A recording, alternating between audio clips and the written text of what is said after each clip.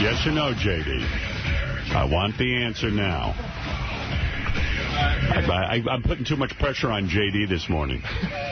Sometimes before the show, we go over a lot of tape that we're going to play on the show, and I saw here, Mystery Singer, Total Eclipse of the Heart. And J.D. said, well, I was going to play this for Gary about whether we should use it on the show. I said, J.D., yes or no? Right now, we got 1 second till airtime. Shall I play it right now? And he went, That's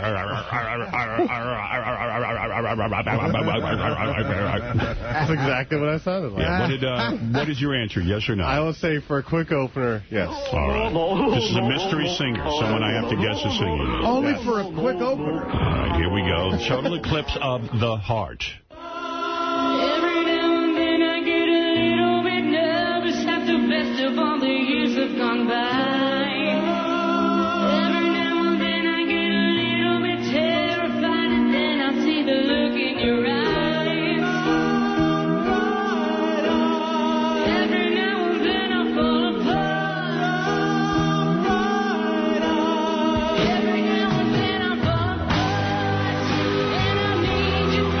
I'm going to guess the chick from the Brady Bunch. No. The one who played, no? Maureen, whatever. Yeah, Maureen McCormick. Wow, interesting guess. I don't know who's doing the lead, but the background, I think, is William Shatner. Total Eclipse of the Heart. Robin, who is singing that? Man, I couldn't put a handle on that. I can give you... a guess? Go ahead. Yeah. Gary Coleman. Are you serious? I'm being serious. Is it Gary Coleman? No. Let me ask you a question. Is it someone from the field of acting, singing, or Sports. something else? Singing? Singing. Yes. She's a singer. Well, She's a professional. kind of. She's a singer. part of a family famous for singing. Marie Osmond. No, well, I mean, not family, but she's in the family. Okay, I'm going to say it's... She's not family, but she's in a family. Jamie Lynn Spears. Does anybody know what the fuck you just said? No. Say it again, please. She's in a singing family. She is not necessarily known for singing, although she has put out an album. Lindsay Lohan. No. Oh. But she's in a singing, but she's not a singer. What is she known for? That's what we were asking. What is her primary... Is it Paris Hilton? She's a juggler. No. She's a circus clown. She is the child of a well-known famous person. Yes. Lisa Marie? Kate Hudson. She's the child of a famous person. Yes. I see. So, and the famous person that she's a child of is known as a singer. Yes. I see. Is this Olivia Newton-John's daughter? No. Every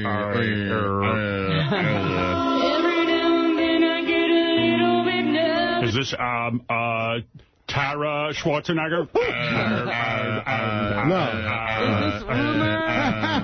Caroline Kennedy Schlossberg Jr. No, this isn't her. I think this isn't her first foray in the singing. Foray? Whatever. Is this Nicole Simpson? No.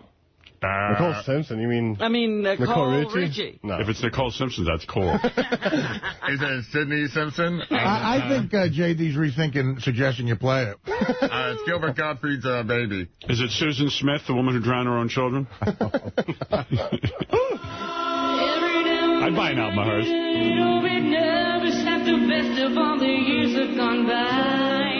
Carney Wilson? No. All right, who is it? Is it Mark Harris's daughter? Kelly Osbourne? Oh, Kelly Osbourne. Yes. Wow. I was thinking it wasn't that good, actually, but... So was I. If we sat here until next fucking Wednesday, I wouldn't have done that. No, why would we think that? That's why you should have cleared that with Gary. She had another album out of her own. Yeah.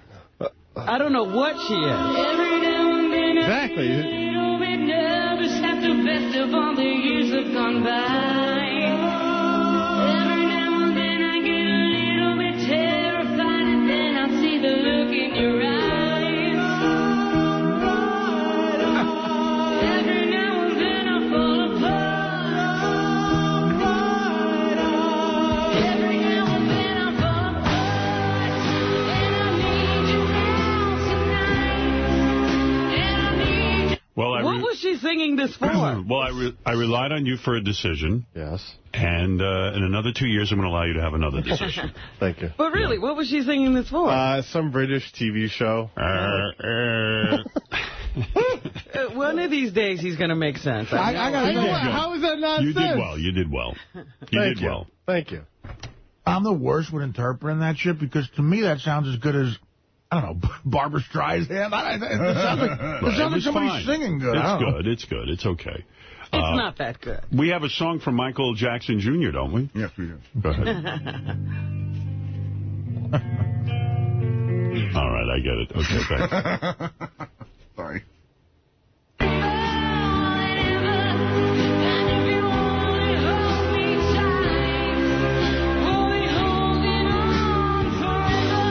She's trying to make a musical career. Well, she was on, doing a play not too long ago. Right. There you go. Did you go see it? No, it was in London. I'm surprised you didn't fly over. Not on my street. I'm surprised you weren't there. All right, let me take a few phone calls right now just to kick off the show, and we will have a lot of show for you. Henry Hill is going to stop by today. If you remember the last time Henry Hill came in, I don't know if you were with us for that. It was a legendary appearance. It really was. Henry was drunk off his ass. And it was a whole misunderstanding. Henry was downstairs, and he was so emulsified, if that's the word, that he literally was mumbling out on the street, laying in one of those. Well, how would you describe what he was laying in? It's a flower box that's big enough to hold a tree. Henry was outside our building in a flower box, laying down in it and mumbling, and Lisa G thought he was hitting on her. He was asking for a caramel macchiato, and she said he was disgusting. He tried to ask me if I would, I don't know, fuck him, or what did she think he was saying? She said that he said, I want to come on your face. Yeah, I want to. Yeah. She goes, it's terrible. I can't even repeat what he said to me. I said, what did he say to you? I want to come on your face. Right. Meanwhile, he was saying, I want a caramel macchiato. Poor Lisa. Ma'am, I want to come on macchiato, please. Why look at me in the sun, please? You were doing so well after the Howard Stern show. What happened? I want to come on macchiato. Why are you picking on me? I'm not picking on you. We want to help you. You want to help me? Are you going to be okay? Are you going home? Sam? Where's Lisa saying that he insulted me by saying I want to come on your face? I don't know if that's up there. That's so great when she came in all upset. Will was just telling me, apparently Henry comes with instructions, like an instruction book. His wife told us when he comes here this morning that you need to give him a shot of some sort of alcohol because he gets really shaky, but don't give him any more than that. Every morning she gives him a shot. I know. I read the notes that he, of course, is an alcoholic. He goes to rehab, but he's given up. He started drinking again. So now the wife lets him... She's trying to control the drink? Yeah, she lets him get drunk one day a week, and then he goes out and gets arrested. Every time? We were talking about how funny it is because, you know that movie with Steve Martin where he goes into the witness protection program? Right. Supposedly... My Blue Heaven. My Blue Heaven. Supposedly that movie is based on Henry Hill as well. Because they used to take Henry Hill when he was in witness protection, and they would plunk him down, let's say, in the middle of Cincinnati. And he'd be there, and it would last like a day or two. Because, I mean, first of all, he sticks out like a sore thumb. Right. Henry Hill. He doesn't look like he's from anywhere like that. Right. And then he'd go out and get shit-faced and maybe organize a bunch of guys to, who knows, deal some meth. Or... In Cincinnati, that was the first place they put him because I read his book, and he was just supposed to be there with his family. And literally within 2 weeks, he started an organized gambling ring. And then he was getting drunk and doing all that stuff, but then he gets arrested. And the great part is, like in that movie, My Blue Heaven, the cops have him, and they think they have this great case. And then the FBI comes in, and they go, no, he's ours. We're just taking him. Yeah, right. We need him. My hands are cold. My hands are cold. He'll be okay. And a Walmart. I have a lot of pickups. Sticky feet and nose to your heart. I need a girlfriend. I want a girlfriend. You're not going to get a girlfriend in that condition. Although it is a man's world, he probably could get. He does have a girlfriend. He had a you just said. Oh, that's a wife. He wants a girlfriend. He's always got a He's always girlfriend. got women. Girlfriend, a wife. Yeah, he's always got the wife and the gumad. I give a fuck a flat cat. Yeah, when he was in the mob, he always had a girlfriend, a wife. He always had a fiance. Yeah, he's used to having right? women. A harem. Who are you to stop him, Ralph? He lived like a movie star. That's what they said. I try. What? We're just getting your tape, your home video. No. Why can't I, kind of date? Even drunk, he's making sense. He wants a date. Of course he does. Yeah. And he's, I'm sure, thinking he's in fine shape to meet someone. It's amazing that Henry's still alive, and then you see a relatively healthy guy like Patrick Swayze's got a couple of weeks to live. But is that really true? They're saying Yeah. they're trying to play it down. Well, he's got pancreatic cancer, and they say Yeah, but that... they say it's a very slight form of the disease. And then they say less than 5% of the people who have it survive. Well, But they say that... he's responding to treatment. Patrick, so was Michael Landon when they were putting apricot pits up his ass. Oh, please. Was he a smoker? I have a feeling he was, Patrick Swayze. I'd heard he was a really heavy smoker, and that's supposedly one of the causes for that. Pancreatic Right, cancer. yeah. I don't know him to be a smoker, but, you know, they always hide that these days. I was sad because one of my favorite movies is Ghost, and I do love Dirty Dancing. Dirty Dancing, too, yeah. Yeah. Felt bad for the guy in shape. And 55. he's always been fit. But if he's a smoker, it's kind of like you're asking for it. Right. You know, just because you dance doesn't mean you can get away with smoking. Because Ronnie was telling me a story of someone he knew who got, like, throat cancer, and, like, in 3 weeks, they were dead, and they didn't even smoke or anything. That's what pisses me off. Well, that's like Dana Reeve. Yeah, Dana Reeve, that pisses me off. I'm still angry about that. I missed a couple of days of work. Did you? No. I never miss work. Now, let's see. Dirty Dancing tough guy Patrick Swayze hit. This is really weird, too. Page 6, Richard Johnson's column. He's pissed off at Patrick Swayze's publicist because he called up and said, listen, we've heard a report that Patrick Swayze is dying. And the publicist denied it, and he's like, how dare they? They're a liar. I'm like, I can understand why a guy might not want that getting out. Like, maybe the guy is trying to have a life. Right. Doesn't want everybody looking at him and crying. Well, page 6's point of view was that most publicists, when they want to deny something, will just say no comment. This guy denied it, so they didn't go with it.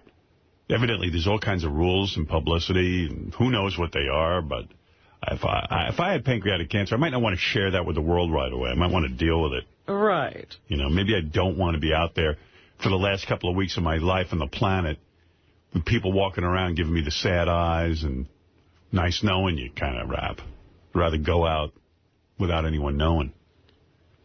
I don't know. Dirty Dancing tough guy Patrick Swayze has been diagnosed with a potentially terminal cancer and might only have weeks to live. What they're saying is that pancreatic cancer is so messed up. I didn't even know I had a pancreas. Quite frankly, I never think about it. I don't even know what it does. Maybe you don't. I don't. I don't think I do. There's something missing. I think it regulates some enzymes. It's the thing that gives you, puts insulin in your blood. Yeah. If you have diabetes, that's what's wrong. Yeah. Well, anyway, he has this. And according to what doctors say, that like no one survives. If you survive it, if you're one of the 4% who survive it, you live maybe 5 years. Yes, and that's what we're hoping for with Patrick. I had a friend who just recently, about 2 weeks ago, died of pancreatic cancer. He was 44 years old, and it was one of those things where we found out he was sick, and we wanted to get together and have dinner with him, which I was dreading because, I mean, it's clearly like a goodbye dinner, Right. And he had family in Kansas. He went out there, and it felt like we were still trying to make plans, and then all of a sudden my friend said, yeah, it's not doing good, and all of a sudden he died today. In the middle of making plans, he was dead. Died. And that's how fast pancreatic cancer works. It just ravaged his body. Well, wasn't that what Michael Landon had? I thought he had brain cancer. I was wondering if, like, Demi Moore is on the phone to Patrick Swayze, because they were so good together in Ghost. They had such good chemistry. Like, but then so did Jennifer Grey and Patrick Swayze. Yeah, Jennifer Grey says she hasn't been in touch with him.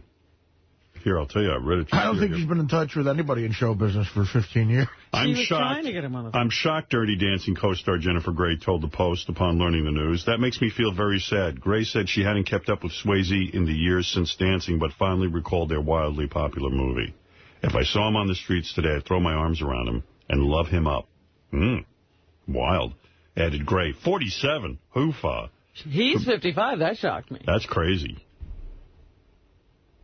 It turns out Swayze was the son of famed choreographer Patsy Swayze. See, Patrick Swayze, Patsy Swayze. It's all very confusing. It'd be weird if they made like a Ghost 2 with the real Patrick Swayze. As a ghost. As a real ghost. That Patrick came back to play the part of the ghost. Right. That's weird. Maybe Demi Moore will be able to contact him. It's pretty sad, though, man. It really is. He's in some cool movies. You love him for those movies. And you don't like to think of anybody, you know, healthy and fit and vibrant, and all Ghost, of a sudden falling apart. When Demi Moore's on that pottery wheel. And yeah, great love scene. Yeah. Too bad it wasn't rated R. He could have banged her hard. Those big jugs. Remember she showed her jugs in that movie with Burt Reynolds? Oh, the stripper movie. Yeah. Striptease, big fake tits. She had big fake tits, because I'm looking at this picture from Ghost, and she had little... Come on. She had little flapjacks. Yeah, there's a picture of her from when she was like 19 or 20 in some Blame It on Rio, some film she did, and they're not... I mean, those things in striptease are balloons, man. Swayze and his wife of 32 years. A very successful marriage. His wife was a dancer. Wasn't she in Dirty Dancing? Wasn't she the chick who gets pregnant? No. All right, I have that wrong. We interviewed him once or twice, Patrick Swayze. He seemed like a nice dude. I think that was his brother. Was that what it is? We interviewed his brother? No, we never had him. I was going to say, I thought he had cancer that day, but we had Gummo Swayze. No, we had that wonderful day with Patrick Swayze's brother, Joey Travolta, and Frank Stallone. Yeah. Yeah, that was good. Good top booking. We're so close to getting those A-list guys. Swayze, and who else on one show? Yeah, I think we promoted it that way. Ghost might be one of those movies that's cursed. The guy who plays the guy who kills him, Rick Aviles. Yeah. He died. Did you ever hear a story about that guy? He died of AIDS. Yeah. He was a heroin addict. He was on this show. He was. Yeah. Well, there's an amazing story about him, like an urban legend in the stand-up world, that he's a heroin addict from Washington Heights, and he's coming back from a gig one night, and he's fucked up, and he's holding, heroin on him.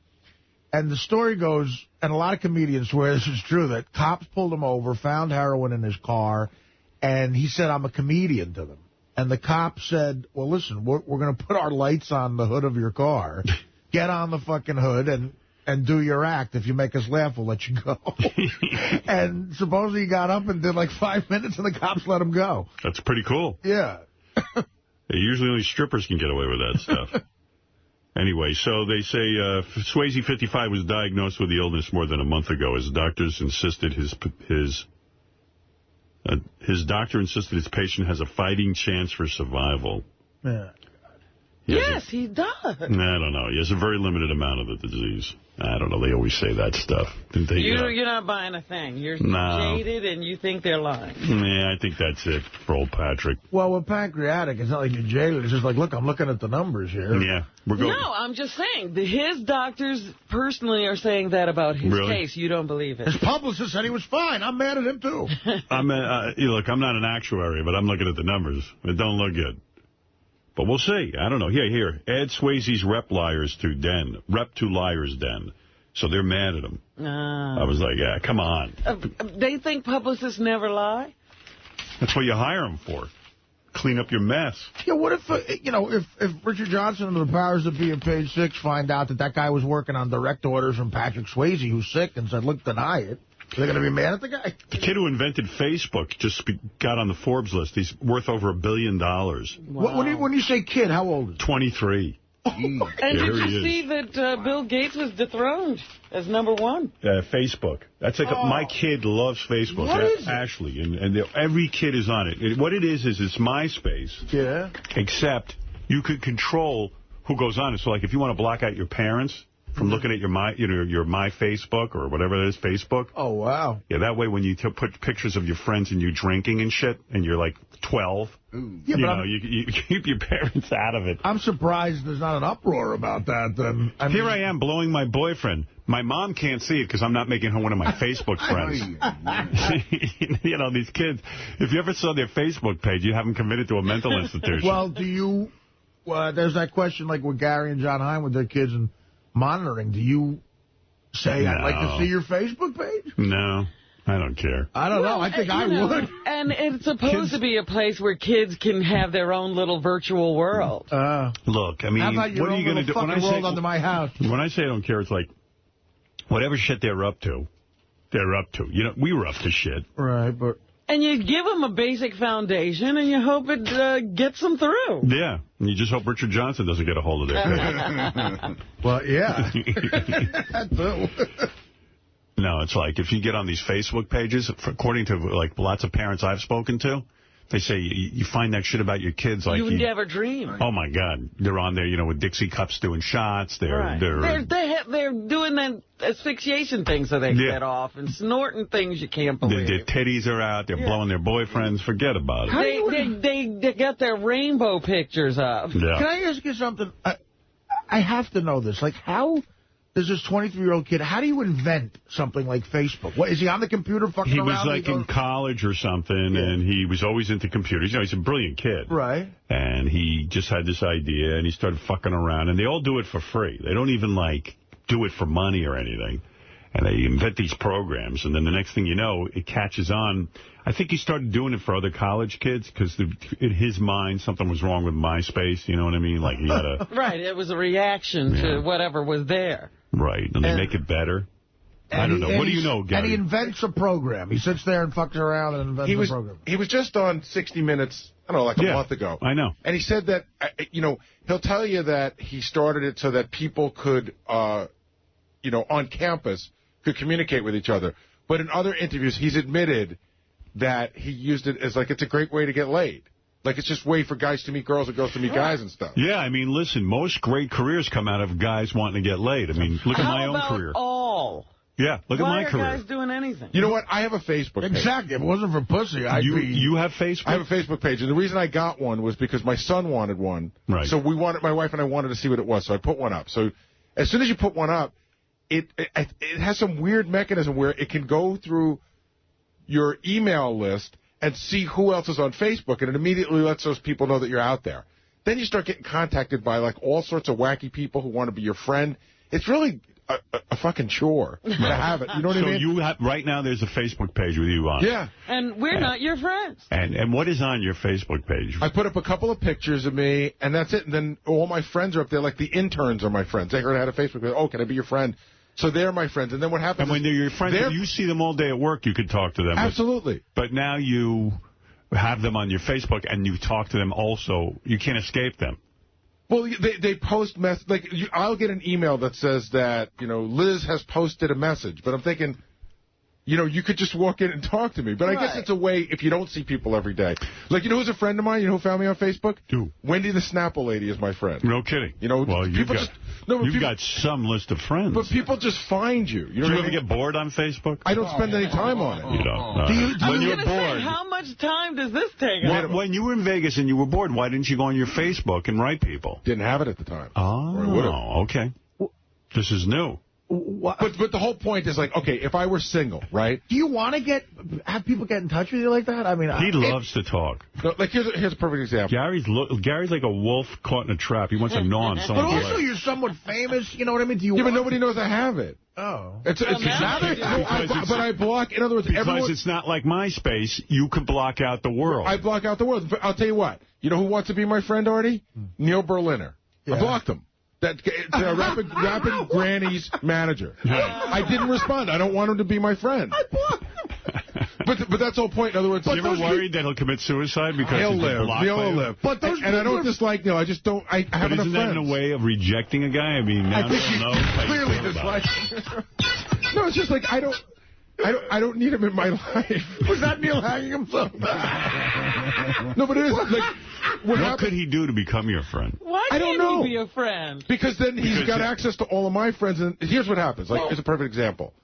Yeah, the next thing you know, your friends are now some other asshole's friends. Like all the interns' you friends. can't just be a Right, friend. right. You got to give your other friends That's to this right. friend. Sounds like a nightmare. I'll give you the upside and the downside, Howard, really quick. The downside is, like, now all the interns' friends want to be my friend, but I don't know them, so I've rejected them. The upside is, like, if I were single, you know who's my friend? Our agent's daughter, right? She's my friend. Yes. Now, she has... Who are you talking about, Laura Buchwald? Laura Buchwald. She's your friend. She's my friend. All right. She has a ton of hot friends. Right. So now, if I were single, I'd start talking to her hot friends, right. saying, hey, can I be your friend? And that's what it is. It sounds like a creepy stew. It really does. I think you have to be in college to really...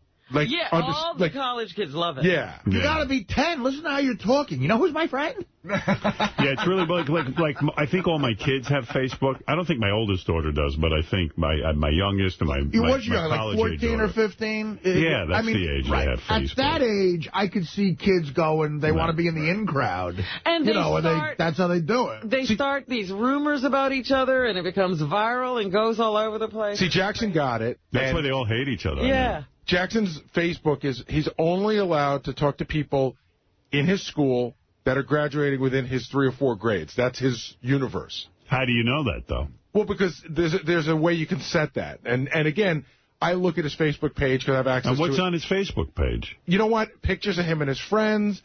And again, the same thing. Now he's got friends who are girls, and that's cool to have girl friends. And then they write, there's a wall that you can write on. You know what I mean? Where it's just, oh, Jackson, you're funny, and, oh, Michael has had a great day today. It's just, it's fucking minutiae. So a parent can regulate it. Like, you can regulate what you can regulate it if you look at it. Neil Berliner could be Jackson's friend, or would you stop him from that? Is he in that age range? Do you know Neil? You know? No, I have no idea. I've met him before. You've met him 1,000 times, Howard, and you probably, you know, he's an interesting guy, but I don't... Like, there's your Facebook. It's on camera. Facebook. I love Monkey chocolate. Facebook. Teen anal and talking all day. Yeah, you know who I bet has Facebook? Who? That monkey's wife. Yeah. Sal creating a Facebook. I can watch that all day. All right, thank you. Thank you, Sal. All right. Well, with some special effects, making that cardboard Facebook sign. Sal made a big, giant cardboard sign and cut a square in it and put Gary's... He must work like a little demon out there to get that all together. Yeah, where do you get that cardboard? When you're not getting your bits played, you have so much time. Right. You know, kids must be way just naturally smarter nowadays, because I know the idiots I grew up with, and I don't think any of us could have figured out what a Facebook thing was. No, it's just like growing up using the phone. Right. They grew up using computers. They were introduced to them very early. Right. All right, Sal, we see it. Thank you. The people on the radio can't see that. It's the problem. But anyway, the bottom line is Facebook, for the most part, is social networking, and I think the only point of having it is if you wanted to get laid. Right. Although they say you can check your boys are on a good path then. Yeah. They're like their old man. They're going to get laid. Do you think your oldest son has gotten a little yet? No. No? How old is Jack? 13. 13 now. 13. Oh, was he a loser? No, he probably kissed a girl. I don't think so. He's a young... Him and his friends, you know... They're rather immature. Yeah, they're just... right now, all they are guys. It's all the boys, and all they want to do is talk about sports. They want to watch ESPN Sports Center. They want to watch football games. They want to throw a little whore in there. Otherwise, well, it's coming any day. Yeah, that's true. That's right when one day your world changes. But right now, none of them ever... like on a dime, like all of a sudden you realize that girls are different and whoa. Does he go to camp? No, but they're going on a big trip this year. They're going to Washington for like 4 or 5 days, and they're, you know, I have a feeling like that might be where it all turns. 13 is where you try to start making out with chicks. And if you got something going on, you can get them. I spend a lot of time with him and his friends, whether it's coaching or they're at the house or driving them around. Right. Like none of them have girlfriends. None of them talk about girls. They all want to hang out. You're in the car. Yeah, but you overhear stuff when you're in another room. But you want to know something? Gary spends a lot of time spying on his kid.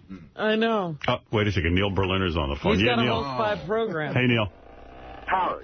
Yeah. It's a very surreal experience. I'm putting my kid on the school bus, about 30 seconds ago. I turn the show on, and I hear my name. I have no idea why you mentioned my name. We mentioned your name because Gary, we were talking about Facebook, And Gary goes, you know who, I was saying, who do you reject as a friend on Facebook? He goes, okay, I'll give you an example. He goes, I rejected Neil Berliner. I go, who's Neil Berliner? He goes, oh, that's Fruity Nutcake, Rapping Granny Fruity Nutcake's manager. I said, what? Gary shows good judgment by doing that. Were you hurt when Gary rejected you as a friend? You know what? I don't get much recognition for anything I do involved with this show, so why should I feel more hurt by that? Right. Well, Neil writes. You know what I heard? I heard J.D. rejected Neil on Facebook, too. Really? Yeah. Howard, Neil, is that true? Did you get rejected by J.D.? Who, me? Yeah. Well, listen. He's coming to my house in a couple of weeks when Artie plays down here. So if he rejected me, he can't have dinner at my house. That's all. Is it true J.D. rejected you also? I'm saying if he's coming down with Artie when Artie plays in Florida in a few weeks, I'm doing a venue down here. So if he did reject me, then he can't have dinner at my house. That's all. What can I do? Neil is actually... Neil, you would know if J.D. rejected you. I asked him maybe I don't know when I asked, maybe a couple of days ago. So yes, I did. Take a few days. I don't know him. I mean, I met him, and why whatever. does Neil want to be your friend, though, if you don't know him? I don't know. We don't know. It's not a reject button, Howard. Like, you don't hit a button that says I've rejected. You get a thing that says Neil Berliner would like to be your friend. Confirm. And if you don't confirm it, then I just didn't do anything. Right. It's like confirm or ignore. Right. Gary, two questions. I like that JD's rejecting friends. How many friends you got, JD? Well, on MySpace, I accept everyone, so I had like over 9,000. But I'm trying to keep the Facebook, That's your personal. What is on your... Howard, I have a question for Gary. Yeah. 1 second, though, Neil. What's on your Facebook, JD? Nothing, really. Just like a couple pictures I put up. I haven't really done anything with it. Like, what could his pictures be? Yeah, what are your pictures? It's actually like one from my MySpace pictures thing or whatever. What? Wow. What the fuck did you just say? You never understand. He just said, there's one from my MySpace, whatever. How do we know what your MySpace picture looks like? I don't know. Sorry. Go ahead, Neil. All right, Howard, two questions. Number one, for you, Howard. Do you have any idea what my association with the show is at all? You have Fruity Nutcake Rapping Granny. Okay, no. I've written for the last 4 roasts of yours, and you've cracked up at several of my lines. Who did you write for? Oh, my God. Well, I don't want to be the one to say, because, I think... Neil, I've told people that you sent me jokes that I've used, absolutely. Okay, but how come... Okay, now I'm finally getting some on-the-air recognition. That's number one. Number two, Gary. Yes. Neil, it doesn't sound like... How would I know you? I mean, I don't. When I have Fruity Nutcake in here, I don't have you in. Okay, point well taken. Gary, all I want to say is Greg Fitzsimmons has accepted me. Jeff Ross has accepted me. So many people have... No, but Neil, it's not a question of your talent. It's just a question of we don't really know each other. And what's the point? I don't dislike you, but what are we going to talk about it? We don't really know each other. Okay, I'm not in the comedy world. I'm not looking to make comedy contacts. And you know what, Gary, buddy, that's another point well taken, because when I joined Facebook, it was very recent. I really didn't know exactly what it was. I thought you just can do it for networking. So I thought, that the fact that I do know you through the show, that it would be appropriate for me to network with you. Are you a real doctor? Yes, I'm a psychiatrist.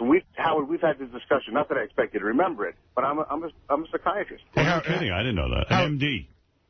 I'm an MD. Wow. Hey, he tours speaking. He wrote a couple of books. He's a pretty learned guy. In psychiatry, Howard, I'm a national lecturer in psychopharmacology. Hey, Neil, can I talk about what went on with you in Lakeland last year with the guys? Absolutely. Yeah, sure. So Neil is, he's a funny character. He hangs around. He writes jokes. Nobody was ever sure what he did for the longest time. He's a talented joke writer, definitely. So he has a toupee, right? Right. And it's not a very good one. Neil, do you realize that everyone knows you wear a toupee? Or were you Of course. Yeah, okay. Of course. So we're down. Isn't it weird when you go to a psychiatrist and he's wearing a toupee? Howard, on the air, I told you the story of my patient who thought I didn't have one. I sent him to my guy, and he gave my hair guy gave my patient my old ratty toupee because he didn't have any money. All right, anyway, go ahead. So we're down in Florida. Artie's doing this big show, and Richard, Sal, the whole gang is there. And I can't remember whether it was Sal or Richard, but they got a hold of him. I was both, and Sal did the... They got a hold of his toupee. They ripped it off his head. And they were like parading it around the backstage area. It was really funny. And Neil was actually a pretty good sport about it. I don't know that I would have been as good a sport about it. And then... At this point, it's so well known that, how can you not be a good sport about it? And then Gary, can I be your friend on on Facebook now? Sure, Neil. Can we be friends now? You're going to once you open that door. Now that it's See, here's what you're doing, though. And this is where you have to really make the thought. it's not about Neil being my friend, because I can regulate how much I communicate with him. I have now opened up all of my friends to him. Right. You know what I mean? Yeah, and I don't want somebody emailing me back, go, who the fuck is this guy? Is there a way you could take him alone as a friend? I don't think so. But once you let him in your universe, he has access to all 25 of my friends. That's a flaw. I'm going to work on the program. The premise is he could... Gary, at that point, if I were to invite one of your friends as a friend on Facebook, then they have the option, like you did, of either reaching. Yeah, that's right. I don't know. But what happens, most people... you want my opinion? I wouldn't open that door. But most people, Facebook and that other MySpace, it's like poker chips. People want to... It's a status symbol to accumulate friends. So almost nobody ever says no. In other words, because like JD, when I just said, how many friends do you have on MySpace, he cut this smirk on his face and he goes, 9,000. And you know that, like, you know who's got the most amount of people? That's because he didn't block anything. Oprah has the most. Steve-O was talking about the other day that he's got over 350,000 friends on MySpace. Right. And it's like a big deal. He cares about that. He does. Well, that's how Dane Cook became a multimillionaire. You should care about it. Dane Cook basically... It's a big deal for somebody in show business to have that many friends. Well, Dane Cook found out a way to email like 1 million people and say, look, buy my CD, and they all did, you know? I mean, it's once they become your friend, they become your robot. It's kind of cool. You can control them. Yeah. Can I say one last thing? Yeah. I was discussing this with Levy last week when he was down here, and Gino Biscotti. I said, guys, it looks like a very good networking tool, because I've gotten some comedy writing jobs already from being on Facebook. All right, good. All right. Hey, Neil, no offense. I'm done with this discussion. It's off topic. Okay, goodbye. All right, thanks, Neil. See you. Whole Facebook. We didn't want to know your whole Facebook philosophy. I just said the kid who invented this just got $1 billion. But can I ask a question? So I'm on Facebook and everyone's on Facebook. How does a guy, I don't pay to be on it, so how does a guy make money? They have some sort of advertising, I guess. I never look at it. Like, I couldn't even tell you. Well, that's you. No one looks at it. Oh, that's the thing. It's subliminal. That's the thing that they do now. That's right. What happens is, so now, if I were on there, I could say, I watched Private Parts last night, and I would let all my friends know that Private Parts is a good movie. And when I let them know that, it gives them a link to go and buy it. And that's how they sort of make money. But according to the 60 Minutes piece, Facebook doesn't make that much money. It's the potential, I guess, the platform. Yeah, you got all those people in one spot. They just need a businessman to figure out how to make a dime with it. Right. According to JD's Facebook page, you'll be interested in this. His interests are movies, girls, Guitar Hero. I want to see him play Guitar Hero. He did it at John Hines' daughter's bat mitzvah. He was wailing. I saw him in line waiting with the kids. I'm in line. Who's next?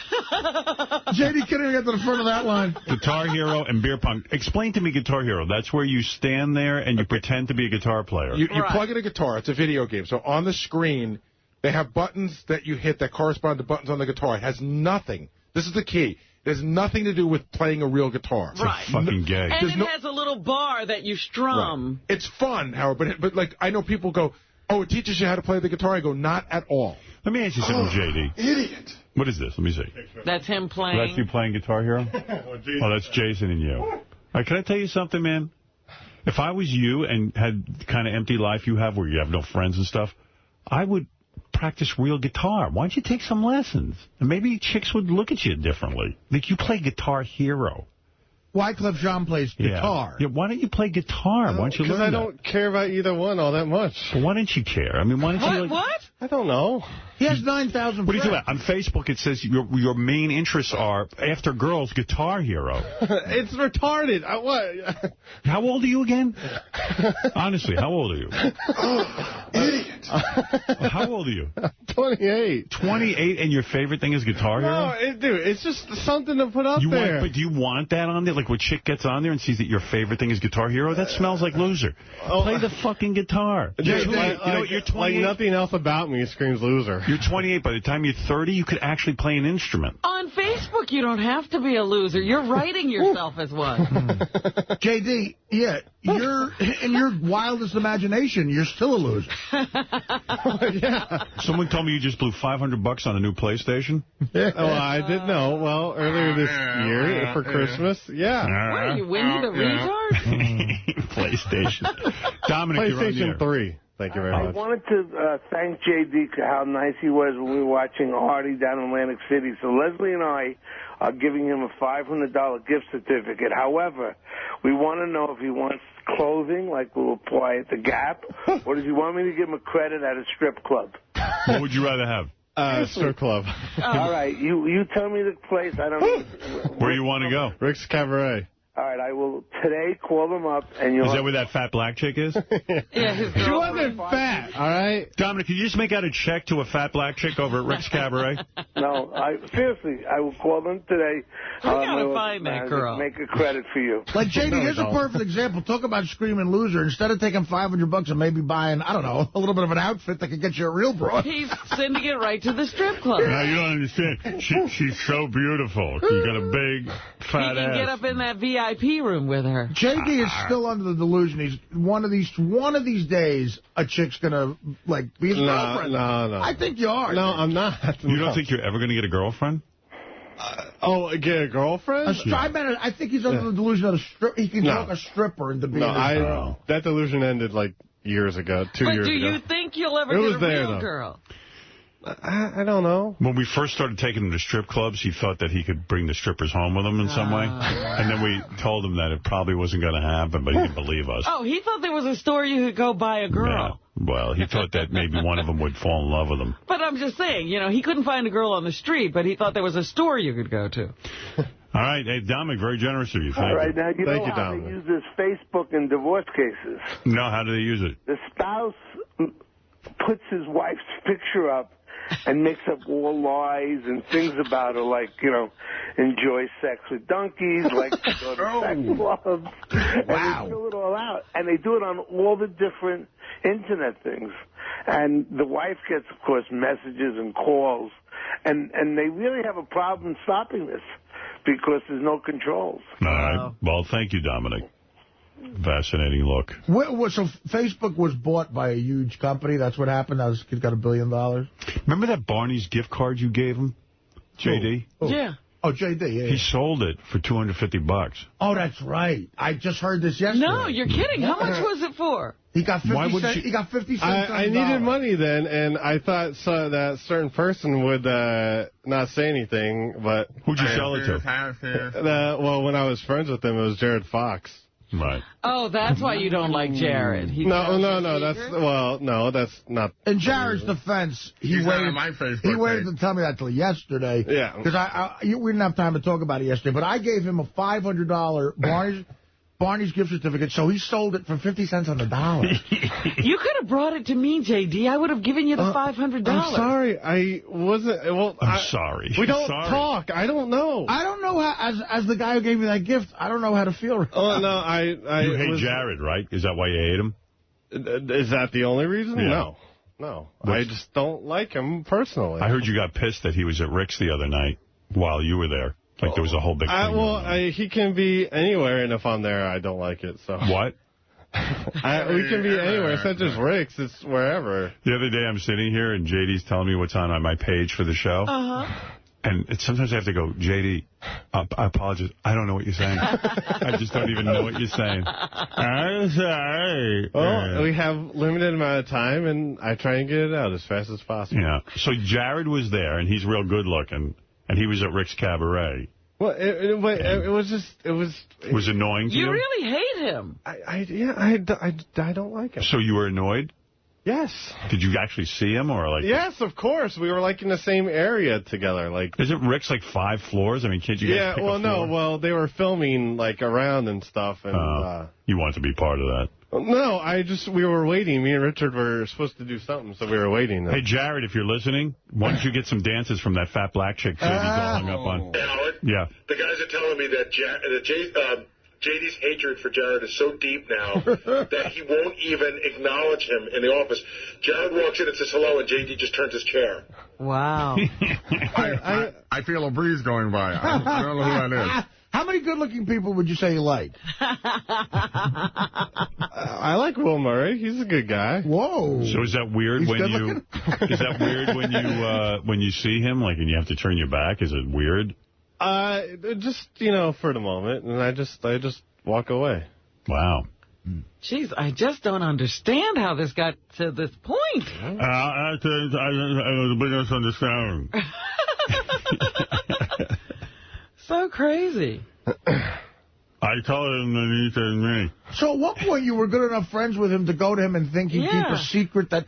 I mean, you cut a gift's value, like, right in half. What?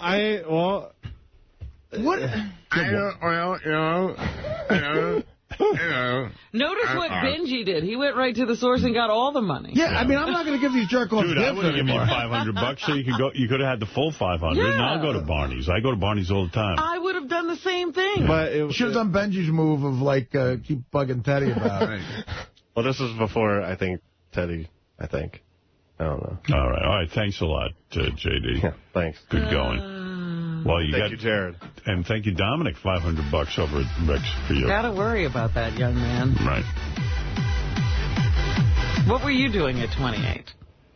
28? I was on my way with my career. I mean, that's why I say, if you're going to play guitar, don't play PlayStation guitar. Get real guitar. Get speech lessons. Get something. Well, if what Gary's saying is true, maybe... Because I tried to play guitar a couple times. I just don't have any musical ability. No, you don't try. If you sat down... I tried. I'm telling you. It's not natural to you, but if you worked hard enough at it, you would get it. You don't believe that some people might just not have that in them to learn how to play? I don't have musical talent at all. Right. But I sat down with a guitar, and I, learned the basic chord structures. I hired a guy. He gave me like 10 lessons. And they teach you how to put your fingers on the right strings. I mean, you're not retarded. You're not going to be a great artist. Right. But I want to be. Do you want to play as good as I play? Let me tell you, in 6 months, you can play as good as me. How old were you when you learned how to play guitar? I was in college. I picked it up. But, I mean, I took piano when I was a kid, but I was a failure at it. Can you read music? No, I can't. I used to be able to, but I can't anymore. Right after my father fell, I was 19, and my Uncle Tommy came to me. He was my godfather. He was like, look, again, I had nothing going on. He was like, we're worried about you. Do you have any interests? And I said, I don't know. I guess I'd like to play the guitar or something. So my Uncle Tommy's a good guitar player. Oh. And he gets me a beautiful acoustic guitar as a Christmas gift. And that fucking thing sat there. 5 years later, I hocked it to pay off a gambling debt. And I would pick it up sometimes, and, But you've seen me play. You think you ought to pick up a guitar and be a virtuoso? You shouldn't have to take a lesson. I'm not that crazy. No, I know I have to take lessons. And I play good enough that I can, like if Fred said to me, play the following chords and I'll play lead, I could do that. You're definitely very passable. You're better than the average guitar player. Yeah, and I'm telling you, I took 5 lessons, maybe. Better than the average guitar player? I think a lot of average guitar player would be able to play. Yeah, Fred and I want to do a number. This leads into what we want to do this morning on the show. Fred and I want to play a little tune for you. It's a little something we put together the other night. Like, Fred, how old were you when you started playing guitar? About 16. All right. Yeah, you know what? As I got into show business, I'm amazed at how many people actually know how to play guitar. Yeah. A lot of comics know how to play. Well, for me, it was like there was nothing to do where I was. Right. Let's go to Wolf. Wolf, you're on the air in Philadelphia, Pennsylvania. We're saying good morning to some folks and talking about whatever's on your mind. Go ahead, Wolf. Hey now, Howard. Hey now. Amy Fisher is stopping by today. Henry Hill is stopping by. Wait a minute. What is this, a rogues gallery? Amy Fisher? Rikers? Come on. She's here, Howard. Oh, Amy's here. Yeah. Well, maybe I should take a break. Has she heard what we say about her? No, just shut up. Does she know, like her husband, we love her. Is her husband here, too? We love her. Yes. Is her pussy here? I got to talk. Everybody needs to be quiet. We're taking. No, I got to talk to them about that porno film. I got that. All right. Hey, Howard, I just wanted to say you were on a roll yesterday, buddy. You were like a regular Rich Little. We got a Ted Kennedy, an Elvis Presley, and a Gary impression all in the same show. Today's show, if you stay tuned later on in the show, all 3 of those people will be talking to one another. Who are you, sir? On Facebook. Hello, I'm Gary. And I'm Ted Kennedy.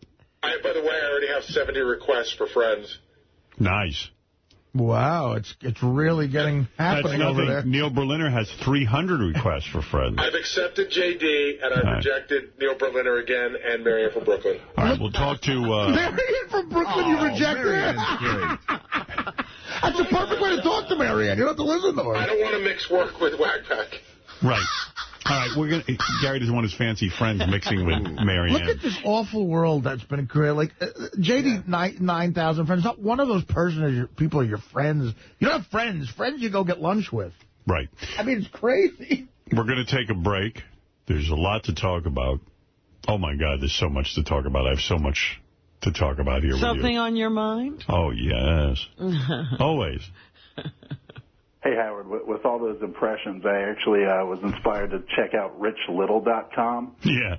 And just so you know, he actually sells 8x10 charcoal celebrity portraits for $40 a piece, if you're interested. Oh, now he's gotten into the art thing. He's Da Vinci. He's a Renaissance man. Charcoal celebrity portraits. Yeah, I mean, if you want a Tom Cruise or a Humphrey Bogart charcoal, just go to Rich Little and you can get it. Wow. You know how everybody wants to be a Renaissance man? They said that William F. Buckley once built a harpsichord from scratch and then played it. William Buckley was into everything non-commercial. Yeah. Like just shit nobody cared about. He built a harpsichord. If you want another impression, I could do an impression of my mother. I was on the phone last night with my mom. My mom's so funny, man. She goes, what do you want me to do with these posters? What posters? Right. That's what I go, what posters? She goes, what posters? Like 5 months ago, I was at her house. I went over there. Yes. I'm helping her fix up her house. Uh-huh. So, in what used to be my room in high school, my parents hung that giant NBC poster that I hate. Right, that thing that was for the subways. Yeah. It said Imus in the morning and Stern in the afternoon. Yeah. And it was weirdness, afternoon weirdness, or I don't even know what it was. And it was like all cartoon characters of our characters. Right, I remember that. Because it was like Imus's poster, so I particularly hate it. So they have that big giant thing. My mother goes, so when I was there, she goes, well, you know, we are redecorating. And, that's right. What do you want to do with this? We're going to, I guess, she couldn't bear to tell me she was throwing it out. She's taking it down.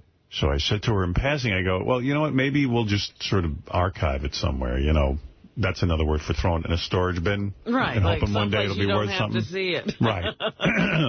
Luckily, I can keep buying more and more storage bins for all my garbage. Like, that's why my apartment's so neat. It's not that it's neat. I just take everything and throw it in the garbage bin, which is called a storage bin. It's garbage you don't throw out. Because people come over to my apartment and they go, man, you're really organized. And it's, I say, that's right. You don't know. All those storage places you see in Manhattan, Howard's junk is all over them. I get a bill every month for about $50,000 for junk. One day, if I ever go in there to look at it, I think rats will be living in all my stuff. So I must have said to my mother in passing, you know what? Call Laura, my assistant, and I'll call her, and don't worry.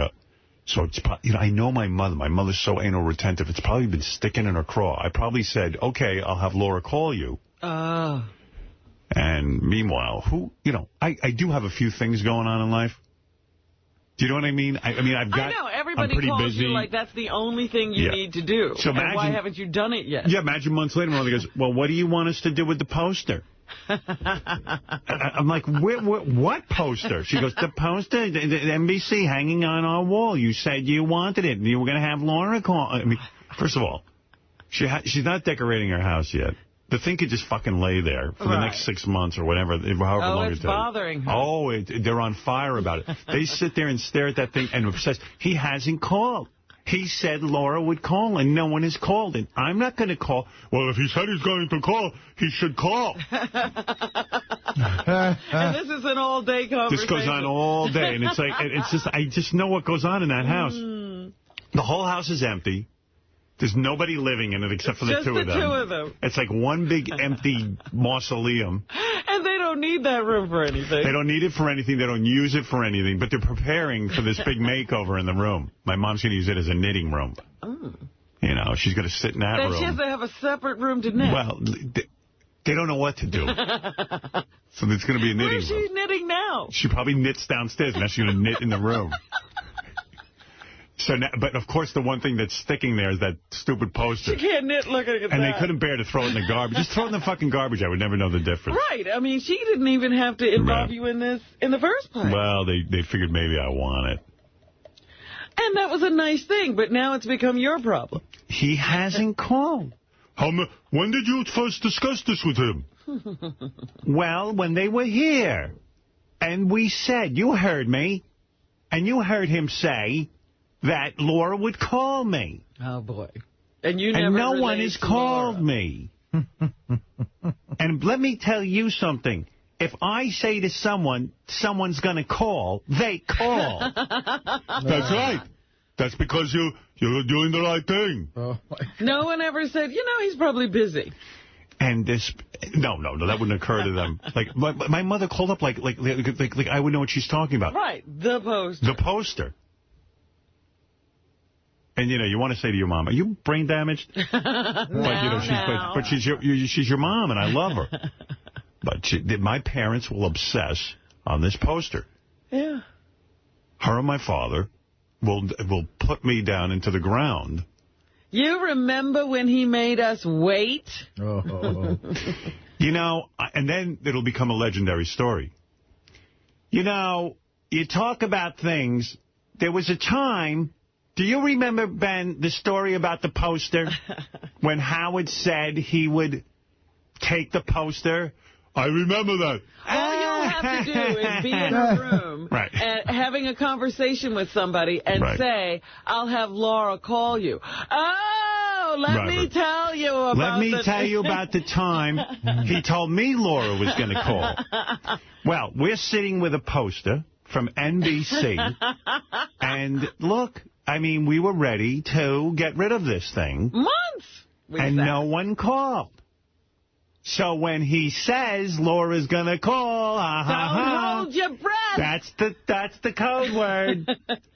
You'll never hear a word. So anyway, I wrote Laura a note last night. Can you please call my mom? How's Laura going to pick up the poster? Does she have a van? Does she have a big enough back seat? I go, Ma, don't worry about it. If we don't want it, we'll just throw it out. Okay. And when is she calling? Oh, my God. Whoa. I love my mom. Of course you truly do, but her and my dad can obsess on something. Okay, that's all what else are they going to do? Right. And my mom wouldn't just call up Laura and say, hey, come. Well, but maybe that would be wrong. She makes it a problem. Yeah, she waits. Sits there until it really irritates her. Yeah. And it always somehow ends up me being the jerk-off. Yeah. Oh, here's my mom. Hi, Mommy. Hello? Hi, my mother. Hi. Hi. Should I tell you the way it really happened? All right, go ahead. Just for the record. Hey, my mom will straighten me out. We're getting the first time. How did it really happen? It really happened when I said to your father, I think it's time to get rid of this poster. It is yellowing and doesn't look as good as it used to. Right. And he said, well, we should offer it to Howard. Right. That's right. Right. Okay, that's number one on the hit parade. Okay. When we offered it to you, you said, I'll get somebody to pick it up. You never mentioned Laura. You never talked of Laura. Right. I never talked of Laura. Right. So your father said to me, they're going to probably be coming soon. Call Howard. He's probably forgotten about it. I did. I forgot about it. Okay. So I called you and I said, Howard, what do you want to do with it? I never mentioned Laura. No, I just thought it was funny that you said, what do you want to do with the poster? And I had no idea what you were talking about. And well, I reminded you. Yeah, you did. All right. Don't get upset. So what are you carrying on? I don't like to upset her. You don't like to upset me? No, my mom breaks my heart. You do a pretty good job. My mom breaks my heart. In what way? You don't know you break my heart? In what way? My mom had a tough life growing up. Oh. And, her sadness has become my sadness. But it's over, you two. No, but her life was horrible. But it's over. Not for me. Rejoice in the fact that she survived it. No, but my mom... And she's had a wonderful life. Right. No, my mom... She's not Patrick Swayze. When I was growing up, my mom would tell me about her life over and over again. That, but I never told you over and over. Well, you kind of did, but it's okay. Ridiculous. Oh, I know your life story better than I know my own. you know my life story. Well, maybe you want to know my life story. Maybe you want to take it on. And you know, when you're a little kid and you hear your mom's life story, my mom's life story is horrible. I mean, there isn't a worse life on the planet. Oh, stop it. That's where you really go off the rails. No, it's true. Talk to somebody living an orphanage life of AIDS in Africa, where both their parents were killed. We're going to Africa? And they're starving, and they can't get an education. And then tell me how worse. All right, my mom's second place to that life. All right. My mom was like... What are you doing? Are you fighting with Robin about my life? Yes. My mom's life was horrible. Ridiculous. And you know, you're one big exaggeration. No, it's not. It's really a bad life. She wasn't in a concentration camp. There were plenty of worse stories. Listen. There's plenty of worse stories. Not many. So anyway, my goodness, I could give you plenty. Like, my mom had a really tough life. And then, like, the other day, she sent me something in the mail, and she wrote my name on an envelope. Howard Stern is my name, by the way. And I looked at the handwriting, and I began to get so sad. Because the handwriting made you sad? Because her handwriting is so... She tries to have such perfect handwriting, my mom. I do not. You do. You're very proud of it. And I could just picture... out of town. I could picture a little girl who didn't have a mother. Listen to me. I can picture a little girl who didn't have a mother, who didn't have a father, really. You got that from my handwriting. And wait a second. Listen to me. Would you listen to me for a second? You don't break his heart. He breaks his own heart. You asked why you break my heart, and I'm telling you. I picture a little girl somewhere off living with a relative that her father passed her off to. And she so desperately wants to... Well, that was instead of an orphanage. Right. And she desperately wants to fit in and be loved. And rather than go the way of, like, becoming a criminal or something, which I would have done if I was her wife. Sure. She would go to school and want to have perfect... And practice penmanship. Well, want to make sure she did well at whatever she did. Sure. To be accepted. Absolutely. Everybody tries to do well. No. Come on. It broke my heart. And I took the envelope and I put it in a box. This is your fantasy. Would you let me finish? See, this is when they say... It is your fantasy. No, yes, it is not. See, this is where that generation goes, your generation overthinks everything. So I took the envelope that my mother wrote my name on, and I put it in a box, and I saved it. That's wonderful, Howard, but you created a fantasy to make it really special. There's no fantasy. There is a fantasy. Robin, you know what, Robin, with all due respect... With all due respect, you don't know what you're talking about. You don't know that she did that. I know what she did. Oh, my God. Mom, did you try to have good handwriting in school? Sure, we did penmanship. Right.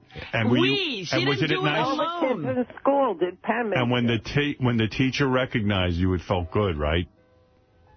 Sure, I didn't do it. Were you specially recognized for penmanship? No, she wanted to be loved. Penmanship isn't that good. Really? Nobody loved her. Oh, cut it out, Howard. But it's true, right, Ma? You know something? What's happening to you? I'm feeling your pain. You're feeling my pain. You don't like that. A long time. Oh, bullshit. I was trained to feel your pain. I'm like a dog. You're a mess is what you are. No. Well, you love to feel bad. So instead of thinking of... She's had... I mean, that ended with the marriage at 18 to your father, and she started her wonderful life of building her own family.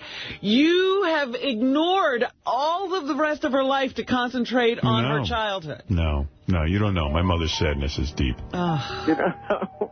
Nobody knows the trouble I see. You always look so downtrodden when I see you. But you said that, you know, through meditation and everything else that she's doing well now. Right, so, I mean, that's and she's meditated for how many years, Howard? Who is speaking? Who's that third voice? That's Artie. Who can get a word in with these two yenties? I'm trying to have a moment with my mother and relate to my audience. But I just wonder why you concentrate on her childhood as opposed to her wonderful adulthood. I would sit at my mother's knee, and she would tell me her saga. Yes. Every day. And you have a tendency to dwell on the bad things. I won't go through the saga until I'm not on the phone with my mother because it would be too painful for her to hear. Yeah, why would you want to upset her? Right. She's having a good day. But I can tell you her story. I'm trying to. Right. Mom, thank you. I love you. And I love you too, Howard. And when you tell a story... Get it right. Get it right. Okay, thank you. Sakes. All right, and throw out the poster. Yeah, just rip it down. You know something? I was ready to throw it out. All right, Laura will get in touch with you today. Thank you. The problem would have been solved. Thank you, Mother. All right, I love you. I love you, too. Bye-bye. All right. No, I'll give you the saga now. Here No, I got to say, what you said was beautiful about her penmanship, but I think Robin is very right, too. Yeah, he's created a movie. Here's the saga. When I was 9 years old. See? This is what I listen to every day. He hears this in his head. Let me tell you, this like is every day. If you don't think the world is a scary place to me, here we go. This is like hearing Freddy Krueger every day. You sure this happened or you didn't replay it in your head every day? Right. I didn't want to do it with my mom on the phone, but here we go. Did you tell yourself this story every day, or yeah, did I made she this say up. it No, every day? she said it every day. Every day. My mother was very depressed. When I was 9 years old, my mother went to the hospital. Well, those doctors, those ghouls, they got a hold of her. And we never knew what happened to her. She never returned. She never came out of the hospital. And we were kids, and no one told us. They didn't even tell me my mother died. They just brought us to the funeral. And that was the first I learned of it. And I don't know, my father, he might have killed her. Oh, God. Because we don't know. And he was a very violent man. We would go to a movie, and he would pull out a knife and start to fight. And then when my mother died, it was just me and my sister. And my father sent us off. We were going to an orphanage, but out of the kindness of your Aunt Pearl, they took us in Ohio somewhere. Then Grandpa married a nice woman. And the nice woman was to be our mother. But, of course, he ruined that. Oh, my God. And then the woman was nice to me. You know, I only had one pair of underwear, and I never had a toy. Oh, my goodness. I never had a doll. I never had anything. I had nothing. Now, I'm laughing at the music. Now I'm sitting there. Now, you can laugh about my mother's story, but let me tell you, when you're a kid... Wait, turn that shit off. When you're a kid, you start... That's like the first 1 minute of the saga. Look, my mother, you were talking about somebody in here the other day who used to use a slingshot to kill pigeons to eat. Wycliffe. My mother did the same thing. All right, I'm not listening. Do you see me sitting around? My mother's mother was retarded, practically. You're as mental as they come, trust me. So there's something at work there. Nobody thinks you're normal, Robin. Don't pass yourself out as normal. And here's your music. Right. And maybe you should think about your mother's story. Oh, my mother had to drop out of school in 7th grade. She never got to practice penmanship. Well, that's nothing. We were shipped off. Oh, my goodness. We were shipped off into a concentration camp. Robin, isn't this the weekend you have to fly across the country for another treatment where people can lay hands on you? All right. Hey, listen, we got to take a break. We're going to talk with Amy Fisher next. And we have a whole bunch of things. All right. I'm trying to think of a story about my mom, but nothing comes close. Let that click. Come on. All right. Let's take a break and we'll be back. My mother used to trap blackbirds. They didn't even get pigeons. Oh, my. Well, we trapped blackbirds and ate pigeons. Oh. And practiced our penmanship. All right. We'll be back right after these words. Maybe I'm amazed, baby. All right, here's Amy Fisher. A lot of people, I can hear the emails already. I can feel them. People say, why'd you have Amy Fisher on? Because, she's the most popular human being on the planet. Well, we've always been in Mary Jo's camp. We are in Mary Jo's camp. There's no question about it. But I'm always interested in what Amy's got to say about this sex tape.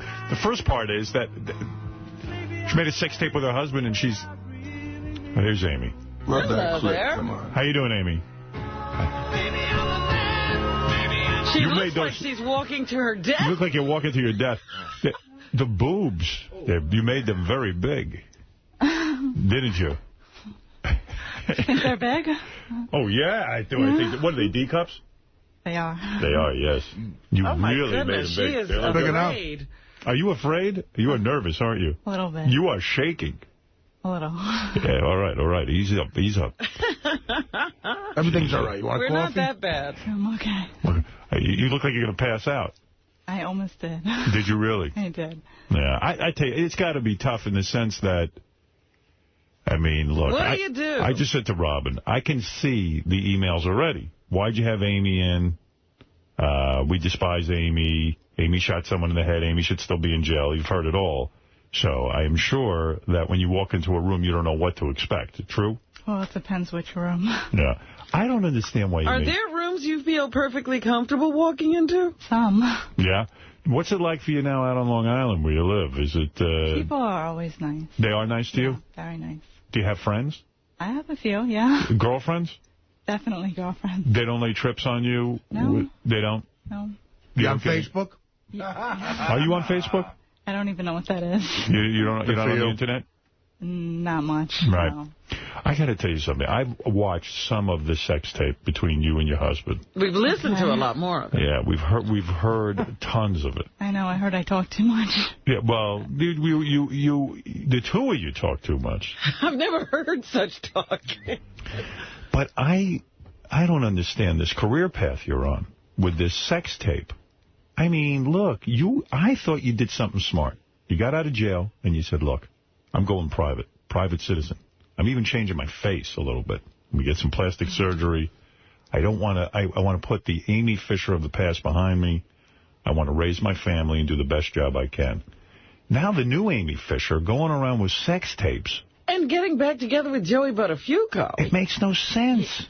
You know what it is? I tried to live a very quiet life, and I literally had reporters, like, jumping out of bushes. I mean, I'm trying to, empty the groceries out of the back of my car with my children, and people just snapping pictures of me, and you have to say, why? Why is this so interesting?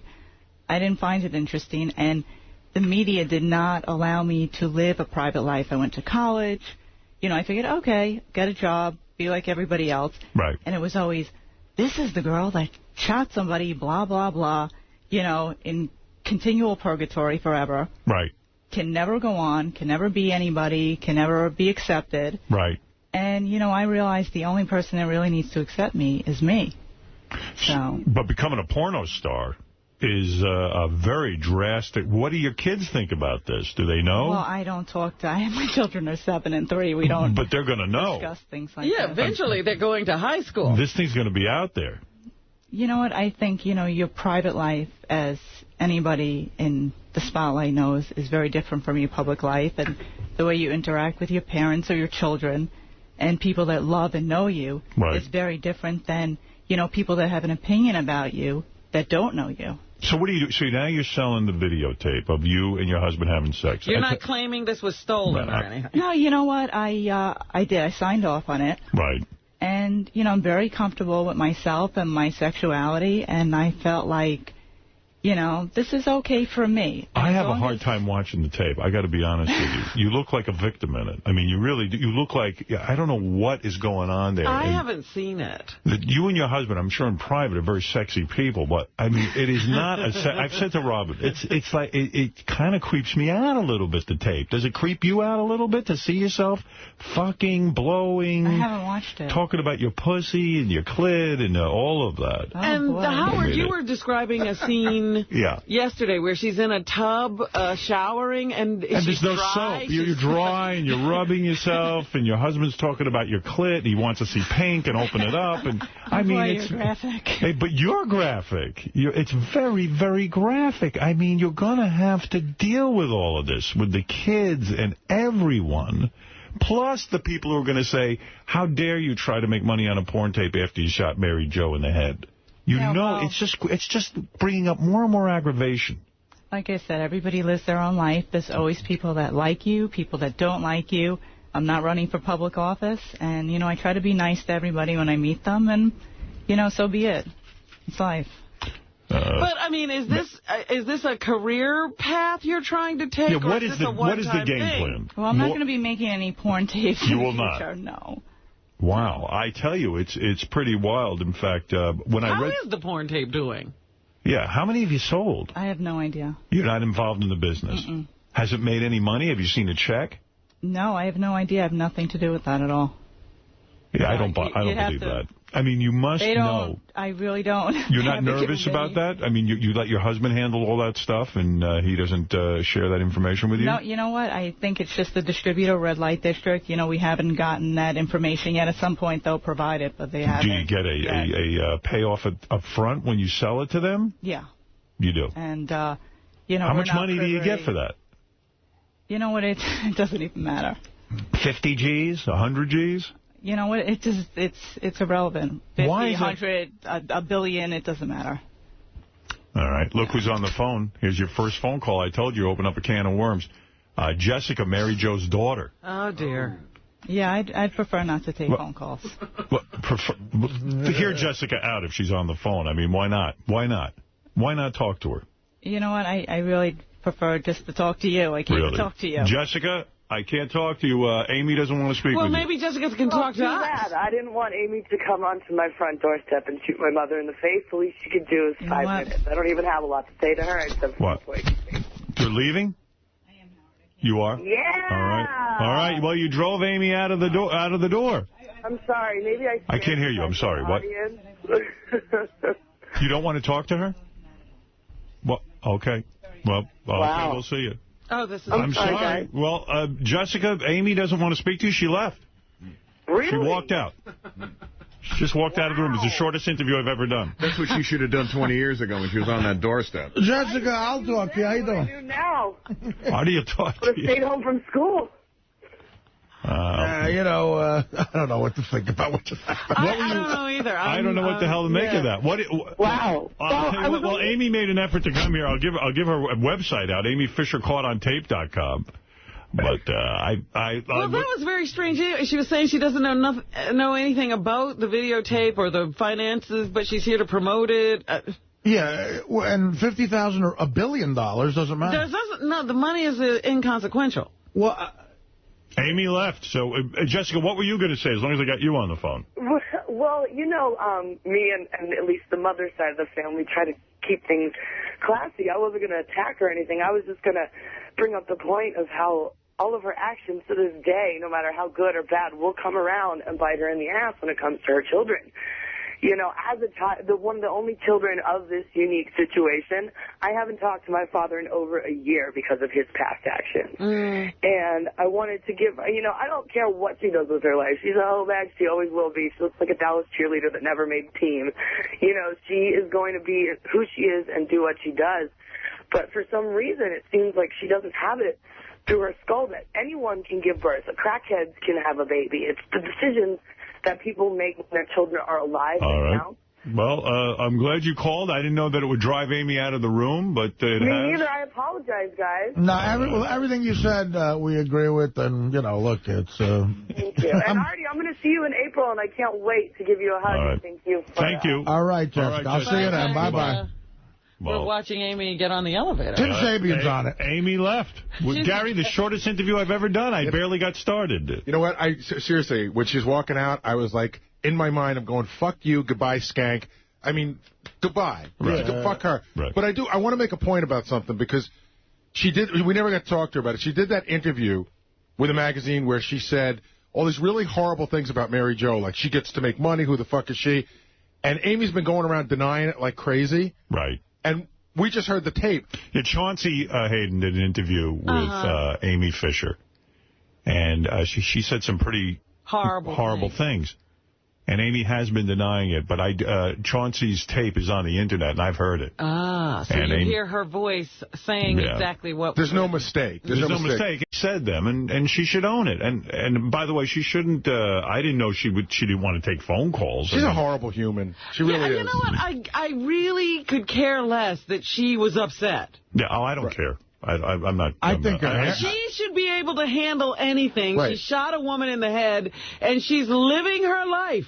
All right, Dominic, you're on. Dominic Barber, who brought Amy and Joey together. Well, I actually brought Mary Jo and Amy's mother together to try and help Amy get out of jail. Mary Jo did not want to help Amy originally, and Mary Jo is the reason Amy got out when she got out. Mm-hmm.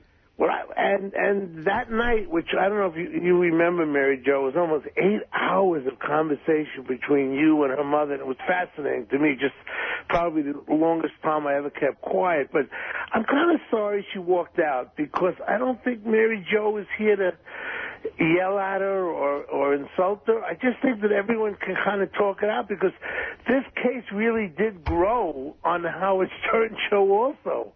Yeah, well, right from the beginning, right through it with Joey, and remember we had Amy's father on one?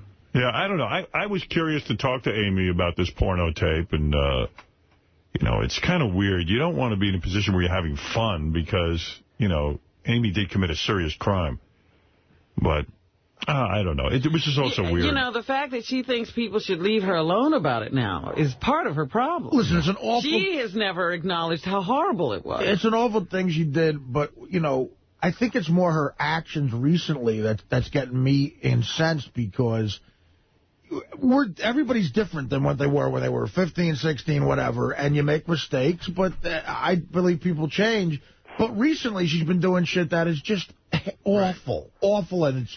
I don't understand. You mean Mary Jo's daughter calls in and she runs out of the room? What is that about? She probably wants to be paid for it. If she's going to have a confrontation. Oh, I see. If anything, I think Mary Jo's daughter calling in was almost like a cautionary tale. It's like, look what the actions of what my father did to me. I think she was trying to, you know, key her in on, like, what are your actions going to do to your children? Yeah, but Amy, as usual, is not willing to face the consequences of what she has done. I mean, I'm angry at her for, like, shooting a person, but I'm not as angry because I feel she was a victim then, and I still think she's a victim now. You know, she was a victim of Joey back then, you know. She's a grown-up. Right. You're she's a grown-up. You're responsible for what you dude, do, whether you've been victimized or not. Way early. Damaged goods. All right, so let me ask you a question. I don't think she's ever had, like, you know, any kind of, like, introspection, any help. I don't know if she went to jail, if she saw a psychiatrist or something. She obviously needs help. But why can't she just need, like, to be, you know, kicked at with stones? Why can't she go live somewhere that isn't the New York area? Get off of Long Island, go live in Minnesota. You know, why can't Gary the retard fly a jet? I mean, because he's retarded. She's not retarded. That's easier said. And Fred is making the argument that emotionally she's so emotionally stunted. she is crippled. She is crippled you know, inside. He's taking the attitude that she's crippled inside and wouldn't know how to do anything else She anyway. hasn't a clue. There's a lot of people who would call Joey the biggest monster in all this. He really is and was. Well, I was having her in. I was going to let her promote her tape. I wanted to hear what was going on with her. I thought it would have been an interesting segment. And I tell you, I think I don't think she should have walked out. I don't you're here to talk about the tape. You start to describe to her some of the things she did in the tape. She goes, boy, you're really graphic. And Howard, here's some insight into them as a couple. Is that? Right. So if your wife was upset and leaves somewhere and she walks out, you'd go follow her and try to make her feel better. Yeah.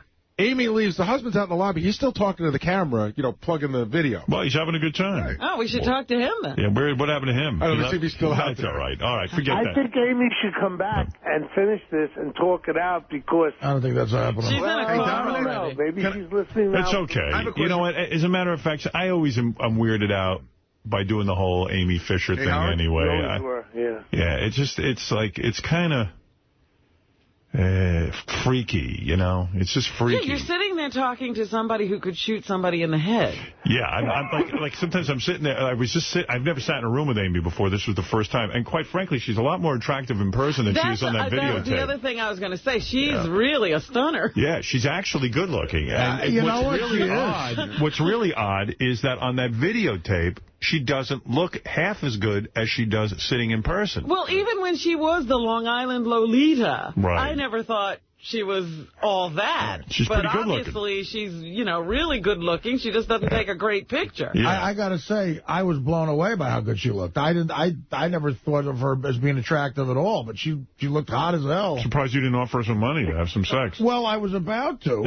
she walked out. And also, there's a bookie I need shot. All right, let's go to Marianne from Brooklyn. Go ahead, Marianne. Howard, I'm glad she walked in. You know, Fred, she can make a porno tape and do that, and she can't seek psychological help for herself. Fred, you're totally off base today. I have to disagree with you. No, she Howard, could seek it, but she's incapable of seeking it, Marianne. There's a difference.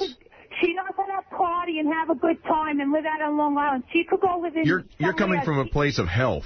Yeah, all right, Fred, what Fred is saying, I agree with. She's like a prop. All right, Mark, you're on the air in Jersey City, New Jersey. Go ahead, Mark. Howard, I have to agree with Marianne. As far as her being emotionally stunted, I think everyone in the studio is emotionally stunted on some level. It doesn't give you a license to act like an ass.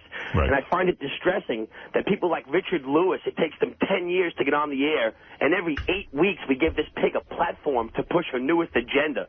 They're like the bottom of the barrel. Her and Joey and David Kreef, the whole fucking gang of them. And, I mean, she's a victim. Anybody who watched that vile tape she made was a victim.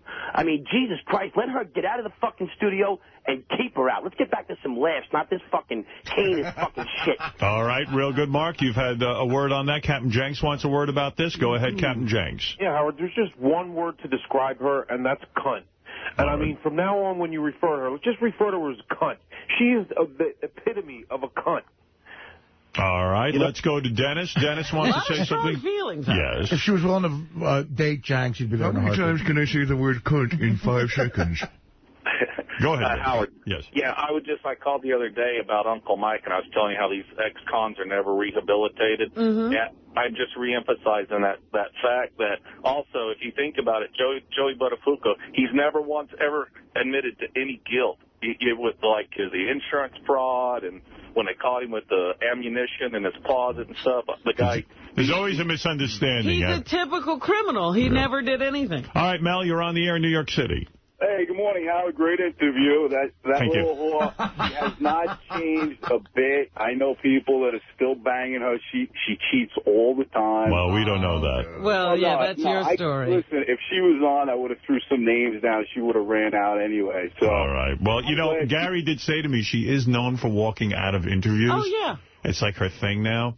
And he said, I don't think she'll last more than 10 seconds. I go, that's ridiculous. I'm not going to sit here and beat her up.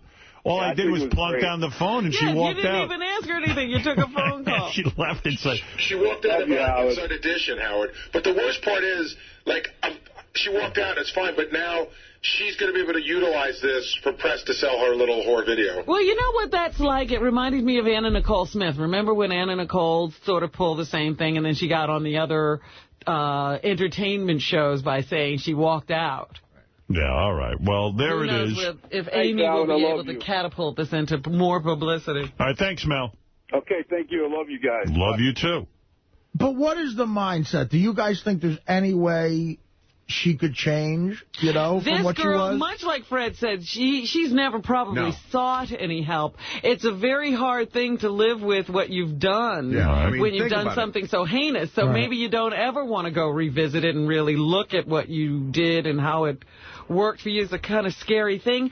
And she's trapped, therefore, in whoever she was at that time. All right, let's go to Keith in Saskatchewan, Canada. Hey, Howard, how are you doing today? Hey, Keith. Hey, that was the best interview I've heard. Unbelievable. I sort of got that same, you know how we, in retrospect, had a creepy feeling about having fun with O.J.? Yeah. That's how I was feeling. I was like, are we going to have fun with Amy Fisher? You know, when she walked in, I said, I don't know how to even lighten this up. Yeah. They said, oh, it was weird anyway from the start. It might have been better just not to even go there. I mean, this was the best outcome. Yeah, this was actually, she did the right thing leaving. And you know what? I'm actually relieved. Yeah, thank you, Amy. Yeah, thank you, Amy. Honestly, I'm relieved. Who needed this? Really? Playing the actual porno itself is way more fun. Way better. You know. Were you, I don't know, where were your plans to go? Were you going to play that audio for her? Sure. I mean, I don't know. You know what? I kind of just... I'm upset we missed I was going to really sort of talk to her about the comments she made about Mary Jo, and then now denies them, and I'm going to say, I heard them. You did make those comments. Don't deny it, and don't act like you didn't make the porno tape. And so if she said those things once, that's probably what she's saying at home in her house. You know, F Mary Jo. Yeah, I don't know. You know what? It was probably a mistake booking her in the first place. You know, that probably is true. Yeah. I mean, when you said she was coming in here, I was like, you know, I have the same feelings about Henry Hill. only it's because Henry's suffering so much. Yeah, you don't feel bad because Henry's like such a fucking alcoholic, kind of down on his luck. Henry is in hell. Right. I almost wish Henry would marry Amy, and that would punish her.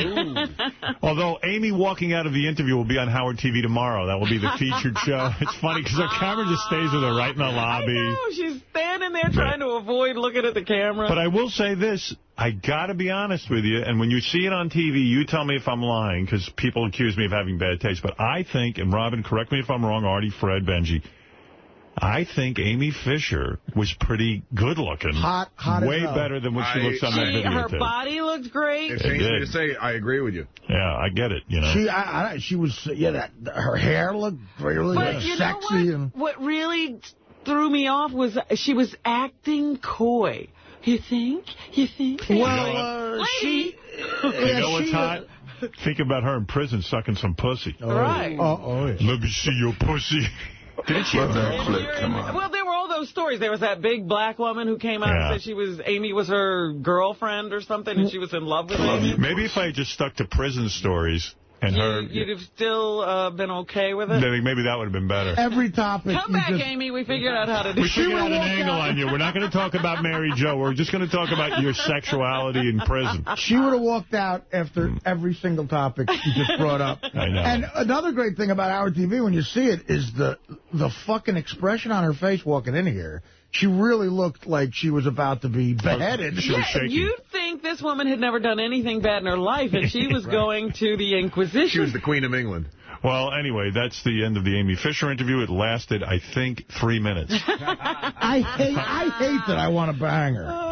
Yeah, I was angry at my penis. That's why that just goes to show, Robin, we have no control. Yes, but that's why so many movies were made about the girl, too. I mean, just remember, 2 different actresses played this chick. Yeah, I got to be honest with you. I got to be honest with you. And Drew Barrymore. You know, I despise what she did. I don't like what she did. And you want to... I would bang her. I'll be honest with you. I would fuck her. You think for a night you could... Okay, let's... Yeah, I mean, that's what... All right, wait, let's get into this. That's why I said to Beth last night, you don't understand who you're marrying. I said, I have no morality. She's marrying an average heterosexual guy. Yeah, I'm telling you. It doesn't matter what a girl does. I would say that. Let me tell you. Like, Rob, I know Robin, as a woman, if a guy walked in here who had, shot a woman in the head or something, Robin would be able to say, yeah, very nice-looking man, but I'll tell you what, I couldn't even bring myself to kiss him. Women are so much more evolved. I know as a man... Robin dated Nick Manning. Yeah, but come on. I went to dinner with him and 5 other women. But she's sitting on the couch with the big titties, and right away I go, she shot a woman in the head, she's fucking insane. I'd fuck her. All right, now wait a minute. Well, let's see how far you go with that, okay? I would fuck her. Say you walk into a bar... Right. And Amy Fisher's there. All right. With all her baggage. I'm not with Beth. You're not? No, of course not. You're single. No. And, she's did exactly what she did in this scenario, and you go up and I guess I wouldn't. You're a little lit. Yeah, maybe I would. And you see her. Would you be willing to fuck her? Would you be willing to say stuff, even though you totally disagree with it? Like, yeah, fuck Mary Jo. She's, would you be able to? No. I couldn't do that. I mean, to fuck her? No, I couldn't do that. But see, I don't think I could do that either. So maybe we're starting to paint the reality. Now I'm in a bar, and she's there, and I'm afraid. I guess I would be afraid to bring her home. But here's another scenario I think it could happen. Like, if you told me there were no strings attached. Yeah. And nobody'd ever find out. Nobody'd ever find out. And we're at, let's say, a strip club, and we're in the back room. I probably wouldn't either. You know what? Maybe I wouldn't. I think she freaks me out. The reality of seeing her there. I think she crosses a line. I mean, you're really getting into some dark territory. I think you're right. I think, you know what, Artie? I'm starting to paint the picture. I think I would actually say no. Guys will lie to get in a chick's pants, but, even if it's just you and her talking, I don't think that could come out of my mouth. If I said, look, if I agree with her about everything with the Mary Jo shit, I think I could fuck her. I really think I wouldn't cross Better not to talk about Mary Jo at all. Well, if it comes up. But you know what? I can't believe you guys. Why? Because there's actually women we would turn down? No. Yes, that's it. Because you've said these things to me before about different situations, and then you've gone and done them. Like what? Something like that scenario? There have been times on this show people have said, oh, who would you not follow? Remember that? the little conversation we get into, and there were a whole list of guys you wouldn't follow. Never lying. And then you followed them. We'll follow them. Hey, Howard, you're on the air in Jersey. Howard, I rushed through taking a crap. I just got out of the shitter. I'm looking for, Amy Fish. What happened? You missed it? You missed it. You missed the world's shortest interview. Within 1 minute, she walked out of here. Give me a replay. Well, long story short was we started talking. Mary Jo's daughter called in. I said, hey, let's see what she has to say. Amy goes, I don't want to take any phone calls. I said, well, let her at least make her statement. She's called in, and then she walked out. Jesus. Yeah, that was it. You know what this says, Howard? You need another Sirius radio for the bathroom. Yeah, I gotta get the portable. That's right. You got to get the portable. Stiletto. Fred's right. All right. Hey, thanks, Howard. Love you, man. Or take a shit. All right, Lisa G is here. Lisa G taking a pounding on the intern show. Really? Yeah, Steve the intern really gave it to her heavy. Steve! Yeah, here's Lisa G from the Howard 100 newsroom. What's going on? Lisa got pounded on the intern show. Oh, like I care. You care. Why would I care? They're not my interns. Say? They're your interns. They're your intern. You want to hear it? No. Robin does. Who are you, Amy Fisher? Look, they're usually pounding on me. I have to hear them pound on somebody else. I interviewed her husband. How'd that go? He feels you blindsided her. I did? I'm just telling you what he said. Oh, okay. Well, I'm sorry. That no one's letting go of what happened so long ago. No one's letting go. Well, what else is that Mary Jo forgave her. I'm just telling you what he told me. Let me just say something. What else is there to talk about with Amy Fisher than what happened? Why is she famous? Yeah. If she hadn't shot somebody, we wouldn't know who she was. Got a She's point. perpetuating it with the porn tape. Of course. It's like Ed Gwynn not want to talk about the monster. If she wants, yeah, exactly. If she wants it to go away. Right. She should go away. Right. I mean, that's crazy. Wait, let me find the Lisa G stuff. You know who has a Facebook? Howard 100 News has learned that Jason does for his cat. Oh, that's sweet. That what a nut. Is the gayest. I like Jason, but I don't. That's gay, man. That's not gay. That's gay to the 10th power. It is as gay as fucking a guy. All right, here's Steve the intern on the intern show from last night ranting about Lisa G. The guy was on fire. Wow. Listen. I mean, am I off here about Lisa G?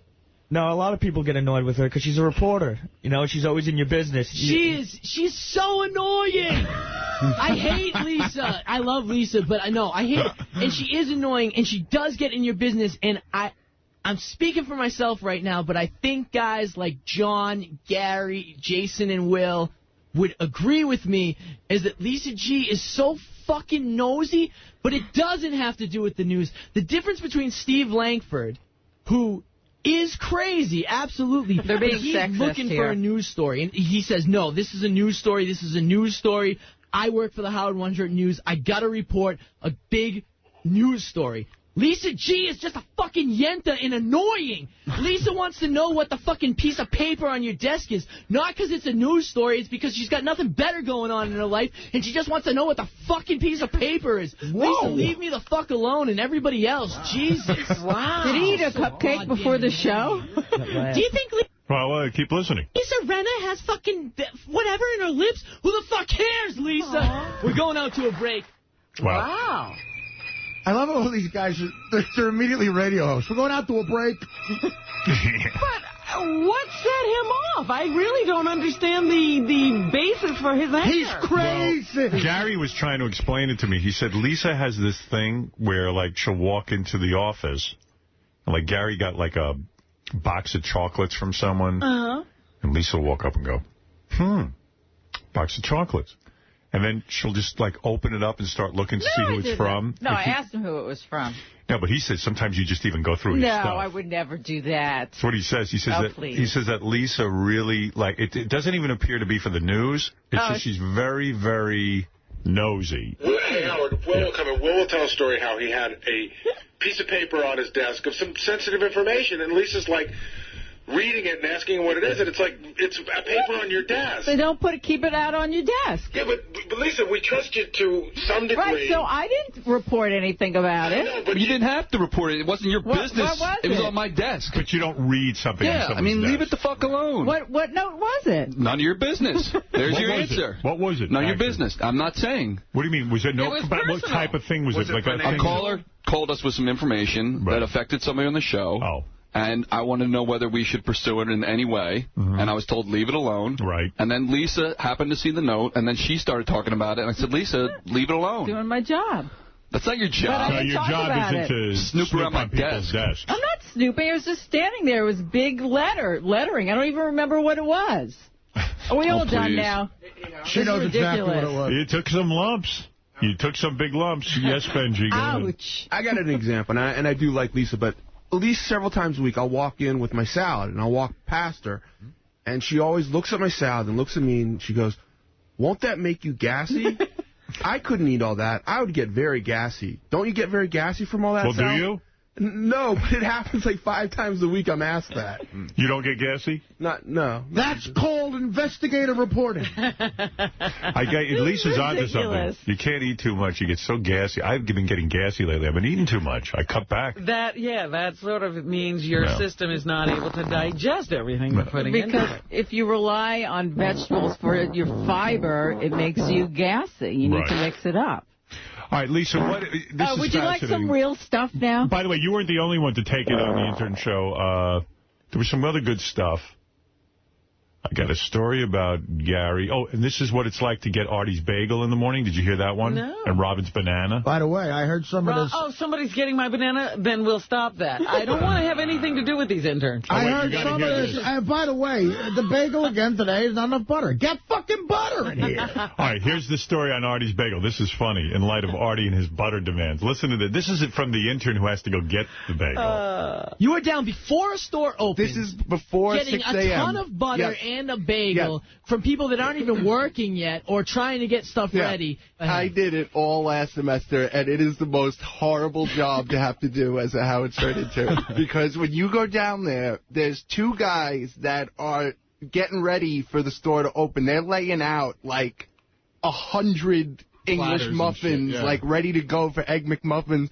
They're getting ready for the store to open. They don't give a shit about Artie and his fucking buttered bagel and his extra butter.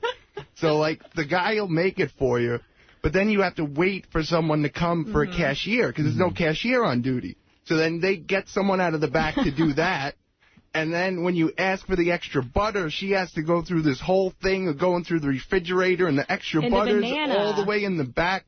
Oh, Robin's banana. Oh, my God. Oh, my God. First, the bananas This come is in. Robin Banana. When you go to get the banana, you have to hope that the fruit delivery has gotten there already. Because usually there's like a pile of boxes on the floor. You just dig a banana out of there. So one day they didn't get the fresh delivery, and I got this really disgusting old banana out of the back that they gave me. And there was nothing else. It was like the best they had. So I said to Robin's intern that day, I was like, Robin might be in a bad mood today. She's got a rotten banana this morning. Oh, no. And then he was like, oh, don't worry about it. I throw a banana out every day when I clean her off and she never eats them.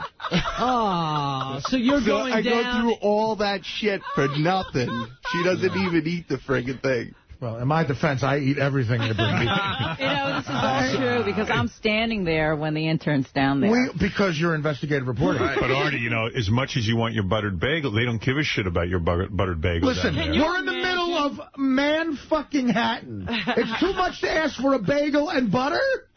We got our fruit delivery. It's the new interns. You guys are pussies. Our fruit is rotten. Yeah, I want butter from the motherfucker. You know what? There was no butter. There was like a little strip of butter. There's no butter in here. Why do you order a banana and not eat it? Sometimes I bring a banana. Oh. Is it sometimes sexual or not? No. Yeah. Sometimes you bring a banana from home and you don't need your banana. And so the banana that they bring, I just leave here. And then they were bashing on Gary because he evidently needs chocolate chip cookies. And one day he was here, and the vending machine didn't have chocolate chip cookies, and they had to run out and get him chocolate chip cookies, and they send them all over. I mean, it's like a madhouse. Listen to these motherfuckers. It's the worst job. Try putting insulation on a fucking... Several years from now, they'll be crying the blues about their miserable childhood when they had to stand around for bananas and bagels. I remember one time I was late for Jim Barry, this fucking generation. All right, let's get over to Lisa G., who has the news. All right, a revealing interview with Richard Christie is now online at killerreviews.com. Richard talks about his love of horror movies and divulges that starting at the age of 8, his parents would take him to any horror movie he wanted to see. His mother even once woke him up before school at 3 a.m. to watch the film Gates of Hell on cable. Plus, Richard says he tries to watch an average of one horror film every day during the months of September and October. Tim, you're on the air in Philadelphia. Hey, now. Hey, now. Hey, I got you can kill 2 birds with 1 banana. You can take care of the banana problem and take care of the Yenta snooping around problem. Just take the banana every morning and Lisa's pussy. What kind of comment we waited for that. Excellent. What a delivery. So, in other words, if we took the banana and put it in Lisa's vagina, she would no longer want to snoop around and look at people's desks? Is that it? Oh, I see. All right. Thank you. Robin, what about donating your banana to Lisa? Here it is. You can have it. I have my own, thank you. By the way, that was Scott Greenstein calling in. Oh. Yeah. So nice to hear from him. I didn't know what he was doing. Debbie, you're on the air. Go ahead in Richmond. I just want to let you know that Lisa is annoying, and I love the show so much better when you skip over her. I like Penny Crone better than her, and she was annoying. Oh, my goodness. Well, Lisa, I, for one, want to vote and say I enjoy when you come in. Thank you. I do. I'm being honest. I'm sorry that Debbie feels that way about you. A lot of women are jealous of you. Very jealous of your news gathering. You know, she's a lot like Lois Lane, this girl. It's a lot like Hillary Clinton. She'll do anything she can. Clinton? How so? Everybody's hating her right now. Well, let me tell you something. Hillary Clinton pulled a big comeback. Which is great. And I'm very happy about it. And I'll tell you what. Now everybody thinks she's the front runner. That's right. It's ridiculous the way these people flip-flop. They're all two-faced. I said she's the front runner. I said she's going to get the nomination. We'll see who was right. Now poor Barack Obama should be her running mate. Who's what they're saying. Right. And let me tell you something. Watching her come back from the dead there, they wrote her off, was like watching the New York Giants. Well, you know, she didn't come back from the dead. Neither one of these people have enough delegates to get the nomination. I didn't get the same feeling as I got with the Giants. But, you know, I was... No, it was exciting. It was. If you were watching on TV, it was exciting. But you're acting like this is a sporting event, and she beat the spread. She hasn't beaten anything. Yeah, she beat the spread. Go ahead. You're on I was going to debut my big Barack Obama, Hillary Clinton joke last night, and I couldn't do it because Hillary won. There you go. It's ruined. What was your big joke? You know, the one I said the other day about we haven't seen a black guy beat a white woman this bad since O.J. trial. Oh. And now with Hillary winning, I can't do it anymore. Vaughn, you're on the air in San Jose. Hey, Howard, I have a question for you, but first I was wondering, is it possible for me to play the Bigfoot game? We don't have a Bigfoot game. We did that yesterday. Oh, I thought maybe. Do you have you thought it was going to be a regular feature? No, I just didn't know if you had one. All right, Vaughn, thank you for the call. All right. With the games. Anything else, Lisa, from the newsroom? Yes. With the end of Celebrity Rehab on VH1, I spoke to Mary Carey yesterday. She says she is 80% sober. 80% sober? That doesn't sound sober to me. That sounds like Artie. He doesn't drink till the weekend. She says she has like 3 or 4 glasses of wine now. Oh, my God. Oh, boy, that Celebrity Rehab really worked. Dr. Drew would like her back for season 2. Yeah, I think so. Well, that's why she's drinking. Right, because what other show's looking for her? It'll be good for her career. And she said the producers are possibly interested in doing a spin-off with her, trying to find a husband. Oh, boy. All right, so let's move on to page 69. This one has to do with Benji Bronk, since he threw it on me earlier. Jason and Will report that he's worried about his image and that he's asked photographer Jason Kaplan to retake photos of him so he could put his hat on and cover his bald spot The gossip gurus of page 69 add that Benji now cranes his neck forward in the photos, advice he got from Doug Goodstein on how to look skinnier. Benji, that can't possibly be true, is it? Hey, man, my looks are pretty much my career. I mean, if you're really worried about how you look, lose 100 pounds. Yeah, you're right. I mean, come on, dude. Stop having people reshoot pictures. I mean, let's face it. I mean, you don't really care about your appearance. You eat until you explode. You're right. That would make more sense, but at the moment, that's the best I can do. You know what he's like? He's like the Elephant Man in that scene in the movie when he puts on the tuxedo to go out for the night, and he looks at the woman and goes, how do I look? You look like a fucking maniac. You know what? I got to tell you, though, Benji, I mean, none of that makes any sense. It really just doesn't make sense. And I prefer the Benji that used to run around here naked and not care about how he looked. I mean, that was a lot more charming, if this is political Benji. For lack of a better word. Anything else, Lisa G? Yes, tomorrow marks an historic anniversary in the world of Howard Stern. It's going to be 11 years to the day that Private Parts hit theaters. That's right. And I noticed in my book I wrote down, I think it's, let me see, I'm gonna give you this. Not only is it 11 years since the movie Private Parts, which really, I can't believe it's been that long. Yeah, that seems like a long time ago. But I noticed there was another anniversary this month. Of for what? those of you who are fans of this show. It was 2001 on March 5th that Jackie left the show. Oh, really? So how many years is that, Robin? 2001? Is that 7 years? Yeah. All right. So when you mean you wrote it down in your book? Yep. Or yeah, oh yeah. like every year you keep writing it down? No, it's printed out in my book. It's a printout. And every year I celebrate that day. I didn't realize that was such a big day for you. Oh, wow, yeah. You celebrate. I feel so, you know what it is? I write things down. You see, I have a Franklin Covey book. So if you're a Franklin Covey customer, you can type in, so that when they print out your calendar every year, certain dates always come up. They mark them. And one of the dates I chose to mark, for example, I have the Private Parts thing. That made me feel good. The same as you just mentioned. Do you have Rosh Hashanah? 1997 Private Parts #1 movie in the country, okay? And then before that, Jackie Martling, 2001, leaves show. And I only put things in there that make me feel good. Right. Very nice. And you should put that in your book. It's like your Emancipation Day. Yeah, you should put that in your book. Weren't you happy? You know what? I really don't know how that day makes me feel. Really? Well, you should write it in your book and see what happens to you. I'll tell you what, it's in my book. Well, I'm happy every day that Artie's here. You know, I haven't even thought about it. I have in my book the day Artie joined the show. Well, what else is coming up in your book? You want to know? I'll tell you what else is in my book. I'll give you a heads up. Okay. Yeah, because you should put these in your book. Yeah. This is how she does it. Easter Sunday. Right? I'm an organized guy now. I have all kinds of things. Here you go. Gary Dell'Abate's birthday is March 14th. That's coming up. Here, on the 29th, WCKG in Chicago became our 23rd affiliate. Wow, Howard. That's right. You got some book. And March 23rd, 1994, I ran for governor and had 18% of the vote going for me when I resigned. Who knew so much happened to us in March? A lot of things happen in March. I could give you every month. April's probably busy. April's got a lot of... Here, we went to #1 April 22nd in 1994 in Cleveland. In 21 months, we were the #1 morning show in Cleveland. Wow. Isn't that something? Isn't that something? But the one that is biggest and circled, Jackie Martling leaves show. That's a huge thing for you. Like, what do you do...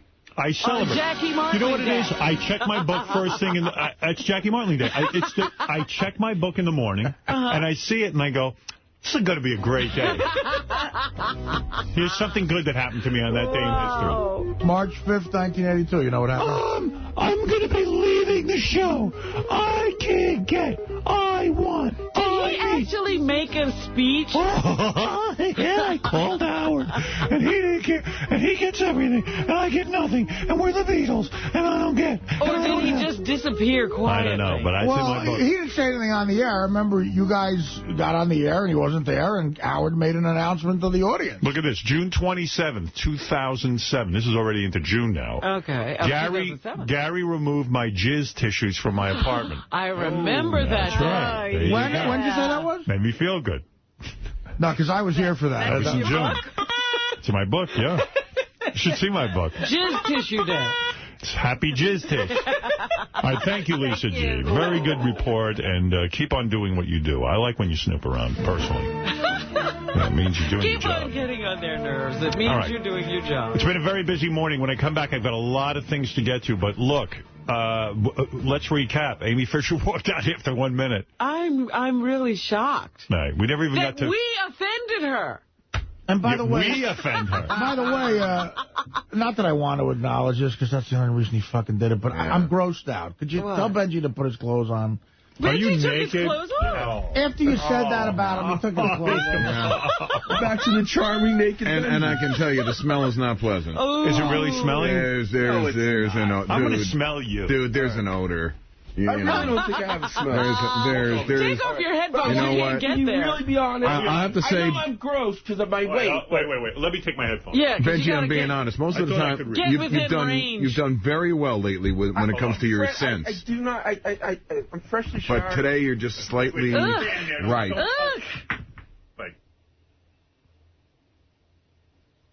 Wait. Howard's sniffing. You know, I'll tell you what's going on over here. All right. There's a smell? It's a slight odor, right? It's not a bad, it's not overwhelming like a huge stink. Right. But is it body odor? No, it's like there's a stale quality to you. Yeah. You're stale. Showered. No, I know. But you don't shower right, and you don't wash your clothes right. You know what it might be? How often do you launder your towels? Once naked. Artie won't even look at towels every week. It's really gross. Is it like once a week? Because it might be like stale water on the towel that you wipe yourself off with. I really, Robin, you give an honest opinion. All right, go over and smell them. I want to maybe away from this area. Can I get away? No, you be in your area. Robin will smell you. She's smelling the same area that I'm in. Seriously, you got to stand next to him for what? Oh, my God, he's completely naked. Yeah. It's really weird. Oh, my God. And I won't do it. Don't touch her. He's got a nice clit, by the way. Get nearby. Get near. Grab yourself while I'm over. Oh, my God. Get near him. Get near him. I promise I won't move. Be still. And stand there and breathe. All right. All right, wait, she's going to come back with a report. Smell his balls. His balls are like wrinkled. You got like no dick. When it's hard, it's big. Yeah. But you put your fucking pants. It's like you're like a chick about dick. You don't know that. Artie's really uncomfortable. He's going to file an HR report. I know what you're talking about. Go ahead. There is sort of like a yeasty kind of all right. Well, okay. odor to him. Well, he's got a lot of... It's not strong. No, it's not horrible. It's subtle, but it's there. It's creepy. I'm telling you, like a lot of people in New York, you don't do laundry properly, and you don't fucking shower good. Benji, you won't... I mean, I'm Artie... telling you, you smell my underarms. They smell great. Okay. Artie, you won't even look at them. Great is the adjective I I'm do. telling you, it's a pleasant... All right. It's not horrible. I said it wasn't that bad. Not, but smell under my arms. It's great. You're a little I'm telling stale. you. Okay, I believe you. You know what? I think if you put the clothes back on, it'll cut... Because I didn't smell it until you took your clothes off. I mean, your ass is on a chair. And Yeah, that's gross, too, man. Yeah, and whatever the interns are, leave this chair where it is. Don't be swapping them around when you're vacuuming in the studio. Yeah, I don't want to be sitting on Benji ass. Right. I didn't believe how naked he was. I thought maybe he'd have his underwear. Oh, no, Robin, no, it's all naked. you really can't even look at him, right? Yeah, it's gross, man. Yeah. Look at him. And you'd think he'd be embarrassed. He's nothing to show. By the way, I can't look at me naked either. No, I demand you see my cock when it's hard sometimes. So make it hard. Make it hard. Let it go over there and show it to her. Would you agree with that, Rob, if I get it hard? If you get it hard, would you look at it? I'll be too shy right now. I don't care if you got a hard... If he's fully aroused, will you look at it? Sure, I'll look. How are there gay people? How are men gay? Normal length, but very thick. Well, go ahead. All right, but I can be shy. I have to Can she do something to turn you on? No, she can't do anything. Get yourself a magazine. And if you get hard near me, I'm dropping it. All right, I'll go do it in Robin's office. No, you won't. I said I'd look. I didn't say I'd look at you get it that way. Well, listen, I will come. I forget it. No one wants to see you. Put Rob, your clothes after on. the show sometime. After the show, Put your clothes back on. I'll come look at your etchings. I can't believe Ivy Supersonic was fucking that. I know. Ivy's clearly obsessed with it. Yeah. All right, we're going to take a break. I have so much to get to, but she first... likes the smell of fresh baked bread. Yeah, let's come on. There's a lot to get to, including I'm not even going to tease this. All right, we'll be back right after this. So wonderful. Well, actually, that leads me into my next topic before we get Henry in here. So, on the Internet, someone sent this to me yesterday. Ellen DeGeneres has a commercial on the Internet for Halo dog food. And, like, I'm sitting there going, can that be for real? This is the woman that keeps getting dogs and returning them and giving them away? Does she have a dog? She claims in the commercial she does, but I don't even know that that's true. I got to say, you know, a bigger offender of this seems to be Paris Hilton. I was thinking about you when I read this story. Do you see what she does? Yeah. Supposedly, somebody, a breeder or somebody in L.A. or someone who owns some sort of dog situation said that Paris Hilton has gone through maybe 30 dogs that she just returns or just abandons, and her help just bring them back. Right. In the last, they said they found one that was locked in a closet for 2 days. Yeah. Oh, my God. How awful. I mean, how do you expect that she's really going to be taking care of a dog? But that's even crazier than what Ellen does, supposedly. And, I mean, I'm not even a dog lover, and I think that's, I mean, you know, you don't pay attention to these. You got to hear this. This is just so weird. Ellen DeGeneres. Hello, Petco.com. How's it going? It's me, Ellen DeGeneres. Hi, and I want to talk to you about something. By the way, I realize why her act disturbs me so much. It's the same thing like Greg Fitzsimmons was talking about the other day. It's like with the Academy Awards. You know, she gets on Ellen DeGeneres, and she has this whole thing where she's confused. Everything she says is like... And she doesn't know what she's going to say next. She said no, right. and she's confused. I don't know where this is going. But we know she knows where it's going. Yeah.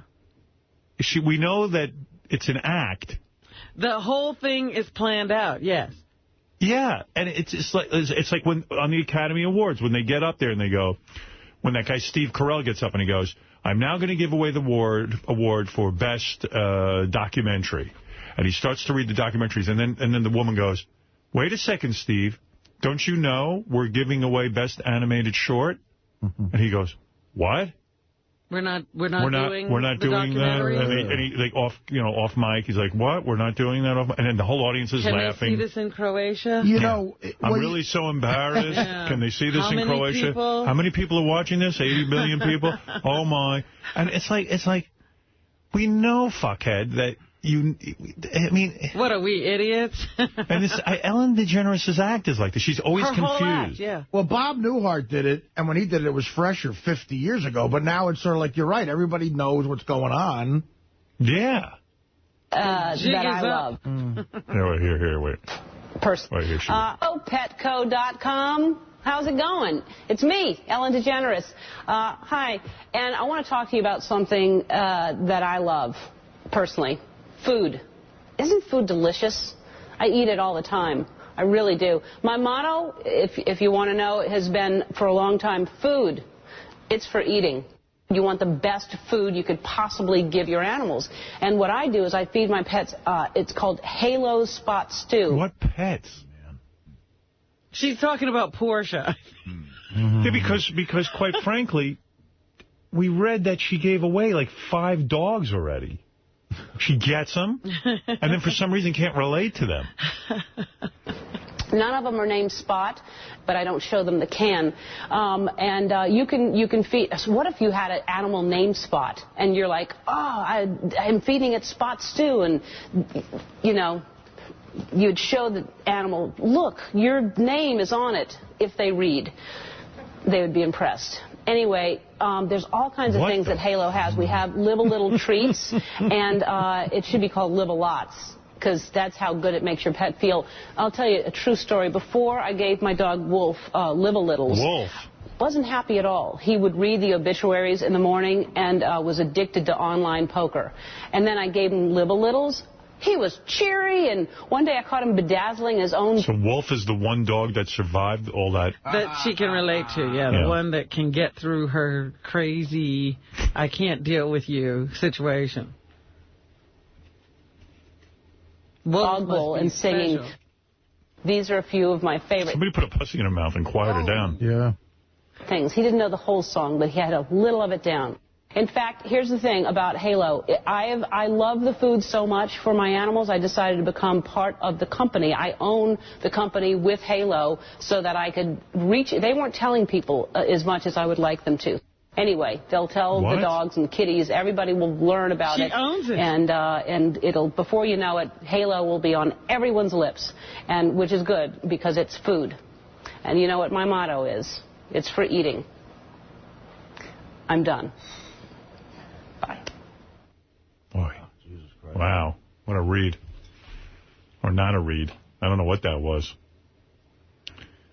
I got a dilemma out there. So I got Henry Hill, you know, the murdering gangster, and his new girlfriend, his fiancée. She's out there.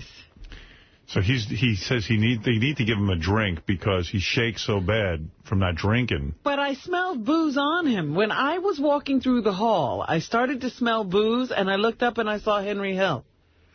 Yeah, well, he's such an alcoholic. She was in AA with him. That's where they met. What was she doing there? Looking for a husband? I guess she was, I don't know. Bring those two in here.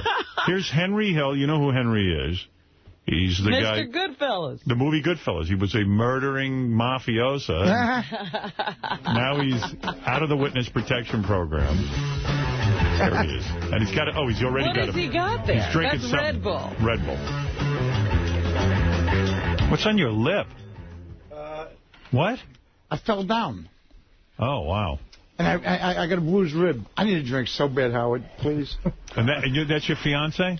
Hi, this is, what is your fiancé's name, Lisa? Lisa. Hello, Lisa. Is that your real name? You're willing to give your real name? Yes. And no, I didn't meet him in AA. Where'd you meet him, Lisa? In the street. I thought he was a homeless person I was helping, and I helped him out most of the summer. She's lying? She's lying? Why? What happened, Henry? Everyone tells me you hang out with, like, all the homeless guys all day. What's the matter? Them people? No, I know, but I'm saying you're a homeless guy, right? You're now homeless. He was homeless. Yeah. Yeah. Why are you making faces at your fiancé? Because I need a drink, Howard, please. What's going on? Shaking like a motherfucker. Okay, let me understand what's going on. You went to AA, right? Yeah, I go to AA all the time. You called us and said you were going. And Lisa, you said he was off the booze. He was for a second. But now he's allowed to drink, what, once a week? No, not at all, but I can't. What am I going to do with him? And he wakes up and he needs alcohol? Absolutely. How much is he drinking now? Enough. He's really good if he has, like, a couple beers. Yeah. You know, like in the morning. But you can't hit him about 3, 4 o'clock. He's toasted. Yeah. He's Henry, if you're going to keep whispering to me while your fiancé is talking, I can't do this. My fiancé? Who said which? Oh, no? Okay. All right, who is this woman? Is she not your fiancé? Yeah, she kind of is. Kind of. Did you propose to her? When I was drunk, maybe. I don't remember. It was in blackout. Did he propose to you? Yes, he did. Do you want to marry this guy? He's got a lot of problems. You seem like a nice woman. You know what? He's like a grandfather. You know, he's like, I got this thing about a grandfather kind of in the street. You can't stick an Italian guy like this on the street. Right. You got to take care of him. What I heard is that Henry... How do you find these people, Henry? That you allow Henry to drink once a week, and then he goes out and gets arrested because he gets so shit-faced. Is that correct? Sometimes. But Yeah. they put him in a drunk tank for, like... 4 hours. 4 or 5 hours. They find out who he is, and then I end up... They bring him home, right? And then they end up showing back at the doorstep wanting books signed and video signed and posters signed. Oh, my God. Oh, yeah. It's awful. You're a big star, huh, Henry? Shit, right. Yeah, wow. What is going on, Henry? You're in love? You're getting married? How can you marry a guy who can't even get through the day without having... he needs a drink. What? Talk to me. What are you asking for? But I know you're not a bartender, but please, may I have a drink? What would you like, Henry? One That beer much. would be good for I you. don't want a beer. But how much do you need? How much do you need? About 4 ounces. Of what? Any whiskey? All right, Yeah, I'll tell you what. whiskey. I'll give you a drink if you tell me what it's like to murder a man. Stop the bullshit that you never killed anyone. I'll give you the drink if you come clean with me. Okay, give me the drink first. No. No. We know you. I want to know. What was it like when you murdered a guy? You talking about with an ice pick, a gun, or give me the ice pick. What was it like when you gave the guy the shiv in the back of the head? with the ice pick, Henry? Over here by the brain. By the brain. What was it like? It goes in easy and it comes out easy. And does the guy die right away? Yeah. Instantaneously. What, are you upset, Lisa, that you're... Yeah, because he keeps telling me, I never killed anybody. I never killed anybody. He killed. Yeah. Don't believe his bullshit. He wants a drink. All right, give him a drink. What do you think he's drinking? What do you want? Anything. It don't matter at this point. You got any Mad Dog? You got any Ripple? What happens? Your hands start to shake, Henry, if you don't drink? Yeah, actually it does really. He's really good Put with the a couple. bottle of Jack there. Can I do No. hold on. I'll tell you about another murder. No more murders. Oh, all right, my there's your God. drink. Do you go to DTs, Henry, if you don't drink? Yeah, I do. Yeah. Yeah. Right. Well, we don't want to see that. What are the DTs? What happens to you? Do you start to see things? Sometimes I get a seizure. You get a seizure. Yeah, I had a seizure once in a car. Really? On the way to get a pair of shoes. Well, why would you marry a guy this fucked up? I don't think I'll probably marry Henry. No. I take care of him. Who else is going to do it? Are you having sex with him? Yeah, constantly. Can't you see? You had sex with Henry? Henry, what just happened? Why is your eye all fucked up all of a sudden? What happened? Fell down in the elevator last night. No, but he just popped himself in the eye with the Red Bull. Is that what he did? Yeah. His eye just turned completely... You mean he hit himself with a can of Red Bull in the eye? There's too much energy in that drink. There is. Henry, this is sad. Come on, Howard. Get your life together, dude. Why? What are you talking about? I'm going to be 65. Why should I get my life together now? Do you want to die? I didn't give a fuck. I'm on borrowed time anyway. All right. So is that what's going on? You're killing yourself with alcohol? And No. Actually, if I get back to New York, back to California, I'm going to actually go into rehab. Again. You should do celebrity rehab. Get out of here. Yeah, do that. Why don't you go on celebrity rehab? Yeah. Seriously. You'd be great on it. Why won't you go on celebrity rehab? Because in rehab, I drink and use. But I don't use drugs. But, no, honestly. In rehab, so what the fuck's the point of going then? Don't go then. My probation officer wants me to go. He has to go. That's a different story. You're being made to go. He's being made I'm to not go. made. Did you ever make love to him? Did you ever have sex with him? A couple times. It was, I don't know. It was all right. I mean, I'm sober. I've been sober a long time. He banged you? Oh, yeah. How Don't was even it? start talking I'm about asking, how was it? It was all right, you know. He was able to get hard and give it to you good? Yeah. Look at you, Henry. Look at you. You little rascal, you. You're lucky you found a nice woman. He likes broad. And what's his thing? What does he like to do in the bed? I like blowjobs, tell you the truth. Really? That's your thing? Lisa, you gave him a blowjob? Now I'm going to be like the fucking blowjob queen of fucking California, you asshole. No, there's a lot of people who have that title. You get in line. That's attractive. That's real attractive, right. Oh, I'm going to throw up. Henry, seriously, I was going to say, what's your liver like? I mean, that cough, you're near death. What do you... I'm not near death. What did you fucking... Listen to you.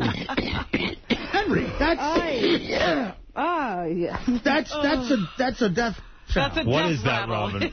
I'm like backing up away from him. She's nice. He's a mess. You He's are run vile. down. His lungs are congested. He's vile.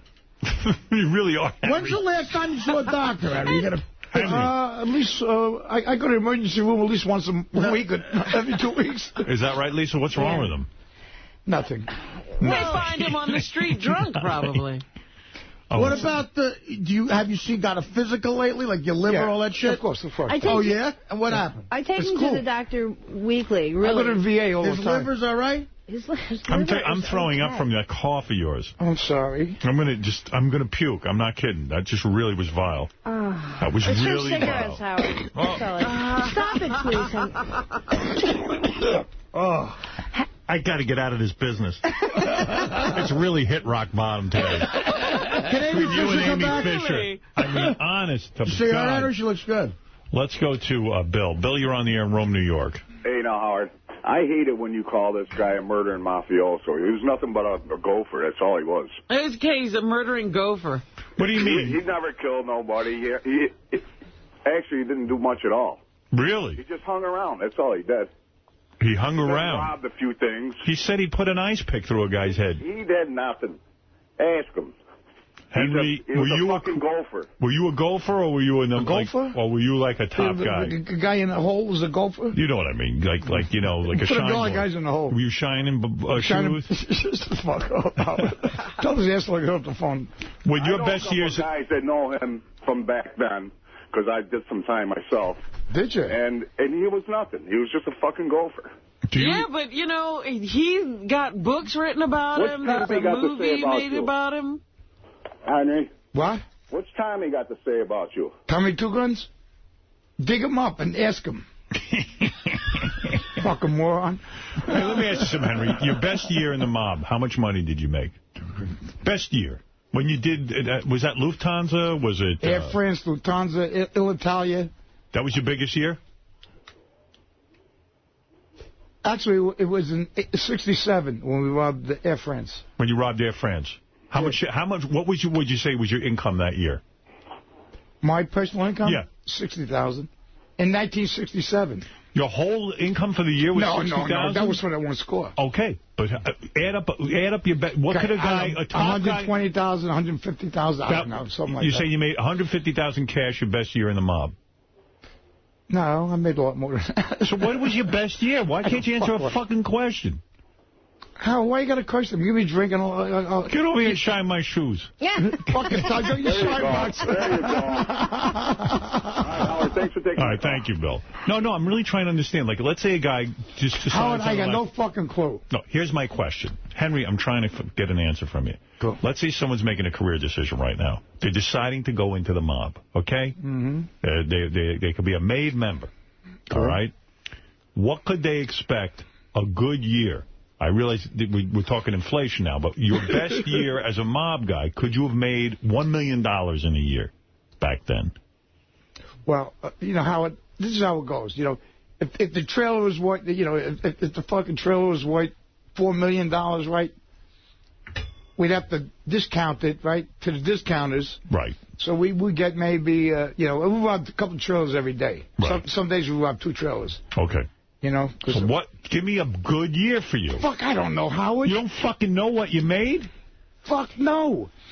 Easy come, easy go. I wish I would have said 2% of it. Right. This is why being in retirement, I would be living off her. Can I ask him, Henry, from a $4 million trailer, what would you see out of that? $50,000. $50,000. So that's a good score. And you robbed how many a day? 2 a day. On a good day. On a good day. On a good day. All right. Well, that listen. sounds like a pretty good living. Well, it was booked next fucking day, but... Let me understand something. What do you think about the Giants, dude? I'm very happy about it. I mean, you know, shit. Henry, by the way, just wrote a screenplay about fixing the NCAA tournament. Yeah, Final Four. Yeah. Did you get a copy of it? No, I didn't. Did you fix the NCAA? You're involved in that script, dude. I'm involved in the script? What's he playing, a forward for Boston College? How am I involved? How am I involved? Wait till you read the script, okay? You know, you can pass on it if you want. What Final Four did you fix? What year? What year? 79-80 season. Really? You fixed the NCAA. Why are you getting upset when we ask you a question? How could you not know? No one knows what you've done, Henry. We're trying to establish what you've done. When Bird played Magic, Indiana State against Michigan State? No. College, I'm talking. That's college. That's that year. Larry Bird wasn't. No. Come on, dude. In 79, Bird. Look it up. Larry Bird was on Indiana State, and Magic was on Michigan State. They played that year in the Final Four. That's the name of the script. Henry, tell us when did you... It's Hollywood, dude. I'm trying to interview you. Made up. Henry, look at me. Yes, Howard. When did you fix the NCAA tournament? 79. Oh, 79.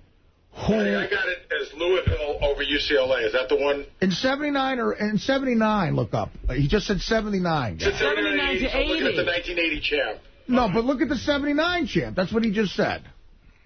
Well, Henry, how did you fix it, and how did this occur? Money, Howard.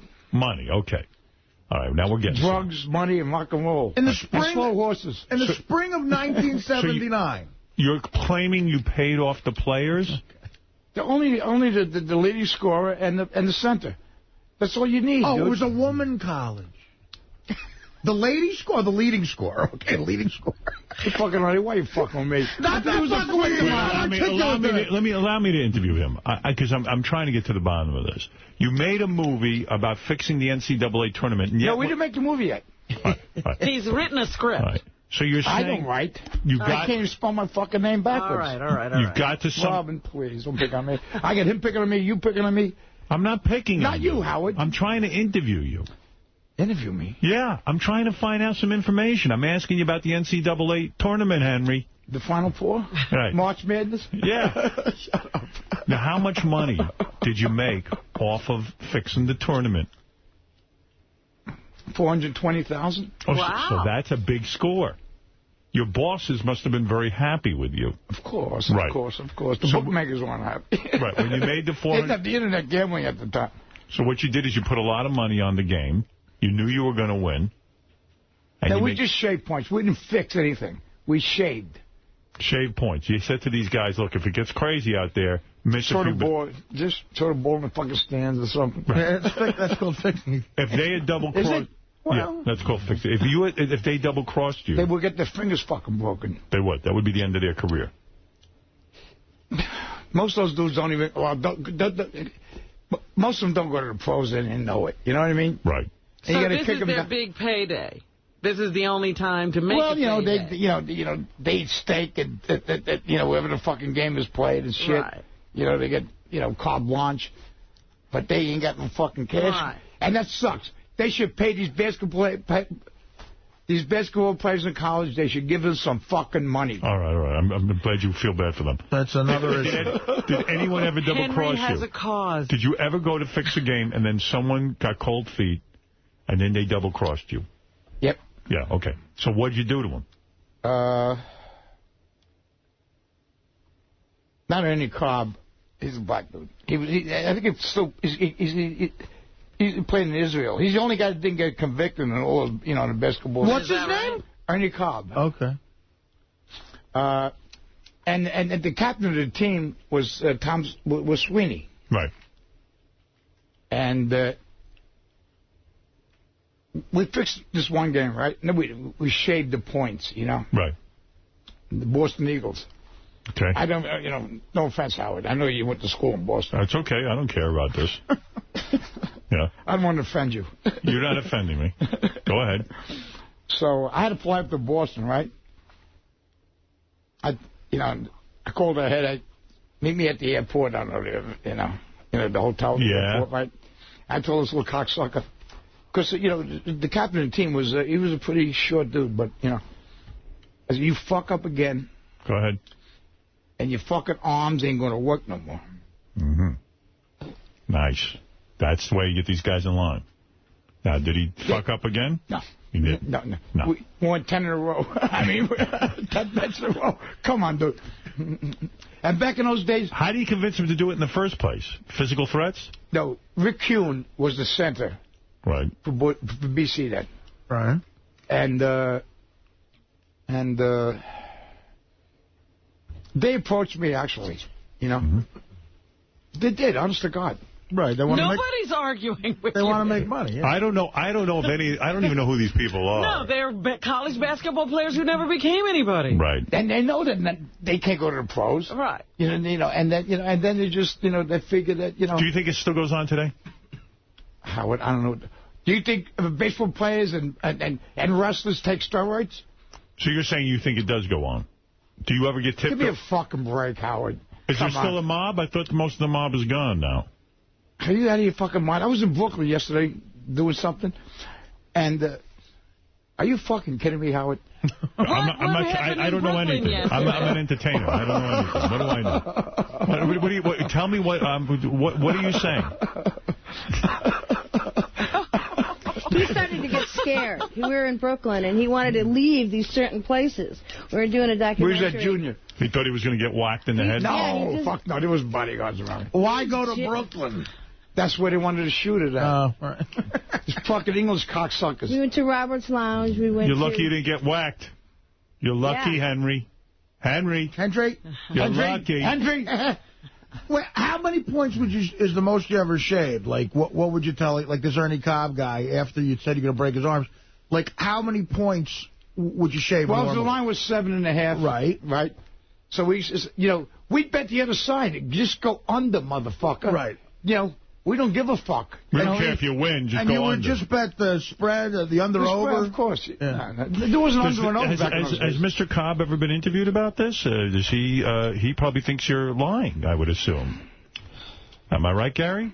I don't know. I mean, what is that? I'm not sure. He's all over the place, I got to tell you. I don't know who Mr. Cobb Henry is claiming that all these people went to jail. Except for some one guy in Israel who didn't. Did all those people go Henry Cobb.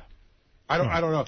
Howard, I can tell you Mr. Cobb didn't go to jail. No, Mr. Sweeney went to jail? Right. Mr. Sweeney? No, he copped the plea with the Fed. I see. And ratted on the rest of the ball players. Who did you tell you were going to break their arm? Who did you say your arms ain't going to work no more to? Who?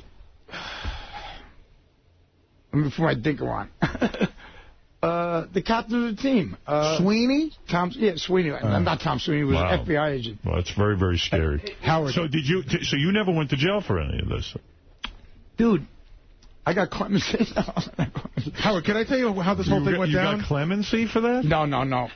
What are you saying, Henry?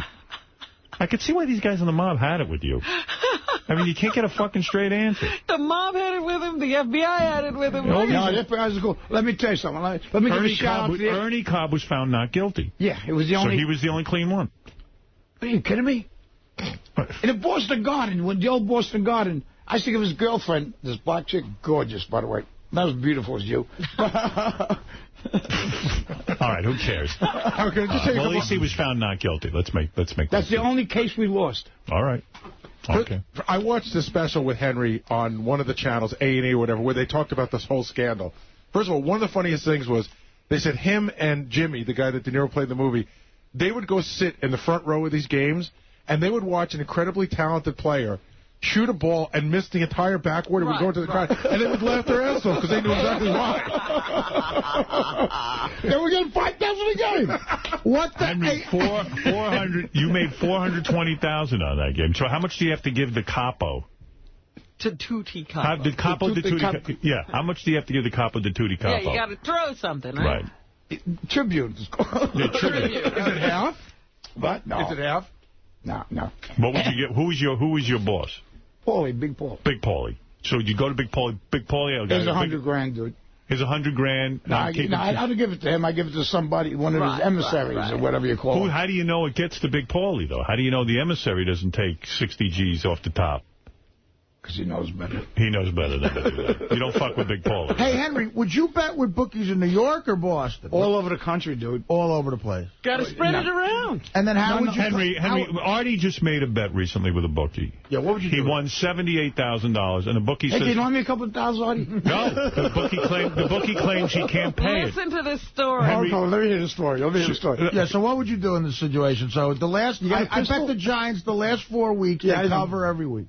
I win $78,000, and I go to get the money, and the guy gives me $18,000, and he goes, I owe you $60,000. Well, yeah, I'm bankrupt. He goes, I'm bankrupt. I can't pay you no more. Come to file the fucking Chapter 11, motherfucker. That's what he said to me. So Henry, what would you have done there? If Artie had called you and said, hey, listen, Henry, I need your help. What's your cocksucker's name? I'll tell you, Henry, how would you have handled that in your day? Seriously. With a fucking Louisville Slugger, motherfucker. With a baseball bat. Right. Exactly. Well, and if he said to you, I got kids and a wife and... So bring them in here, too. Yeah. Well, why you being a bookmaker, then? Yeah, right. No, that's a fucking real job. That's a good question. But so say I said to you at this point, you could take 10 G's and a 60. Would you help me out at this point for $10,000?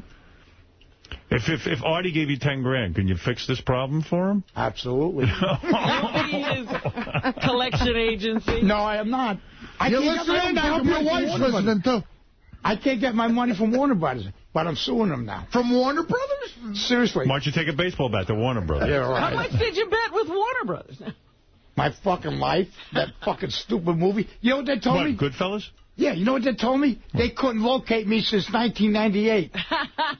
Well, you fucking believe that bullshit? What deal did you cut with them? I got 7% of back money, dude. You do? Now, Lisa, what about you? Were you ever involved with organized crime at all? Were you... Well, I kind of met Henry through some guys. Mob guys? Yeah. So it's like a dating service. Yeah. But mob guys don't like Henry. The mob dating service? This was iDate. But mob guys, if I may speak for the mob guys don't like Henry. You don't know mob, you're Jewish. Yeah, but I'm saying you're Irish. I'm half Irish. Mob guys. And Jewish. Mob guys don't like Henry because he's a rat.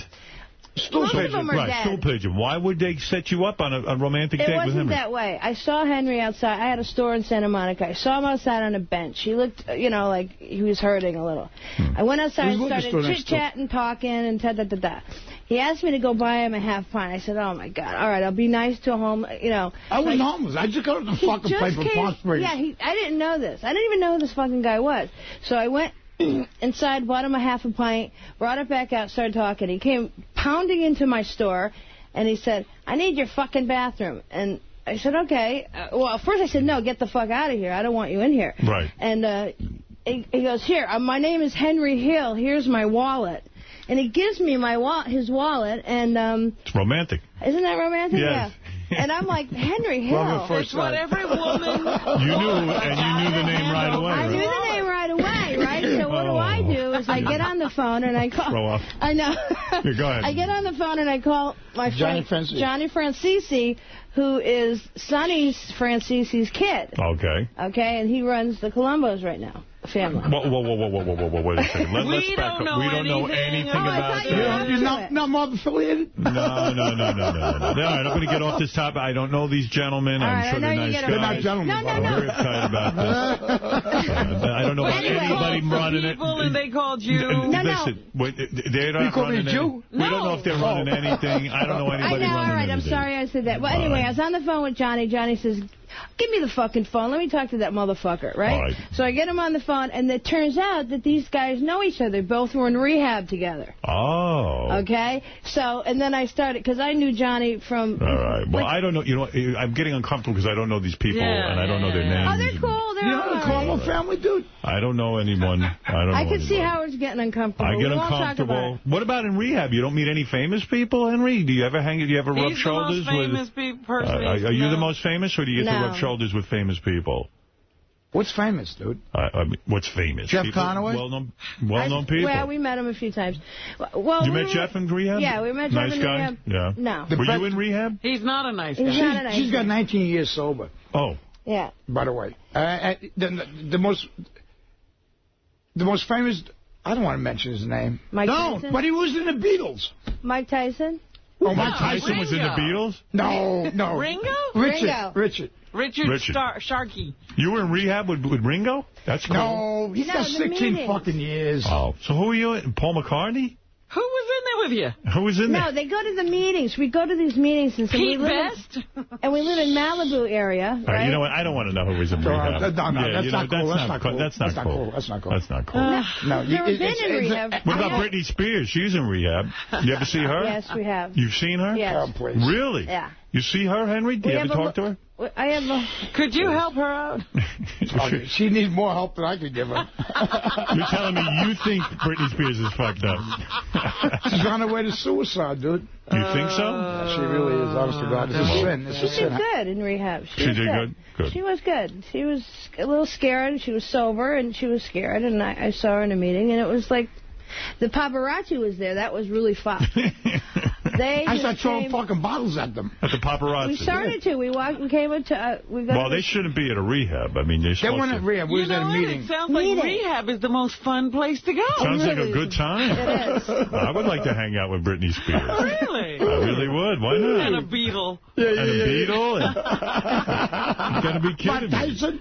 Mike Tyson? I love the Beatles. I love the My Beatles. homie, Mike Tyson. Yeah? You're good pals with him? Yeah. No, we're kind of friends. Friends, yeah. No, because we used to live in the same neighborhood. All right. Well, there you go. Well, look, you two, first of all, Henry is here. He is trying to make money through his artwork, believe it or not. I don't. Is that working? It's on eBay. People buying that artwork? Do you ever sell anything? Yeah, you know what the most popular is? What is it? You. He drew me? He draws pictures of you, and they sell in 10 minutes. They do. They sell in 10 minutes. He's got Artie, and he's got Robin. Is that what you do, Henry? They're adorable. And I use the other half. What? I use the other half of my brain, which I ain't got too much of this brain left, so I use the other. All right. Let me buy one of me. Well, and Henry has some sort of sauce that he sells. I can't even believe it. Plunk that down as soon as he it's Henry Hill sauce, right? No, it's called Sunday Gravy. There you go. What's it called? I don't fucking know. You don't know the name of your sauce? It says Sunday Gravy. Right? Yeah. Wise Guy Henry Hill Sunday Gravy. Wise Guy Henry Hill Sunday Gravy, and you sell that, and you're making some money doing that. Actually, we got someone's invested in that shit. You know what it costs to fucking get that shit manufactured and get it... Do you think it's a good idea to call your sauce some shit? I mean, do you think maybe if you sold it a little more effectively, you'd make some money? We're looking for distributors now. I mean, it's all natural. I see. You know, and we're going to go into Trader Joe's and looks good. It's good sauce. It's really good. What do you look at the? Well, good for you. And let's just say that Henry is a recovering alcoholic. No, he's not. He's not recovering. He's never going to recover. You want to see one of your Henry's paintings of you? Yes, let me see on eBay. Oh, my God. Very nice. It says Howard and Henry. Oh, that's Henry? Yeah, I thought it was Gary. That is very good. You should be very proud of yourself. Right. So, there you go. I see you're in New York with Howard. I do everything in abstract. Right. That could be Cincinnati, too, Robin. Or L.A. La La Land. All right, let's go to Johnny G, who wants to say hi. Johnny G. Hi, Johnny. Hey, Howard. Hey, does that sauce that Henry got have some lead in it or something? God. Holy shit. You won't get heartburn with it, motherfucker. Yeah, your show, man, is starting off, on a roller coaster. I guess you got to actually kill or allegedly kill somebody to be a friend. And then what can you say or do to run him out of the studio? I don't think there's Nothing. anything. Yeah. Nothing. Oh, God. Henry, you can't get rid of. He hangs in no matter what. He doesn't care what you say. Henry, I need a drink, dude. Henry, enough with the drinks. Dude, come on, I want you. I'm still shaking. How much money? Lisa, you're getting very upset with him and his drinking, aren't you? It's embarrassing. Everywhere we go. Henry, you're worried about shaking. What, you got surgery coming up? Shake. Yeah, I do. Actually, I do. You do? You're What's not performing it, are you? He has a hernia. Don't go there. Oh, my God. What the fuck Henry's is that? pregnant. Did you see that? That's a hernia, yeah. Let me Double see hernia. What is that? No, don't. But I got to quit smoking first. My surgeon won't operate me. Oh, my God. What was like that? aliens. Look like Show you're us pregnant. that again. Let me see that thing. What is that? Wow. Double hernia. Oh, shit. Oh, my God. Oh.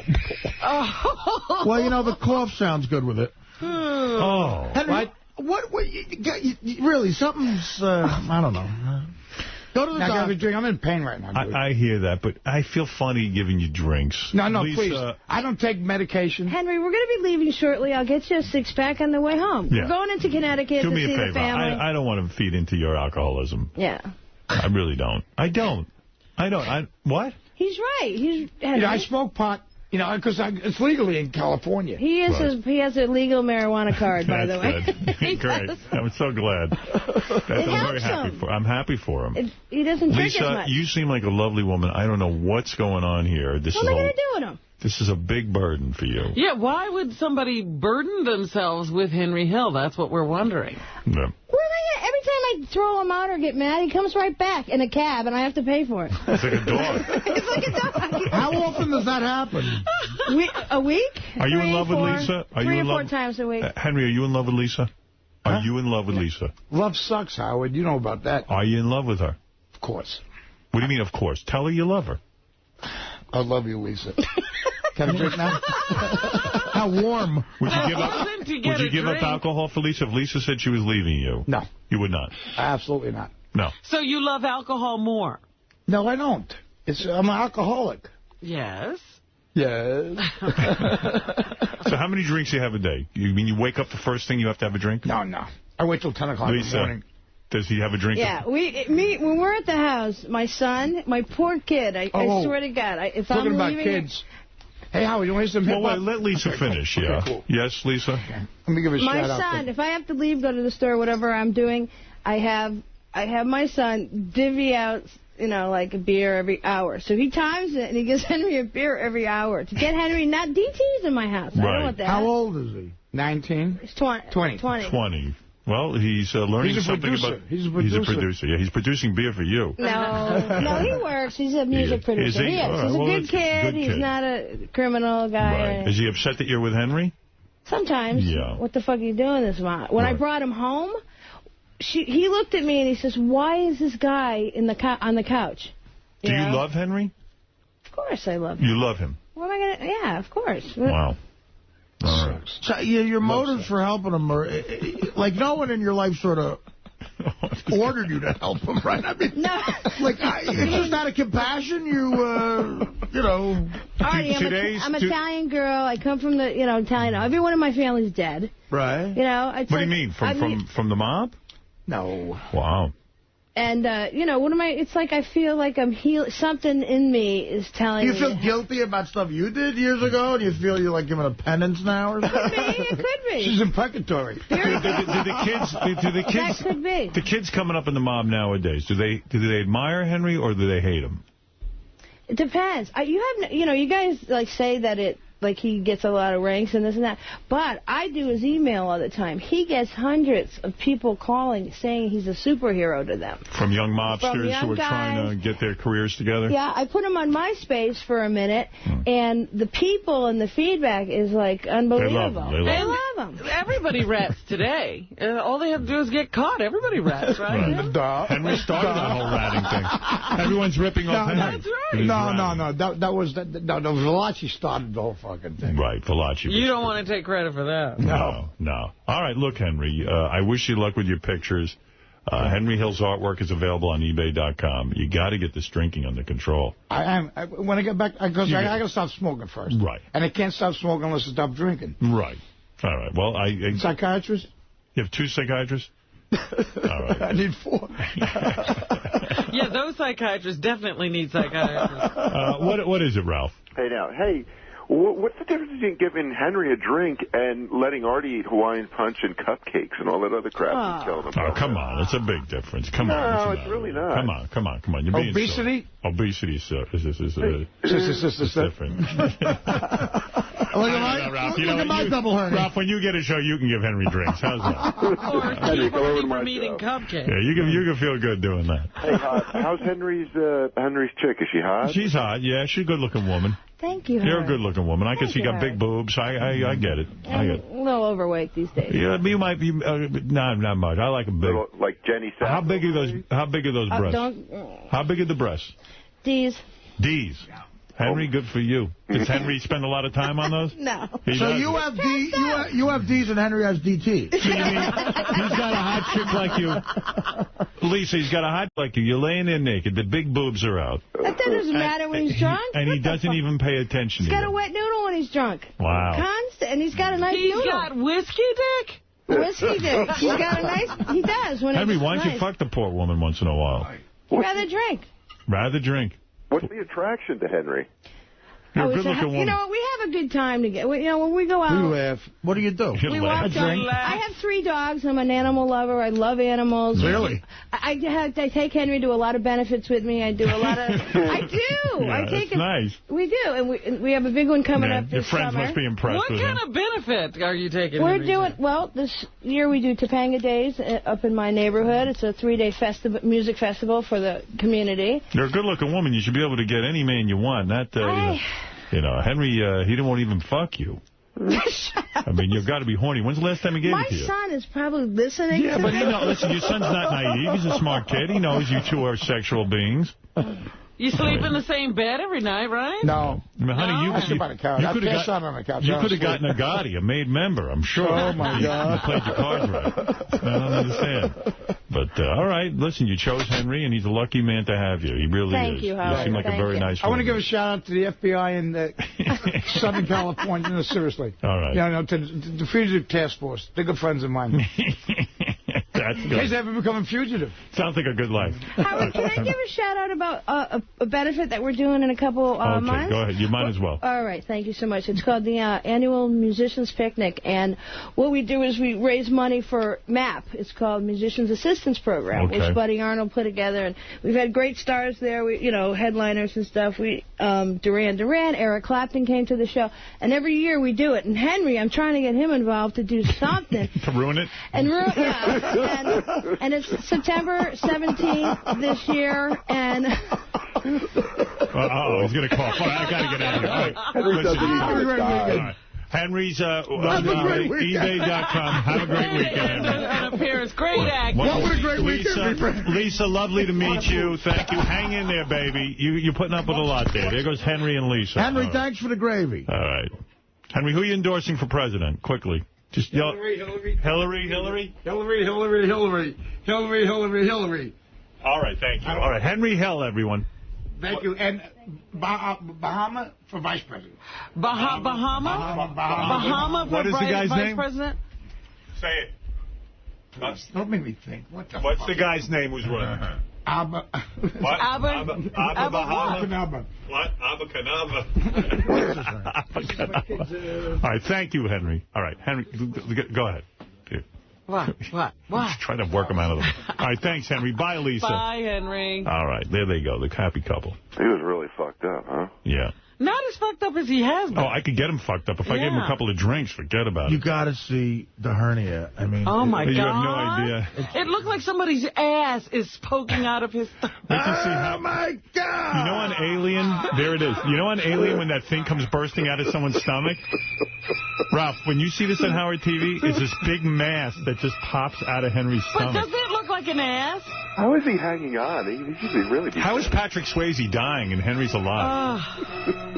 Life makes no sense at all. Henry's a trip, man. Remember? What's he doing walking around with that hernia? Oh, you have to see it. Well, hernias are awful. My cousin had one for years, and he couldn't get it done because he had to lose weight. Doctors can't operate on him unless you, get well. Right, yeah, you got to be healthy in order to survive the operation. When he was coughing in here, I felt like I had TB.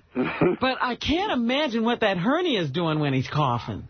But you could see, how did the human race survive, before medication and viruses? Because it was healthy. In the 1800s, that guy would cough on something, and then 80,000 people would die in the neighborhood.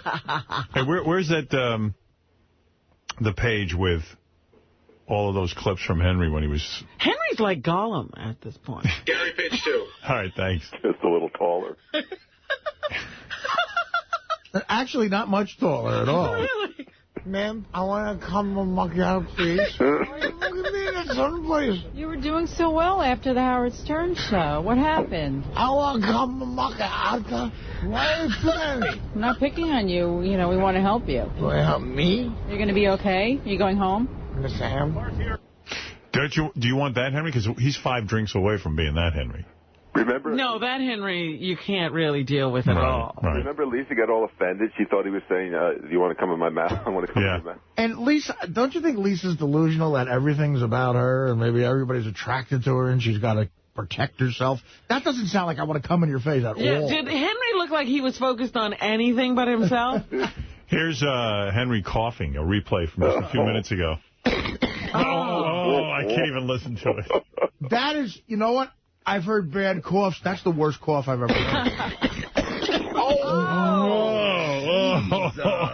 Artie, you should save that for when you call in sick and just play that. Yeah, if I do that... Gary, we know you were sick. Just have a tape of that and go, this is Artie, I don't feel so good. I'm going to call Henry to cough for me.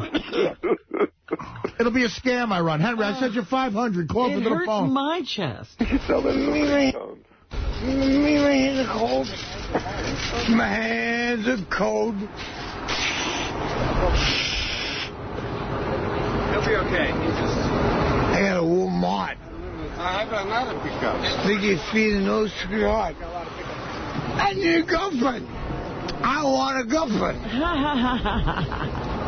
Imagine being that wasted you want a girlfriend. Well, that's what happened. He said that to this woman, and she she said okay. Yeah. AT&T, I'll 78. I get it. Excuse me? I want me. Excuse me, I don't understand you. Hold on.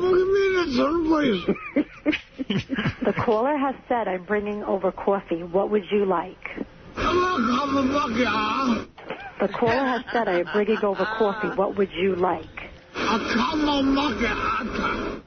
Sir, I'm having a very difficult time understanding you. You're going to have to get clearer. Did you just say you want Lisa's cum in your mouth, or?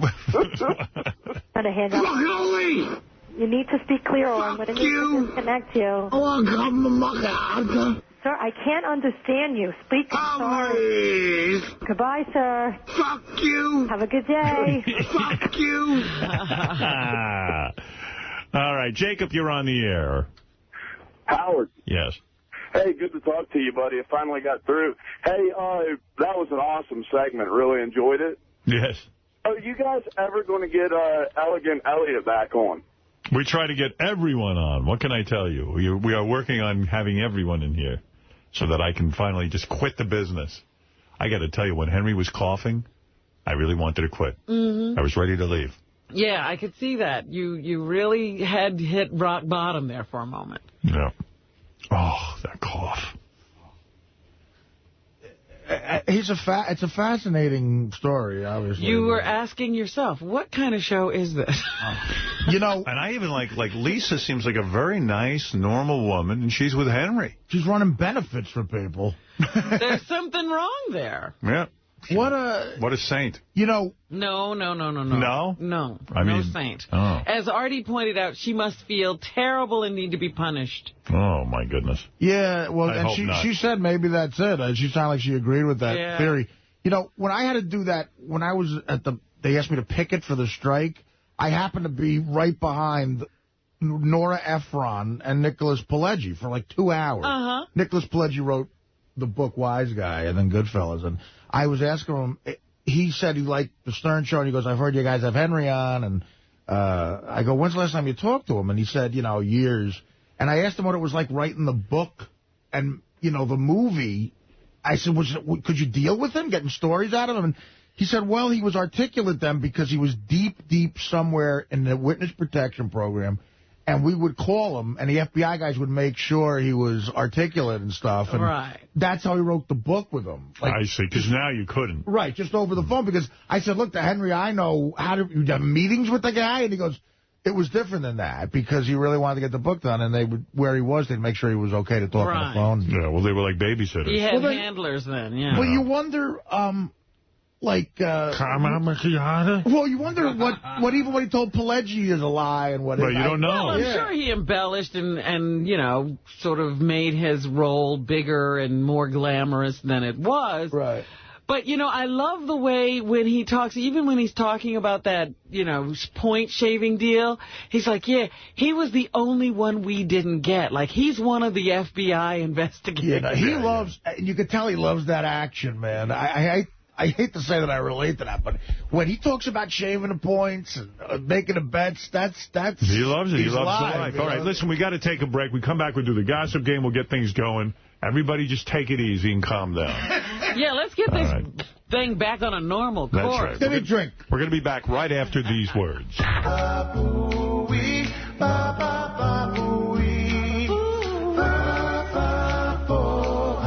Fa-fa-fo-hi.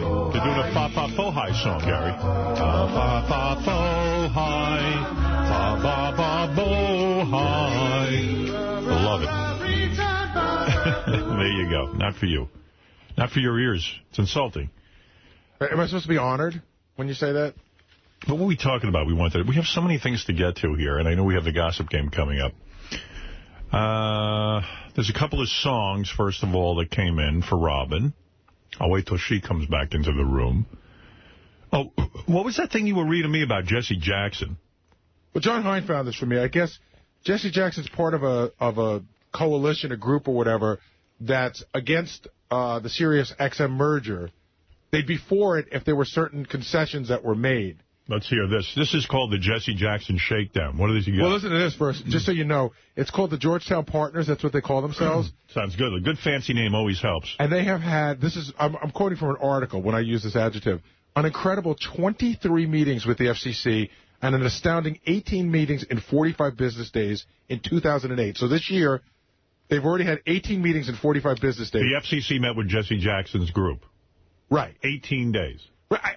Apparently, the way I figure it is, you can't say no, because if you do, then you're a racist. If you say no to a meeting, right? That's part of the shakedown. Yeah, so what does he want? Let's hear. So he'll allow the merger to go through Jesse Jackson, who's done nothing to put up any money toward this organization or invest money in it or take any risk. Let's hear what he would allow. There's a lot to go through, but basically it looks like they're looking for around 20% of the channels to be given to them that they can use. Give it to Jesse Jackson. So and the Georgetown Well, part it's true. He deserves it. So they can use it for minority programming. Oh, okay. That sounds good. It's only 1/5 of the company. That sounds fair. Because people aren't struggling and people aren't trying to make money. But they have That's great. You know, like you walk in and you muscle in on a business. So we want to merge, and that means they have to be given something. And the FCC's met with Jesse Jackson 23 times. But the FCC has Why don't other people just pony up and say, give us something, too? Well, why doesn't everybody just get a channel? That's what I'm saying. Right. Like, Why just stop with him? regular citizens. What about the Inuits? Walk up. Yeah. Well, thank God for Jesse Jackson, who's always looking to figure out how to get in on something. Yeah, go ahead, Yeah, he's against it because he thinks with the satellite radio monopoly, there's minority interests aren't represented. So it would be okay if the merger happened and 20% of the bandwidth is dedicated to minority. Well, and why doesn't he put up 20% of the money that this place bleeds every month? The kicker is that 20% would be free. People wouldn't have to pay for it. It would confirm. It would follow FCC terrestrial radio regulations. Oh, I see. Well, that would be disgusting. That would be not being satellite. Well, how about 20% of all the radio stations in this country hand over 20% of their airtime to Jesse Jackson, too? That sounds pretty interesting. So, like, in the middle of the day, you'd start hearing Jesse Jackson programming. Oh, that'll work. On any random station. A lot of people will go for that. Here's a dozen questions, Howard, that the FCC has not been able to get an answer to in their 23 meetings. How much money is Georgetown Partners willing to lease for 20% of the spectrum? Will the partners pay for marketing costs? Will the partners help pay for customer service? Will the partners pay for royalty costs? No answer on that? No, they can't get an answer. I can't believe it. But they've met 23 times to not know the answer to that. I see. Will they pay radio rebate costs? Well, why should they have to pay anything? Why can't they have just everything free, like communism? Why don't we turn this into a communist country where 20% of everything is given to Jesse Jackson? Why are they meeting? Yeah, why bother meeting? There's absolutely no reason. I mean, and why is it Jesse Jackson? Who is he? Oh. He's a guy you can't say no to, or you're racist. He was standing close enough to Martin Luther King to get in that picture, and he fucking built a life out of it. I don't understand how he keeps marching up to corporation doors, demanding things. Right. It doesn't. I have never gotten a penny. What does it have to do with black people? You know what? One of his most interesting... You're not black. That's the problem. One of his most interesting moments was, I think it was Coca-Cola. But he went to them and he started, ranting and raving that they didn't represent minorities and that he was going to stage a huge boycott and protest. And then, shockingly, like 6 months later, his son owned 3 Coca-Cola That's my point. franchises. Do you know that for a fact? Yeah, no. We talked about it on the air. No. You don't remember, I guess. Because sometimes you say stuff and then it's not true. Yeah, I like it when you do that, Howard. Like you No, sometimes you say stuff and it's not true. But we did talk about that on the air. We did, okay. Reading the article. We talked about it. Well, I gave you the article and you read it. All right, but I don't remember that. Okay, you want to go find it? No, fine, go find it. Okay. That would be good. All right. Yeah, go find it. What, right now, in the middle of this conversation, you're going I don't know. I mean, I just say, do you know that to be a fact? I don't know why you question that. Yes, I do remember it. I'm questioning it because I don't know that fact. You know that for a fact, is what you're saying. Why are you taking that as a challenge? I'm asking you to verify that you know that as a fact.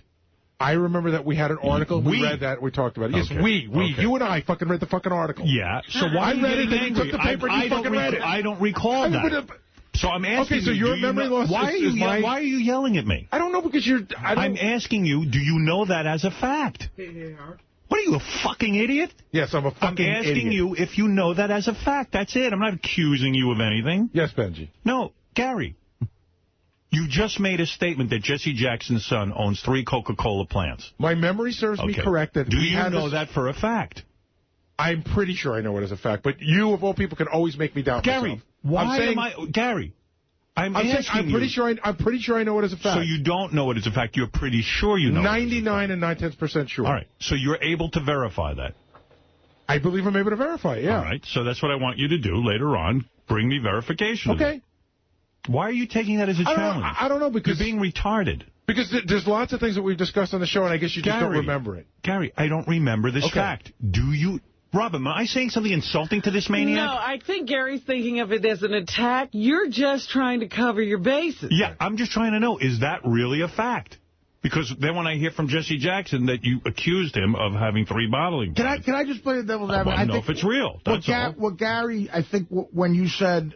Well, sometimes you say stuff and it's not true. I think he took that as an attack when you said that. That's exactly right. He has made mistakes in the past where he thought something was true and he's wrong. But we all have on the show. Yes. So that's why I'm asking you, do you know that as a fact? I will go and bring you verification when you're done browbeating me. No, you see, after you make those statements, I'm the one that has to deal with them. Right, because I've cost you so much money in lawsuits. No.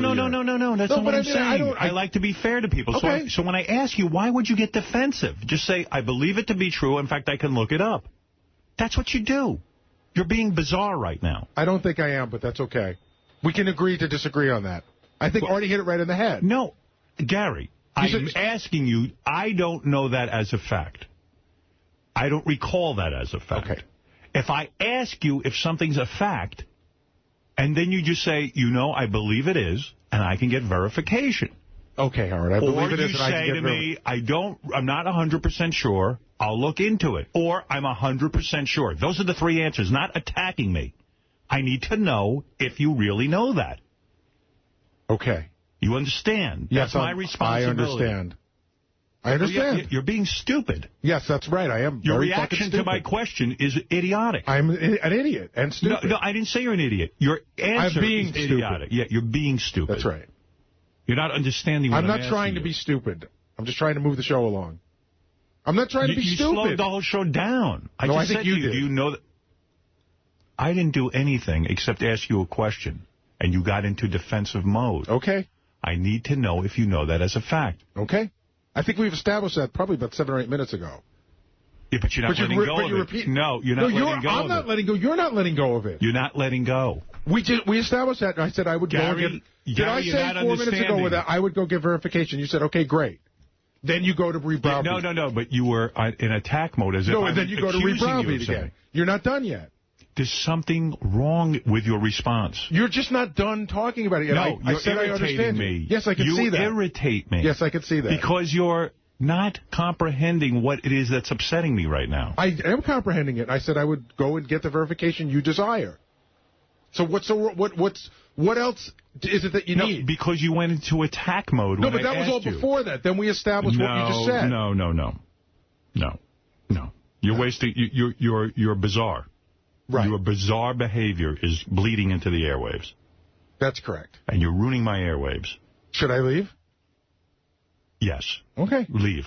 But leave the ratings things we were going to discuss. I had a whole agenda here. Well, you can do that. You don't need me. Yeah. No, I needed you for that. You've ruined it. You've ruined it. Yeah, you ruined it. Yes, I did. You ruined it.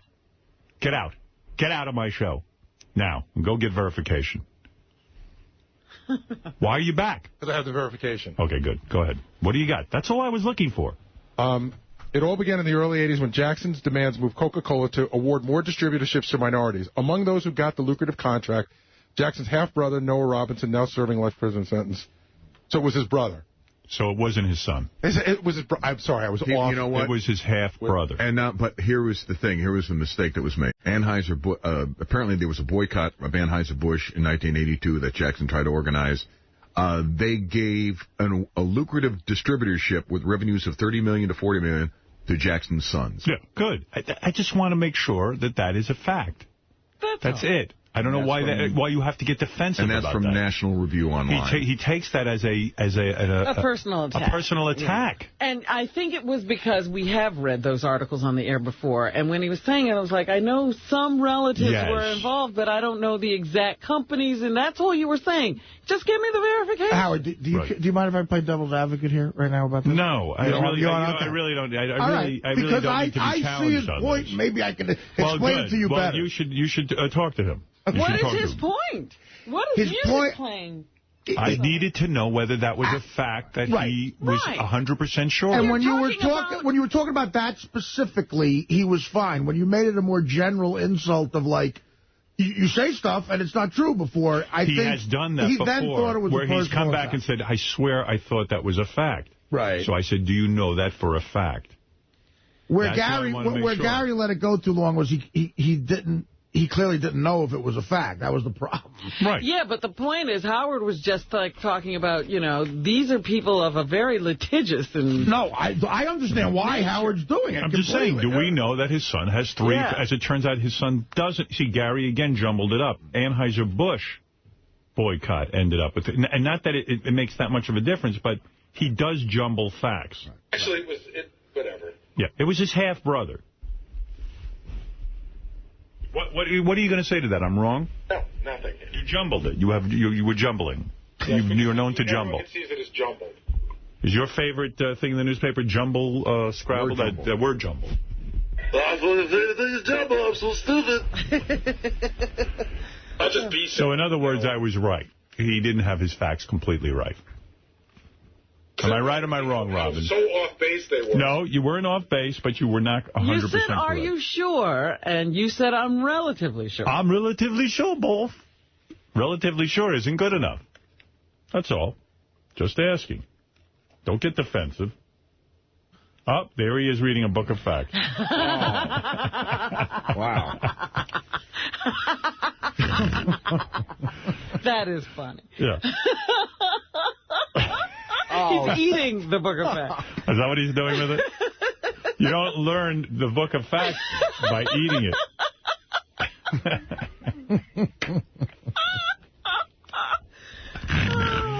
Sal's got the Gary mask on with a big book that he wrote, Book of Facts on. And he's scratching his head and eating it.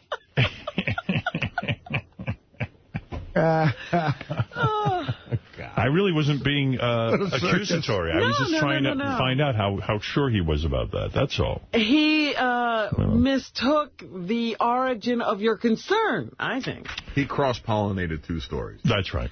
But the point is, he was thinking, Howard was not having faith in him, and Howard was just thinking about who we were talking about. Right. But I think the other thing, too, that Gary kind of stuck himself with is he was absolutely sure that the story was true. Right. The way he said it, it was actually as if it was fact. Right. Right. Absolutely true, and all of a sudden it's not the exact fact. That's why I know Gary jumbles stuff. And it happened. Right. Happens to us all.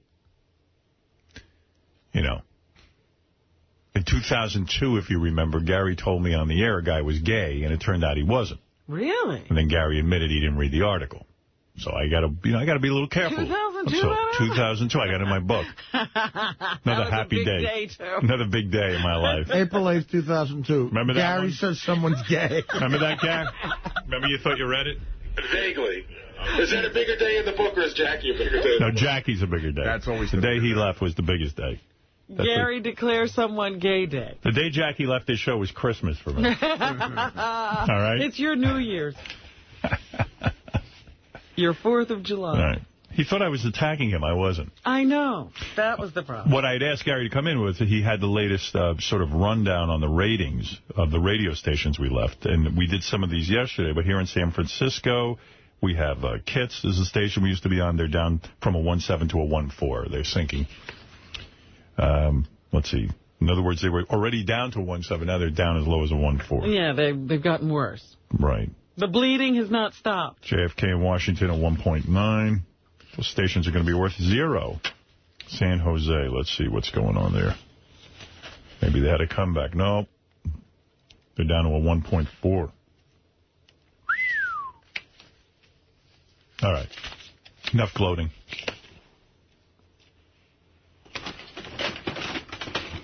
I apologize to my audience that you had to sit there and listen to an argument like that. It was foolish. I think they loved it more than anything. Oh, man.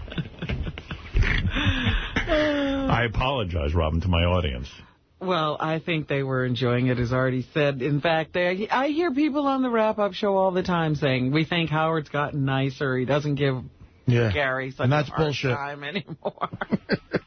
Mac, you're on the air in Las Vegas. Yeah, Howard, hey, the the song Robin's Hair Pie? Yes. I wanted to know, did Richard and Sal write that? No, Dan the Song Parody Man. I couldn't get that out of my head. I was singing it all day long. Do you have Robin's Hair Pie, Fred? I don't know if that's been released to me yet. I'll tell you what. I'll play it. Are you requesting it? Yes, sir. See, Robin, everyone loves that song. Now it's going to be top of the request charts? All right, here you go. I got it. I want Robin's hair pie. It's Wyclef Jean. I want Robin's hair pie. I want Robin's hair pie. I want Robin's hair pie.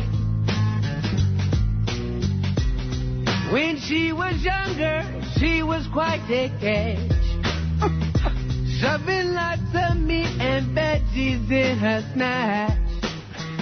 Now coffee cleanses, keep her cold and clean. To wash away the jizz of Jimmy Florentine.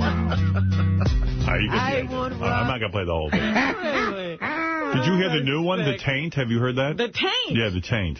Have you heard that one, sir? No. I don't think he's heard it either. You want to hear a new one? Yes, sir. Robin, girl, you know what's making me high is a spot between your ass and your twat. It's a taint I love. It's a taint I love. Oh, my God.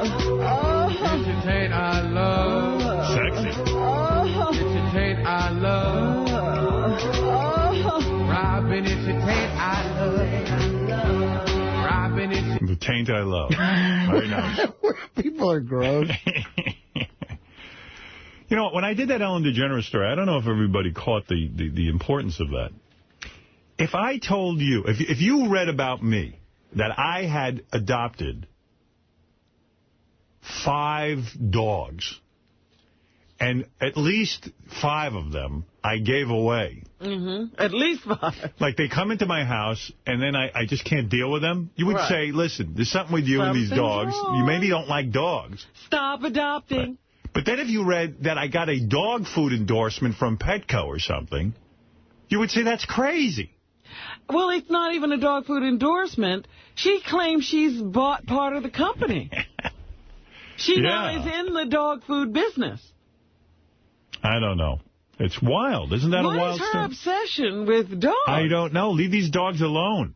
Yes, Ralph, quickly. Come on. Hey, now, quickly. Hey, I got Mike Walker next. Yeah. Something from yesterday. So, you know that thing with Benji and the iPhone? Yes. Artie gave him an iPhone, and then Benji hit him up for the service contract? Yes. For $100 a month for a service No, he didn't hit it up. That was part of the gift. It was part of the gift, right? So, Yes. he said to Artie, you know, it was $100 a month, $1,200 for that, right? Meanwhile, I have an iPhone. The service contract for that is $65 a month, basic. So Benji was kind enough to give himself an upper tier. No, I didn't come up with any price, Ralph. That's what they told. That's what Teddy told me. Artie wanted to give towards it. All right, thank And you. I'm done with that. I got a lot of email about Benji returning Artie's gift. That's just low. And I would have had to put about $1,000 into it to turn it on. Most people agree. Most people agree with Ralph. I usually don't have a problem with Benji, but what he did with Artie's gift made him look like a classless piece of shit. This is what people are saying, Benji. What can I tell you? People didn't like that you gave Artie back his gift and took cash instead. According to my math, you owe him $360. Right. Hey, Ralph, did you hear J.D.? What J.D. did with my gift? What did he do? Last year, I gave him a $500 Barney's gift certificate. He sold it for 50 cents on the dollar. Wow. I would have bought that. He sold it for $250. I would have given him at least $350. I mean, come on. All right, Yeah, he thank should you. have put that up for bid. Mike Walker is a top gossip columnist. The man. How long have you been in business, Mike?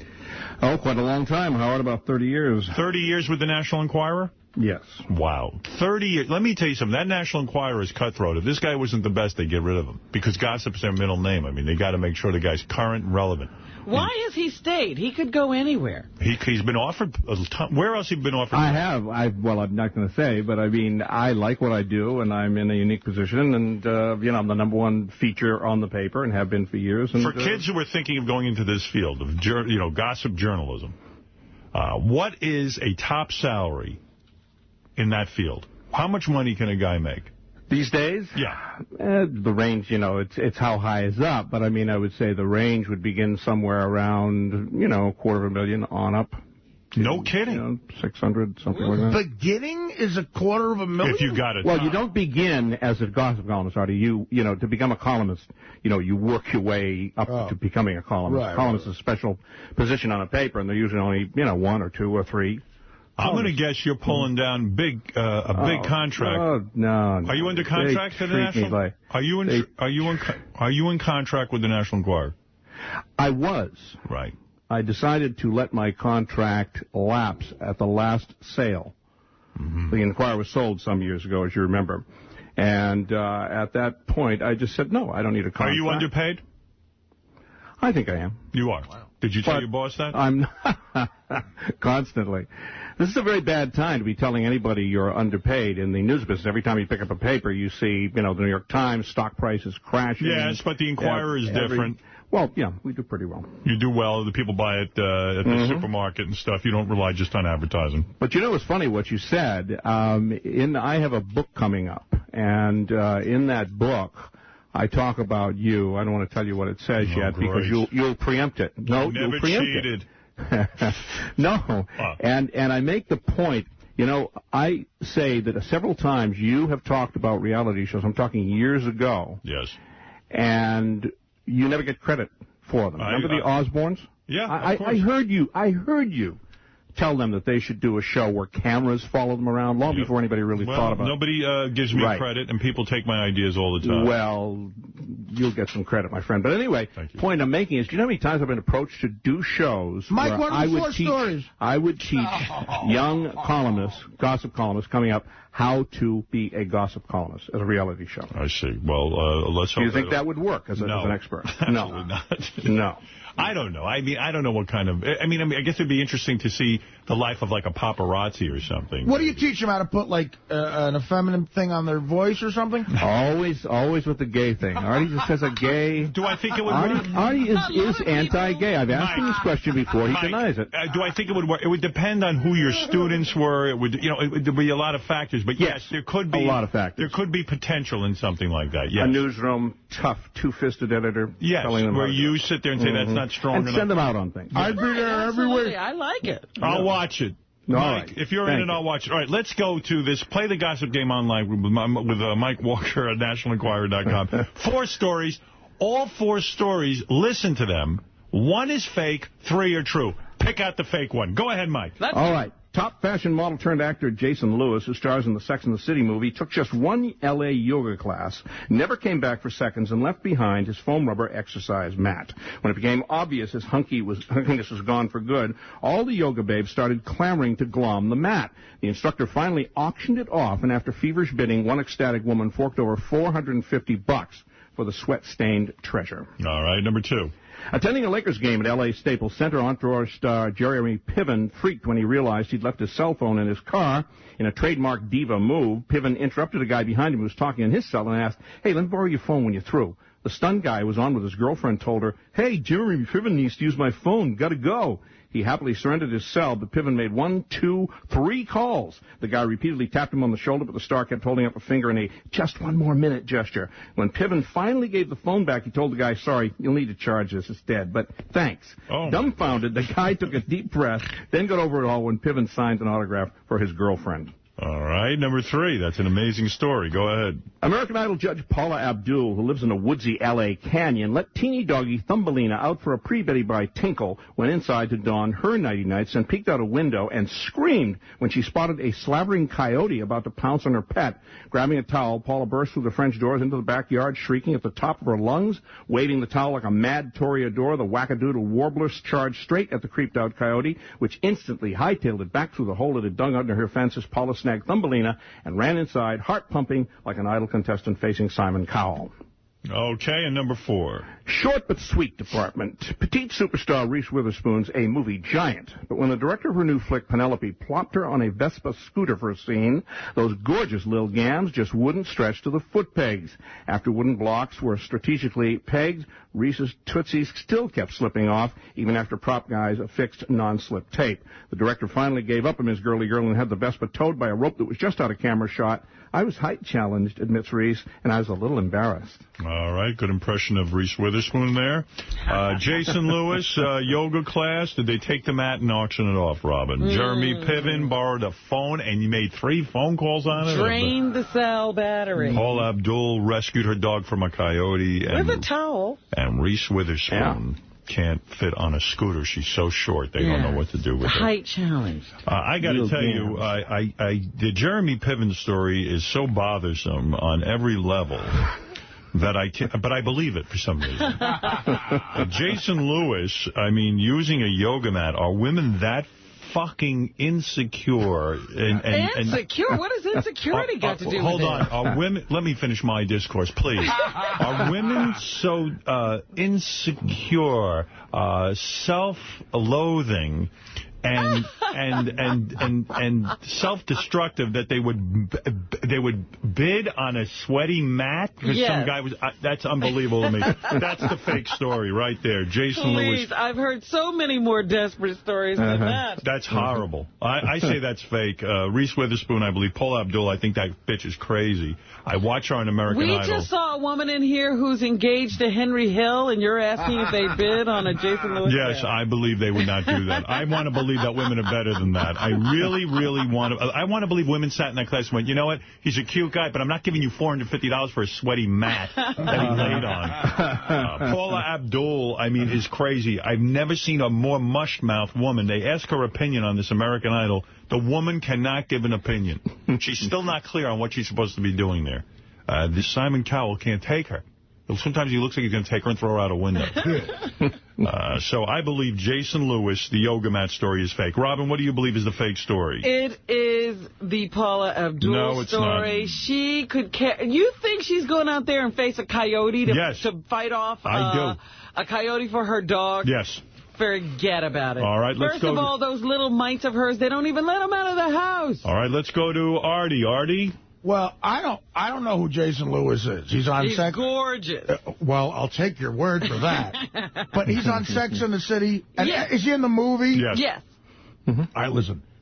I am getting ready to just throw up every day when the Sex and the City blitz of publicity. It's going to be so sickening and in our face, and I believe Mike was paid off to throw a Sex and the City. This is the start of it, huh? Yes, he's been paid off. Oh, God. All right, so what do you think is the fake story? I think so. He had to make one up because he's on the fucking shill. All right, let's go to Fred. Fred always gets it right. Go ahead, Fred. Okay, quick question. I just want a clarification. This isn't asking for any more information than he already gave. You said that Vespa that Reese Witherspoon was riding was being towed by a rope? Yes. Fake story. Fake story. Freddie's using his motorcycle expertise. It's dangerous, and B, if those guys did that, they're taking a mega superstar and trying to kill her. I mean, usually with cars and stuff like that in movies, if they want to do stuff, they put it on a platform and they have it like that. Well, to be fair, I believe that's what it was. The rope was pulling a little, platform thing. No.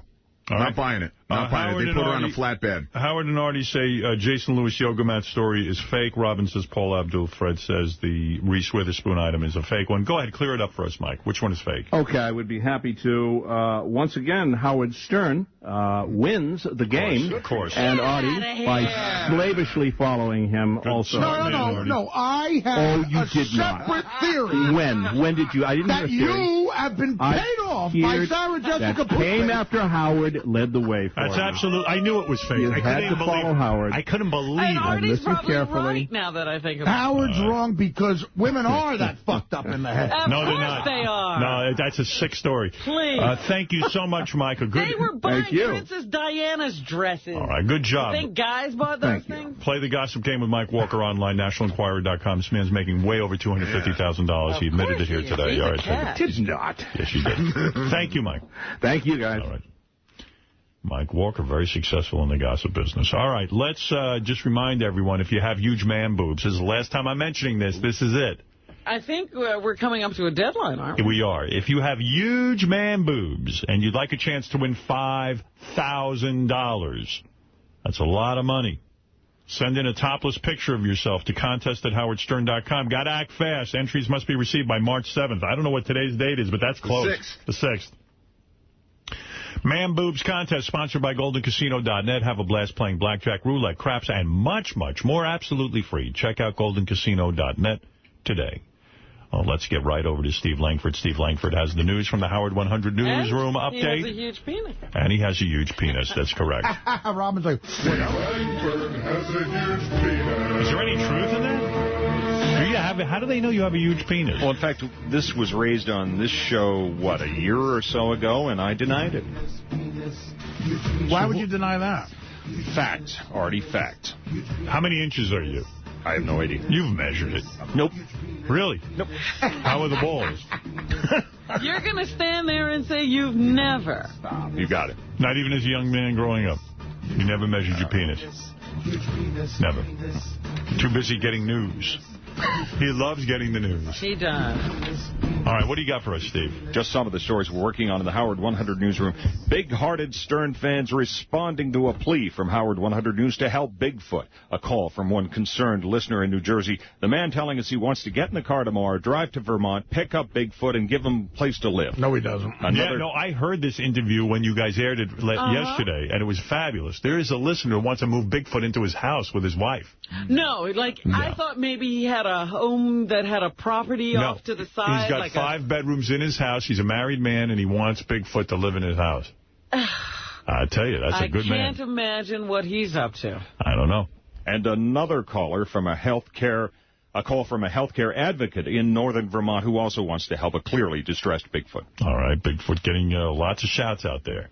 What else you have for us? Also today, Eve the Queefer arrested after a bizarre, unauthorized photo shoot in an abandoned state hospital in Massachusetts. Eve the Queefer charged with trespassing and misdemeanor break and entering. Eve telling us she turned herself in out of solidarity after her fellow models were picked up by cops. Hey, I have a bit of a story, I guess, kind of like the stuff you guys follow. You know the guy Six who calls into our show sometimes? The guy who crashes the award show. He's been on the MTV Awards. He goes up and he pretends to be like different black rappers. He'll join different groups, yeah. Yeah, according to this email I received, and again, I don't have any kind of verification, that I guess Six had to go to the hospital for a simple procedure, and that he's been in a coma since September. No. He had a simple surgery that went wrong. So tell Howard to give him a shout out. So Six, not in good shape. I hope the Sirius is by his bedside. Wake up, Six. You know, your mother might be right about hospitals. Yeah, she is. I'm telling you. Those ghouls? Those ghouls got a hold of her, and she never got out. That's it. And that's all I'm going to say about it. And I mean it. What else? Artie Lang and his fellow comedians donating their time and talent to the Jerry Red Wilson Foundation last night at Town Hall in New York. Artie twice telling the crowd he's effing tired. But the big guy going out there and doing 24 minutes on stage, Artie apparently not seeing the 2-minute warning light flashed 3 times after 15 minutes telling him to wrap it up. He left show business. Artie, were you imbibing? No. Does that mean not drinking? Here's some more information. Six had a bad allergic reaction to the anti-inflammatory medicine. He was okay for a day and then went into a coma. Wow. He was 230 pounds. Now he's 198 pounds. His parents have him in a private facility with some great doctors. So he's in a rehab, like he's really in a coma, he's not coming out. Yeah, we keep Howard on all the time, and that's when he gets the most movement from his hands. He should write a diet book. What, he losing? How long? If you went into a coma, Artie, you'd have to stop eating. I've considered it. Have a diabetic coma. Put you into a diet coma? Steve, was someone last night upset that I went that long, by the way, backstage? To the contrary, in terms of what Greg Fitzsimmons told me. However, they were, I saw some activity. He didn't Yeah, no, pay I attention just to want the to make first sure light that set. they weren't aggravated. Oh, okay. And it was a great set. All right, anything else, Steve, or is that what you have for us? Earlier in the day, Artie having lunch with CBS executive Vinny Favale, along with Tom Bernard, co-founder of Sony Pictures Classics. Nice guy. Favale telling us it's nobody's business what we discuss, but revealing that Artie had a healthy meal, avoiding both bread and dessert, he says. And Vinny Get out of says... here. He does that in front of executives. Actually, I had a steak, and I didn't eat the whole steak. What was that, your second lunch or your third? Why would you not eat your third lunch? I mean, like, why would you not eat a steak? I had a steak. Yeah, but you didn't eat the whole thing. Like, why would you leave something over? No, because you know what? I had just had all this rice up here, and I mean, I didn't do it on purpose. I honestly didn't feel like finishing You the mean steak. you were full? Yes. Wow. But I also had potatoes au gratin and... See, yeah, there's always more to the story. Yeah, right. I ate quite a bit. Yeah. You couldn't finish your steak. I'm shocked. There's a smoking hot chick down at that Del Frisco. So what were you thinking? Like, maybe I'll lose some weight and not look like so piggy in front? Like I'm not going to eat the whole steak? You couldn't eat in front of her? I'm telling you. I'm telling you right now, I think she likes me. Really? I'm not even fucking around. I hope you get her. But she looks so hot. This is a waitress at Del Frisco's, and you think she's into you? No, she's like a chef? No, not a chef. Hostess. Hostess. Oh, hostesses are always the hottest. Oh, my God. You're telling me you think you can get her? I don't know. Either that, maybe, or... Are you going to ask her out? I don't know. Want me to ask her out for you? No. So, hey. I can handle it. What are you going to say? Practice something. I'll be the hostess at Del Frisco's. You ready? Yeah. Hi, Artie. Boy, that's good. Is that what she sounds like? How did she indicate that she's into you? We talked for a little while once, and, I don't know. I don't know. I could be completely wrong. Okay. But what was awful is, that's like Del Frisco's obviously a businessman's lunch type of place, and I'm the only one in there not in a suit. She looks stunningly beautiful in this fucking outfit she was wearing, and I look like sweatpants. I look homeless. And I got very insecure about it because I had to look like a grotesque ogre eating there, and so you stopped eating the steak because you wanted to look like maybe I stopped subconsciously because of her. Right. Not because of the head of Sony Pictures. Did you tell her that you have a glandular problem and that you're not really a heavy person? No, because I don't. She doesn't like people with glandular problems she don't, anyway. Exactly. I don't have a glandular problem. I wanted to tell her I'm 30 sit-ups away from the body of a young Steve Langford. Did you walk over to her and say, did you see I didn't finish my steak? You know what? Your mockery is... No, you should tell her. You should tell her you dropped to $2.95. She doesn't even know that. First of all, I'm very excited about that. As is everyone in my family. I got people calling, we heard, are you $2.95? I heard she's good friends. Did that reverberate? I heard, someone just wrote me a note, actually, that Jared Fox is good friends with her. Oh, of course. Forget it then, Artie. Yeah. Well, what's that mean? Well, I don't have the hatred for him that JD had. No, but he's probably softening her up for the kill. That's right. No. All right. I checked. I covered some bases there. Oh, yeah? I checked, and they're not an item. I don't think. If they are, then I'll hate Jared, too. But anything else? No, it's everything. Jared's a good guy. Everything's fine. Stay out of my love life, all right? Right. Anything else? And Vinny at lunch says he did not discuss the unfortunate email mess involving Artie's ex, Dana, that caused a certain amount of discomfort for Lang earlier this year. So Vinny set up a meeting with Artie and the head of Sony Pictures to get over his guilt of fucking up Artie's entire relationship. Yes, I think so. In a way, no, well, in Vinny's defense, this is a lunch I canceled 8 times. Jackie was supposed to come to this lunch. Oh, yeah. And he started asking me before the Dana incident. So, it's not because of that. Jackie didn't make it? Jackie did not make it, no. Does Jackie know March 5th is my Christmas? I guess he knows now. I wanted Jackie to make it because maybe with Jackie there, we would have gotten the paper. Are you guys thinking of doing a buddy film together, you and Jackie? It's been in the works for a long time. I'd go see that. Absolutely. It's called Two Fucking Bozos. I'm in a movie with Jackie. Do you know that? I didn't know that. Yeah, I'm in an independent film that Jackie's in called Mail Order Bride. Very nice. I don't know how I missed it. What else you got there, Steve? Jay Thomas, live on Howard 101 tomorrow, 6 to 10 a.m. Eastern. Stern News You Know to the Howard 100 News tip line 8733 Sirius. Choose channel 100 or email us at howard100news@sirius-radio.com. All right, great. Let's go to Johnny Heim. Amy Fisher looked great and lasted about 10 minutes with Howard before storming out of her interview. Was it 10 minutes? A little under, I think. All right. We'll discuss everything that happened with Amy and her husband. If anyone was surprised when she walked out, who here would screw her in spite of her checkered past? And was that the quickest interview in the history of the Howard Stern Show? Somebody else once walked out, Robin, and I can't remember who. She never got in here, but Rachel Hunter left the green room. Right. Yeah. Frank Sinatra Jr. left the green room. Yeah, they never got on. But what's her name? Not Lily Tomlin. Who am I thinking of? Gilda Radner? Gilda Radner. She walked out. That's a long time. She didn't walk out. She stayed for the whole interview. She did? She did, yeah. Why did you upset her? She just cried. Why did you upset her? She thought I was weird. Yeah. Can you imagine? Anything else? Yeah, sticking with the attempted murder theme, Henry Hill stopped by, and we're still trying to figure out exactly what he was saying. We'll talk about how badly Henry wanted that drink, how everyone feels after hearing his cough and seeing that hernia, if he's a good match for his fiancée Lisa, plus how Henry fixed games and how he'd handle Artie's bookie. By the way, John Hein gave me a great little note here. Did you realize that in last week's TV's Top 10 list, Lost is the only scripted show. All the rest are American Idol, Oprah's Big Give, Deal or No Deal, were the top shows, and they're all reality shows. Yeah, I noticed that yesterday when I was looking at the Top 10.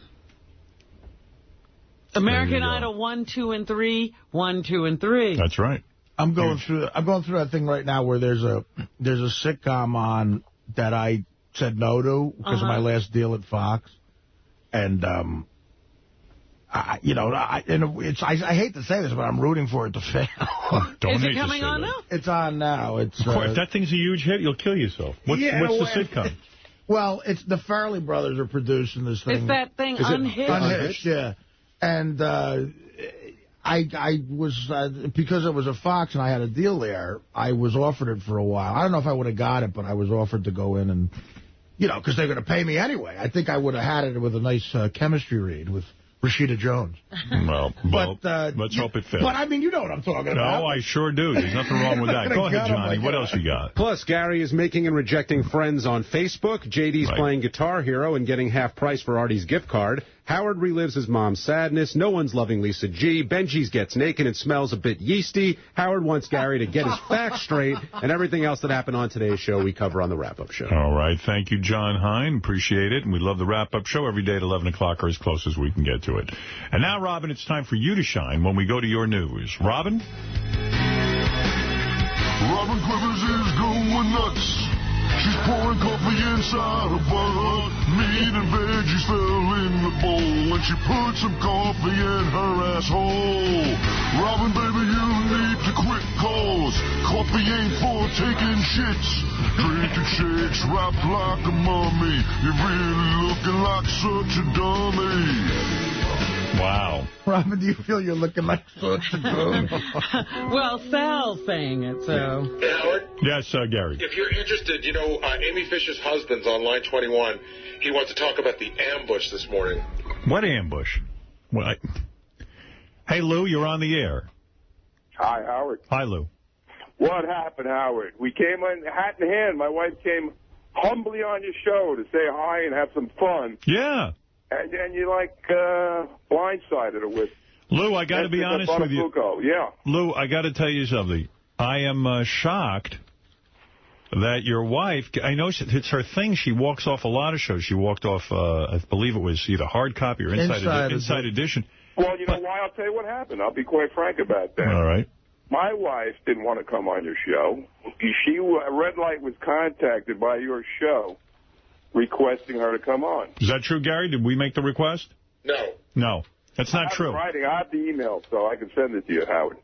Well, maybe they lie to you to make it seem like you're wanted or in demand, but we were approached by them, quite frankly. Listen, all we wanted to do was meet you, Lou, I was all up for it. Lou, I was not told ahead of time that we couldn't take phone calls. I thought it would have been interesting. It would have been nice to hear. And as far as I could... you know what? Hold on. I'll tell you why it wouldn't have been interesting. Why? Because it would have been interesting if you would have spoke to me about the tape, talked to my wife about the tape. We would have had some fun. We're good sports. We don't mind that. But what is Jessica Buttafuoco going to say to my wife? My wife was already publicly on Entertainment Tonight, front page of the Post, forgiven by Mary Jo, and which we hold her in high esteem. And we're very thankful and grateful for that forgiveness. Lou, again, from my point of view, I'm sitting here. I see Mary Jo's daughter wants to call in. I'm not aware of Amy's agenda that she doesn't want to speak to her. She says to me, "I'm leaving. I'm not going to hang. I mean, I'm not going to allow my guests to dictate who can be on the phone or not." No, we don't want to do that. I can't do that. No. Unfortunately, it came out that way because we were asked beforehand, "Do you want any phone calls?" My wife said, "No, we want to come on and we want to dedicate our time." Who asked that? I doubt anybody asked you that. Gary asked you that? Come on. Yeah, my wife. In other words, when we were pre-screened by Will, we told Will, "Look, my wife doesn't want to be accused of shooting somebody in the head for the rest of her life." But she's went willing to prison. But Lou, look at it from the public's viewpoint. Hold it, Lou. I'm not going to argue with you, but listen. No, I don't want to argue. Let me just make Lou, listen to me. It's unfair to expect anyone to have your wife on a show and not... What did she get famous for? She got famous for shooting a woman in the head. It's going to come up. Wait, hold on. She also got famous for being an award-winning columnist. No. All of that comes from the shooting. Lou, you are good, man. You were good. All of that comes from the shooting. Let me just... Lou, I love your pussy. And then I'll be happy to listen to you, all right? All right. I think in society, if you do something wrong, especially if you're some dumb, mixed-up kid from years ago when you weren't even able to vote, and you went to prison for 7 years. We get that. Forgiven by the victim, where we embraced her. I wrote Mary Jo a beautiful letter. Lou, this is a radio show. Right. And when you can't put people on and ignore what is essentially their whole reason for being infamous. Yeah, but hold on, Howard. Don't you want to turn the page on 92 and talk about what's current now? Well, I was going to talk about what's current. Telling me I look like a stiff in the sack. I mean, we're going to have fun with that. We were going to get to that, but you got to be willing to listen. Your wife just gave an interview to a guy named Chauncey, and she made comments about Mary Jo. I've heard the clips. That's not true. That's not true. You want me to play the clips for you now? No. I'm going to tell you what the clips are.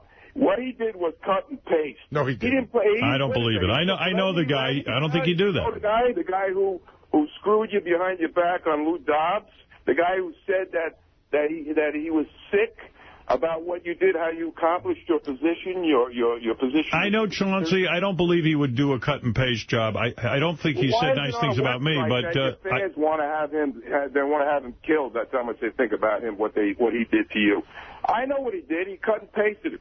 What he did was the interview was to be on about the tape. And in the context of the tape, he had asked her some questions about Mary Jo. And my wife basically said she's a non-entity regarding the tape, not as a human being, not as a person. Let's get focused on why you're interviewing me, because you asked me. Well, Lou, Lou, I hear what you're saying. I'm sorry it went that way, but, you know, the point is, I don't think I did anything wrong. I don't think it was such an ambush. In fact, what Mary Jo's daughter was trying to say, if you could sit and listen to her. Oh, I'll listen, of course. She was saying that she said, you know, everything has repercussions in life.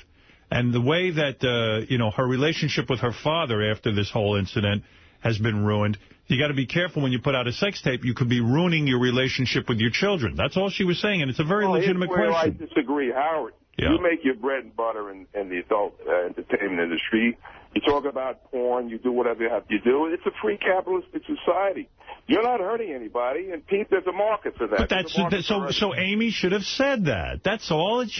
Mary Jo's daughter wasn't attacking her. And, Lou, don't you see the difference between commenting on it and, you know, actually participating in a porno? Let me ask you this question. Would it make some common sense if we had a little fun first, had her on for 10, 15 minutes? It didn't go down like that. I think Lou's idea of fun is not fun. Yeah. And like sitting and kidding around. Here's Jessica Buttafuoco Bada bing. She just sat in the chair. You didn't get it. Well, I mean, listen, well, big as soon deal. as she sat in the chair, Jessica called. Lou, give us an example of the fun. Boy, you're a stiff in the sack. What would you have said?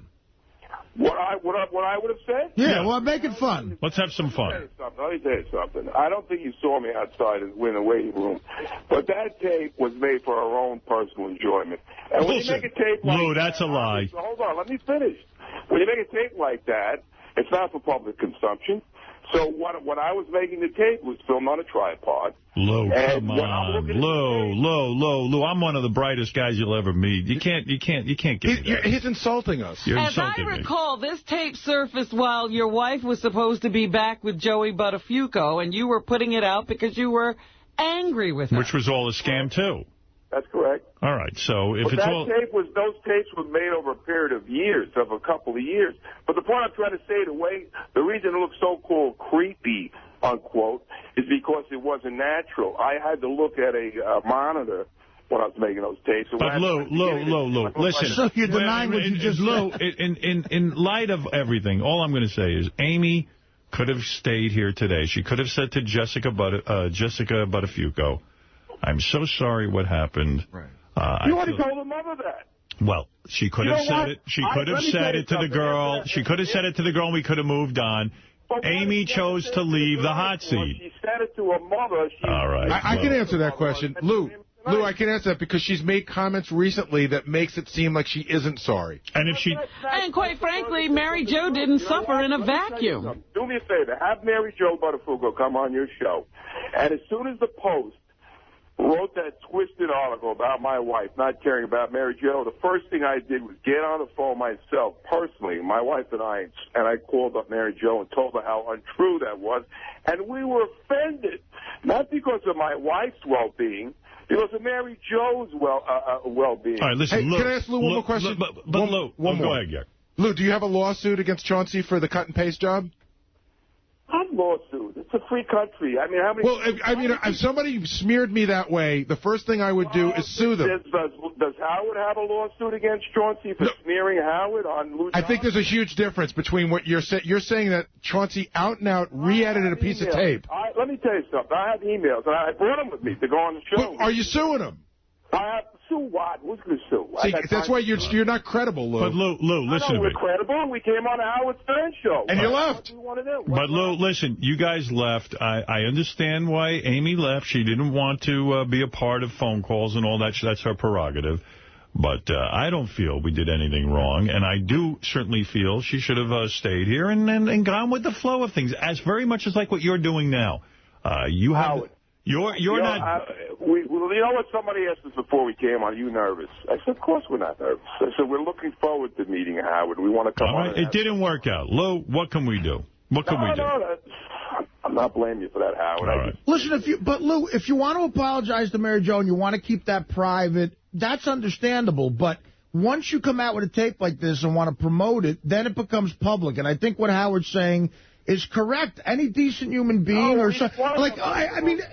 Well, hold on. Whoa. We didn't want to come on and promote it. But you did. I have an email that Will wrote to Larry Schwartz of Red Light requesting my wife to come on the Howard Stern show. I have it on an email. Right. And my wife didn't want to go on the show because, quite frankly, she thought she would be intimidated by Howard. Lou, forget all of that. Forget all of that. You're out.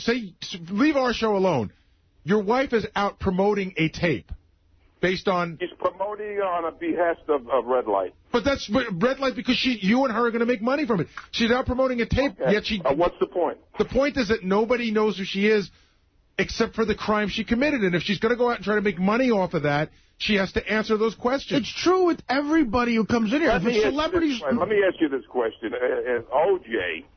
wanted to come out with this book called How I Would Have Done It, how I would have committed the crime, that recent book that he would have came out with. To me, that's trying to make money off of a crime.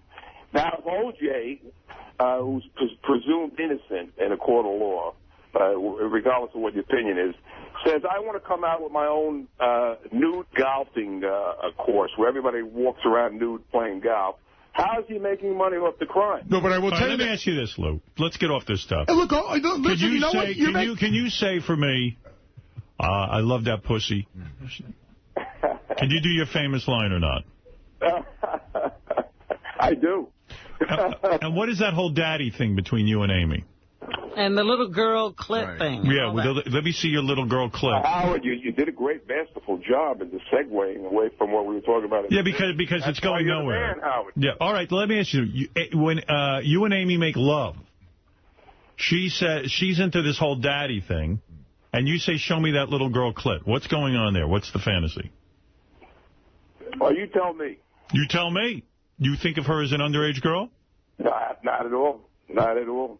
She's a beautiful woman. I mean, everybody has a little fun in the sack from time to time to spice things up. All right, I'll play you the clip. All right, I'm going to play the clip. You tell me what's going on here. We'll change the time. I know the clip. I don't have to hear it. I know. You need to hear it. Here you go. Yeah, baby. Wow. You are so hot. Unbelievable. I want you to come fuck me. I'm going to fuck you in a little while. That's what your hot come all over my tits. Sounds good. What is that? Sounds good. Sounds like I want to go out and buy that tape. Well, here she is talking about her little girl pussy. Here you go. I love you, pussy. Yeah. Rub that clit. Come on. Oh, yeah, let me see that beautiful wet clit. That little girl's clit. What's that little girl's clit thing all about? I don't know. You tell me. What are you going into there? I'm not going to that yet. It's the privacy of my own bedroom. With a tape? I'm not running for public office. You spread it with your fingers. That's it. You like when she opens her pussy? Yeah, you like to examine the pussy. What does that mean? What do you? Why do you like to examine the pussy so much? Let's get into it. What? Howard, I like seafood. Do you? I do like seafood. What's that? There you go, baby. But you like when the girl opens up her whole pussy?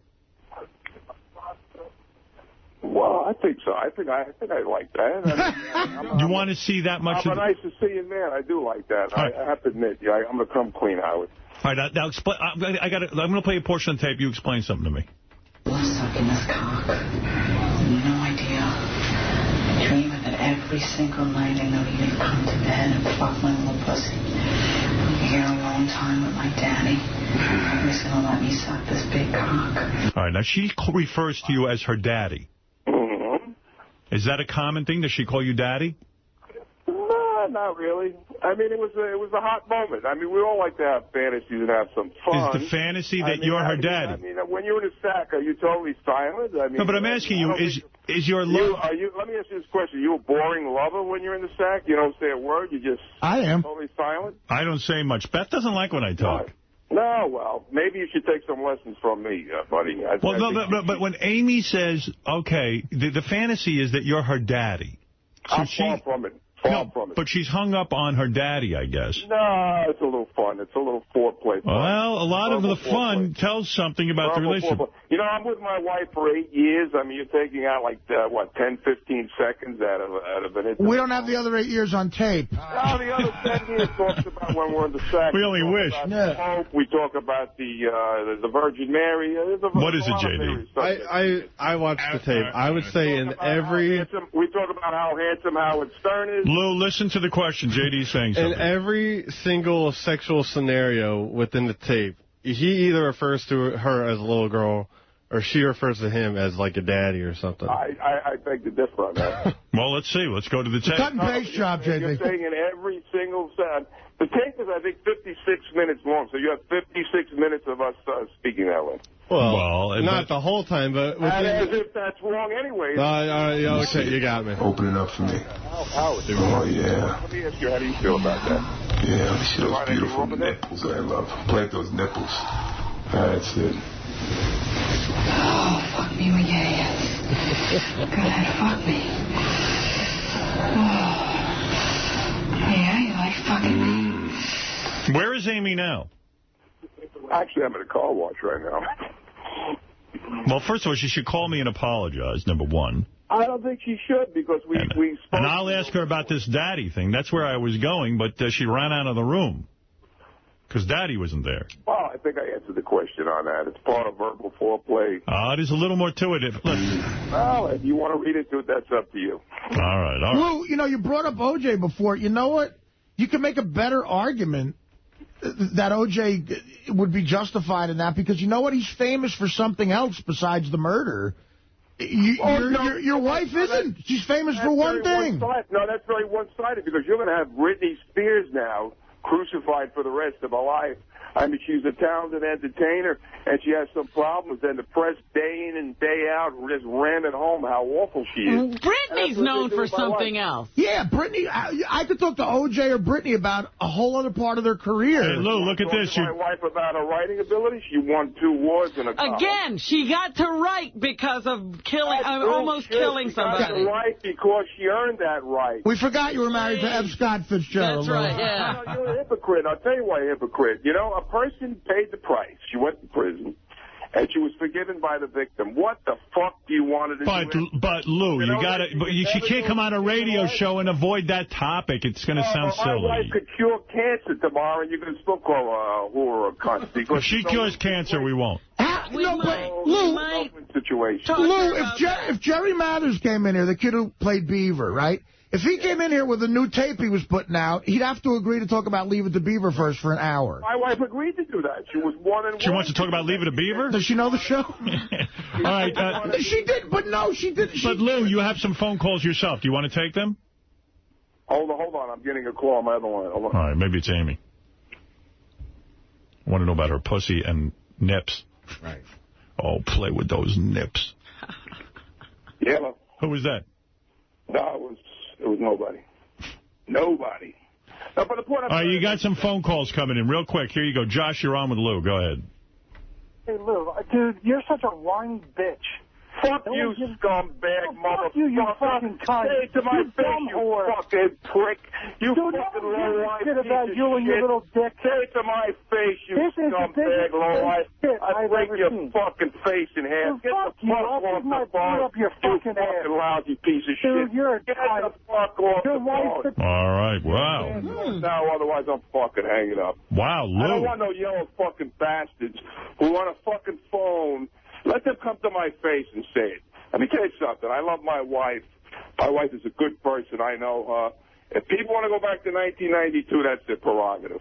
But I know her as a woman, and I know what she's done. She's tried to turn her life around. Well, we tried to interview. I don't think we were treated fairly, Lou. It's a big laughing stock. You know, let's knock Amy. Let's call her a cunt. No, I never called her a cunt. I never did anything like that. You shot the woman in the head. Look. Well, that's part of her past, Lou. You can't deny it. Lou, when you first met her, did you think of something else? Actually, she has a lot to offer. I think she's very... Yeah, but you first met her. You said, that's the girl who shot Mary Jo. Was she wearing something she wrote on her shirt or something?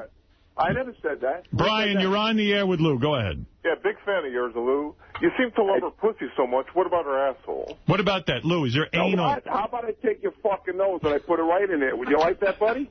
No, yeah, but Lou. Right after she took a nice fucking crap, I'll put your fucking nose right in. No, but Lou, wait a second. That's a legitimate... Lou, wait a second. That's hot. That is a legitimate question. Will we see anal on your new film? What new film? We have no new film. The porno film. There's no new film right now that we know. No, I'm talking about the film you were releasing that you're promoting on AmyFisherCaughtOnTape.com. The only film you've ever been in. Is there anal on there? No. Why are you getting so defensive? Yeah, because you put these jokers on who obviously have to hide behind a phone. They haven't got anything legitimate to say. They just want to be insulting and hurtful. Well, of course. Listen, you're putting yourself out there. You got to expect I don't mind it, but I can also respond to what I want to respond to. All right, that's fair enough. Billy, go ahead. One last question for Lou. Lou, I just wanted to ask you why you feel it's okay to exploit this troubled young woman. She's not in trouble. You sound like a troubled young man. She's not troubled at all. She's a very bright... You're the lowest scumbag in the face of it. Yeah. Why'd you suck on my big cock? Maybe you like that, too, right? You in a movie sucking on my big dick, you fucking asshole. What about a movie, Billy, with you and Lou, and you suck his dick? All right. Get him off, Howard. Well, there you go. All right, Lou, listen, you're under attack. You're under siege. I don't mind. And, I can handle it. All right, you seem to be handling it. I'm sorry Amy left the studio. I did want to ask you about these fantasies and little girl stuff and the clit and all of that. No, that's your fantasy, Howard. All I right. think you're using 4D technology to place upon me what you think is a fantasy. chatter, verbal chatter. Well, chatter. she does call you daddy. She does call you daddy on the film. Did anyone ever call you daddy in your life? Yeah, my kids. You having fun with that? My kids. Oh, if they didn't do that, would you like somebody to do that? To call me daddy? Yeah, maybe. That's not my thing. Maybe you wouldn't need Viagra then, huh? I don't use Viagra. Oh, well, maybe, who knows? We don't know. All right, well, fair enough. All right, hey, Lou, listen, sorry it didn't work out. I would have liked to have met you face-to-face. Okay, maybe another time if we can work it out. And go to AmyFisherCaughtOnTape.com if you have interest in this tape. How's that, Lou? Okay, thank you, Howard. Real good. Bye-bye. All right, there's Lou, your boyfriend, Robin. Robin is dating Lou. Hardly. Yeah, but Howard, you made a good point. Doesn't he think that people would buy into the she's sorry for her sins if when someone like Jessica called up, she honestly said, look, I can't tell you how sorry I am. I was a kid. I was mixed up. Yes, I think she should have. Acting as if Mary Jo is the only one who suffered. Her kids. Lou might have made a good point. Their mother. He said she sat down and within 2 seconds Mary Jo's daughter was on. Maybe you need a little more foreplay, whatever. It went horribly wrong. That's it. It went We down. couldn't predict how that was going to go. No, we couldn't. But the point is, Amy has to be able to deal with life. Life is what it is. If I were her, I'd thank you for the opportunity to get to talk to Mary Jo's kids. They might not talk to her anywhere else, and really get a chance to apologize. I didn't for think it what would be. did. I didn't know she'd have that reaction. It seems to me that she doesn't care about those kids. Yeah, I don't know. Oh, yeah, You're right. That beautiful wet clit. That little girl's clit. You spread it with your fingers. That's it. I never want women to spread their vagina. It sounds very hustler-ish to me, and it sounds premeditated to appeal to people who might be buying a tape. That's what I was going to ask Lou. I was trying to say to him, what's your thing with spreading the pussy? It's a cut and paste job. All right. Anyway, let's get back to Robin's news, or do we have to break, Fred? All right, a little break, and then we'll finish up the news, and we'll call it a day. It's been a very trying day. We'll be back right after these words. By the way, Jared, Tim's assistant, is very angry with J.D. And he should be. I don't know if you want to hear Jared's response to what J.D. said earlier this morning about Jared. Well, we're only hearing one side of the story. All right, real quick, Jared, I got to give you a little airtime to fight back against J.D. if he's here. Boy, I said Jared lost his lip. Yeah, 2 seconds. He was just here, just walked out. He was that's Benji. pacing around angrily. Why is Jared so upset? What's going on? I don't know what goes on with these two. I don't know. He's just mad that he's being portrayed in not a nice way. You know what it is? Jared's a really good-looking dude, and finally it's like Revenge of the Nerds. J.D. You know that this whole thing started over an argument over rotisserie football. Yes. Jared, what's going on? I'll give you a second to respond. You're J.D.'s enemy. He was talking about you earlier this morning. I even forget what he said, but it was not nice. You know what? I just told them, or I was going to tell them, but they started following me with the cameras, and I don't want the cameras picking it up. You're fine if you don't like me. I don't care. I have no problems with him, but stop talking shit about me. I don't talk about him. And what did he say about you this morning? I forget. Honestly, I do. He said, well, he was the one who ratted J.D. out to Artie about the gift being sold at 50 cents on the dollar. But I said that was a while ago, and not until a bigger situation came up did it ever get mentioned. Jared, you're really upset about this, aren't you? I'm not. It's just it's fine if you don't like me, J.D. I have no problems with you, but I don't go around trashing you. I don't go around trashing you, and you do that to me all the time. Anytime you have an opportunity, you're going to talk trash about me. J.D., how do you respond in your inarticulate way? I would have no response. He got his story out, and now he's on the air. So can whatever. you look at him? No. All right, what Jared is saying, he no longer wants you to talk about him. That's fine. I won't talk about him. But it's also weird within the office because you got people like Will or whatever trying to start shit whenever me and Jared are like in the same area. Don't fall for it. Will's like, you were upset with Jared at the strip club, right? You were upset that he was in the same strip club with you. Well, no, it was just I don't necessarily... You're jealous of his looks and you were afraid the girls would like him better? Is that it? Would you lose your girls? Oh, I'm sure I lose my girls. I don't necessarily like being in the same areas. It doesn't have to be the strip club. It's even here. And so But there's got to be more to that. Really? And the fact that Jared's coming on the air asking you to see what it is, he apparently doesn't think it's as big a deal as you. So JD, did you tell Tim that Jared is a piece of shit? Tell the truth, did you? I might have after he told Jason what, What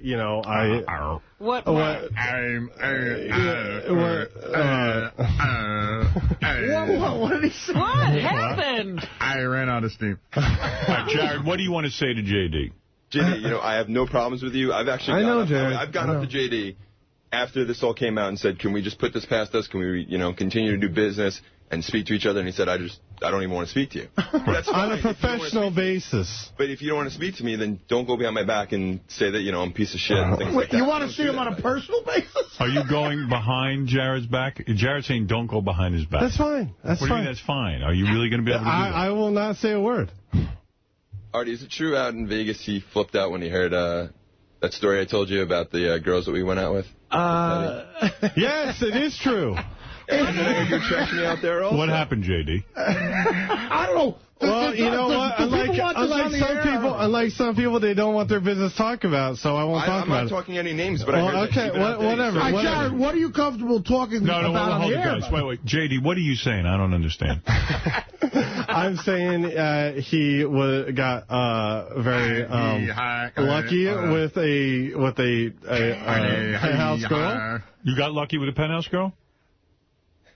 Well, Jared, you brought this up. What do you want to talk about? So were you jealous? I did. Of course, but whatever. It doesn't mean... So he got a did he bang a penthouse girl and you're pissed off about it? Is that what you're saying? A chick who JD thought was hot. Is that what you're saying? Yes. So you're basically, yes. Of course. You hate him. So you hate him because the guy got laid? And then he started trashing me out in Vegas. A lot of people got laid. Brad Pitt is getting laid. Do you hate him? What do you want from Jared? So he got lucky. I don't want anything. Think you were going to get the penthouse chick? No, it's just it's a whole it's his whole attitude and whatever. It's whatever. What is his attitude? What attitude then? It's the attitude I see and whatever. What is it? Everyone else is fine with it. I don't care. That's fine. Whenever I hear JD talk about Jared, there's one word that shows up over and over again: arrogant. Because he's good looking and confident? I guess, yeah. JD, can I tell you something? I relate to you more than you know. And this chick, I won't mention any names, but it's a chick that JD might have spoken to. And no, I never spoke to her. Well, okay, he thought she was hot, all right? And, Who fucking who? If somebody else bangs them, it doesn't mean they're arrogant. I know. You got to let that go. You got to let that go. It's life. It's how life works. There's plenty of broads out there. Some guys are going to get more women than I let it go. Dude, And the thing is, Jared wasn't walking around flaunting it in an arrogant way. We had a private conversation about it. Artie, I'm trying to let these two guys talk. Well, no. You're not letting them talk. JD's not saying what he's... That's the idea. Yeah, but... You're not getting the show. It would be better if you understood what I'm trying... It would be funnier. It makes no difference. There was no arrogance, though. I told Artie in a private conversation. Artie mentioned it out in Vegas, and then I heard that JD started trashing me. What did you say when you trashed him? What could you say? I was like, fucking asshole. I don't know. I was anger. This is funny hearing him try to explain. Yeah, all right. You're too articulate for this guy. No, I understand, but... JD. There's situations going on. I don't want, JD, it sounds to me, all right, in your own befuddled way, what you're saying is, hey, I wasn't born with all of Jared's good looks. I don't have Jared's breaks. I don't have the wardrobe Jared has. I don't get the penthouse chicks that Jared gets. I can't make sense. And I can't even explain myself. I need Artie to step in. If you keep selling $500 Barney's gift certificates, $250, you're never going to have the wardrobe. My point is, it sounds like a massive case of jealousy. Yeah. Well, yeah, I'm sure it is. But it's also, there's just, a way about him, the way he talks to me, the way... we've talked before and stuff, and I was just like, whatever, I'm done with it. Can you explain it to me? Because how am I speaking to you? I don't know. Just don't worry about it. Jared asked you to explain it to him. It's just, I don't know. Explain to Jared what he's doing wrong so he can correct it. What has he said? What has he said? He's just being himself. That's it. Be specific. Come on. Say what he said. Give an example. I don't know. JD, I went up to you after you started saying that I was after you, and I said, what did I do? Okay, do you want an example of... Yeah. All right. That's what we're looking for. This is totally going to be like, whatever, to you guys, but to me, it was just like another Jared being Jared. Hearing you explain anything is always priceless. Go ahead. For Halloween, he came dressed as a pimp. All right? And I'm not talking about, just like a joking pimp. You could tell he was a little serious about it. Or whatever. I don't know. What? It just annoyed me. Okay? Go ahead. Now I'm getting And that was it. And it's just little things like that. All right, so when you went to the Halloween party, you're saying, and this is good to know, Jared's costume was arrogant. To me, it was. Maybe it's the costume that you hated, not Jared. He really thinks he's a pimp. Yes. You mean Jared dressed up as a pimp, and that pissed you off? Yeah. You took that as a personal offense. No, well, no, not personal, but... What he's saying. Enough so that at work, you would turn your head and not look at the guy. Well, yeah, I mean, I don't even remember, what we were fighting about whenever I said this, that he... I got to tell you, J.D. Yes. I got your back. No, I know. I got your back. That was a bad example. You know I like it. I know. You're offended by his Halloween costume? I don't want anything I say to affect... What would you like Jared to dress as next Halloween? Something more humble, like maybe Cinderella? Just like a toad? Was he mad that your nerd costume seemed a little too real? What costume were you wearing at that same I didn't actually dress up. So you didn't even bother. Were you pissed that he even had a costume? No. Can I ask a quick question, J.D.? If I'm so arrogant, I'm so mean to you, can you explain then when you turned in your performance review, I came to you and sat down and tried to help you write it out, try to be a little more articulate about it? Well, that was when we were friends. But what happened? That's before the costume. I find it just like a pimp. What was your costume? Was it a big fur coat? It was, I bought it at one of those costume stores. It was a coat and a hat. And a big coat and hat. And a cane. And you walked in arrogantly wearing it. I was wearing the same coat as Bob Levy wore. Right, he wore the same costume. You wore a big coat, a flashy coat with a cane. A giant red coat. Halloween, and you were did you have a shirt off? Were you showing off your physique? Absolutely not. No. I was wearing It came in a package that you could buy for $20. Did you think it would upset J.D.? Did you ever consider J.D.'s feelings when you put on your pimp outfit? I did not think twice. Were you thinking of J.D. when you bought the outfit? I did not. He's lying. He know how to kill me. Jay, do you think there was a reality to it in that he might really have a stable of girls? J.D., would you like him to dress up in a Dungeons and Dragon outfit? Would that be more in keeping? Maybe as one of the guitar heroes. Would you like him to come as a guitar hero from your guitar game? J.D., there's got to be a better example of why you feel this way. That's not a good example. It's just that my associations with him. It was always where I tried to like him, and he would say something, and it would just annoy the fuck out of me. You know what? And then I would try, and then, I would try again, and I just got tired of it. I was just like, why do I have to keep trying? I don't want to be friends with everyone in this world. But Howard, these are the stories that he would freak out about. I'd be sitting in the back on a Friday afternoon with Will and Jason, and we'd be talking about our night before or the weekend. And he'd hear something that I did or, somewhere I was, and he'd freak out about it, thinking that I was making an attack towards him. So it sounds to me... And he would also lie about, being with certain girls or whatever. How do you know that? How do you know? Because he would tell me. He would tell me, I was just joking. I was like... Well, maybe you felt you were upset about it. And maybe he really was, and he was trying to make you feel better. Whatever. It seems to me that if I can sum up, because I got to move along. You can figure this out? I don't Here's what it is. Why he's upset. Jared, when you dress up for Halloween, because you get so many girls because of your good looks and you're articulate. How dare you dress as a pimp? You know how to speak the English language. You know how to explain yourself. You're good looking. When you dress up like that, it makes J.D. feel bad about himself. And then when you have sex with penthouse pets and other girls, it makes him feel bad. So what should Jared do? Well, Jared... Throw acid in his face. Listen, I don't want my issues or whatever to affect anyone else's. Oh, their issues. Does anybody else feel the same way you do? That's a good thing. Does anyone else feel the same way? Jared hate club? Yes. I just heard other people. Who is in it? I don't know. I think people tell you they hate Jared so that you. Oh, that's fine. Whatever. Okay, that's fine. On your friend's Facebook or whatever that is. Facebook. Facebook. Do you say anything about Jared on Facebook? No. What about on your MySpace? No. You never talk about Jared? No. Okay. Why? Has Jared ever been a friend, and did he get thrown out? I've heard that you hate Jared. Well, one of the reasons you hate Jared is because all the intern hot chicks think he's cute. And, right away. And let's be honest about it. Is that true? That gets on your nerves? Of course. Yeah, of course. Well, why hate him, though?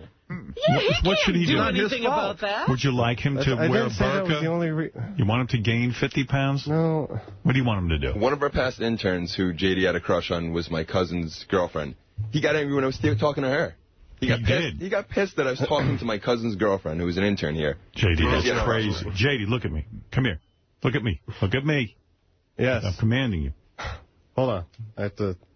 Look at me. What? Yes, go ahead. What are you doing? I have to change... My phone is on. I wanted to... That's all right. Ignore it. You can ignore it. We're on the air. Why do you want to make it sound? Sorry. Listen to me. This is sounding a little crazy. I know. I want you to apologize to Jared. I'm sorry, Jared. And look at him. No. That was not a real apology. I'm ruling on this now. Why do I have to apologize to him? I'm going to tell you why. This is crazy talk. You don't like the fucking guy because he wears a Halloween costume? Good looking. Now listen. There's okay, hold on. There's no one ever that you've met ever that you just didn't like just based on like a Halloween costume? No. That wasn't.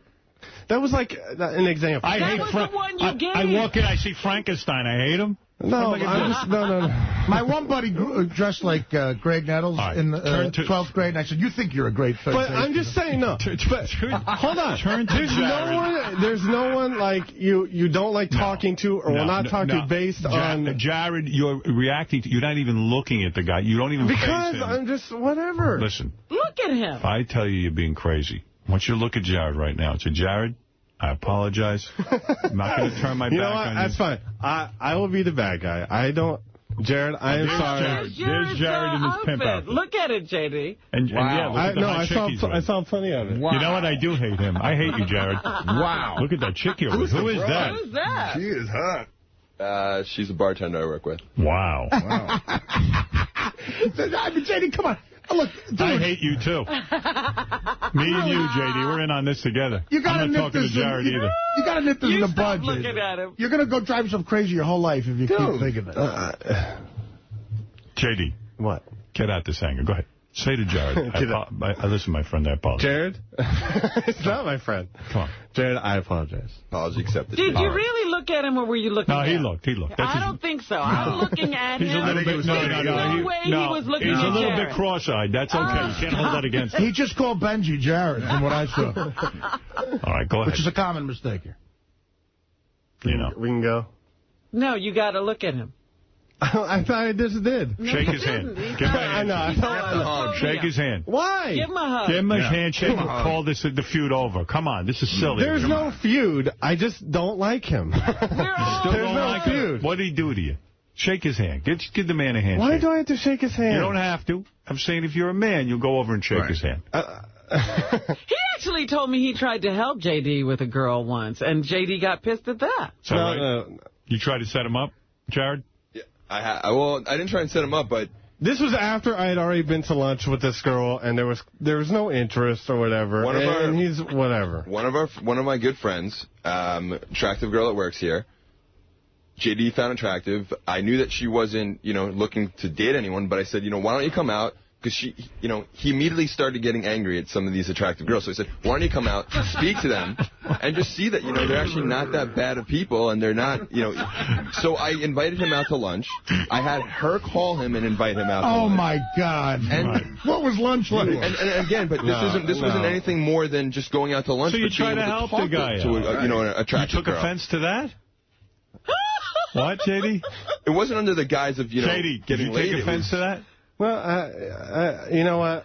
I don't remember everything or whatever. It's just whatever. How many times can you use whatever? I'll use it as many times as I want. JD, you're going to learn what I learned, that good-looking guys can be your friends. They can get you laid. Dude. I'm telling you. JD, you're not being upfront because when this subject, the one they just discussed, about him wanting to take out the lunch, came up on the wrap-up show like 6 months ago, you said flat out that you felt like he was treating you like a charity case and like, fuck him.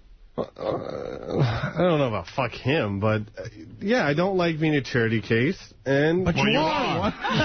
Dude.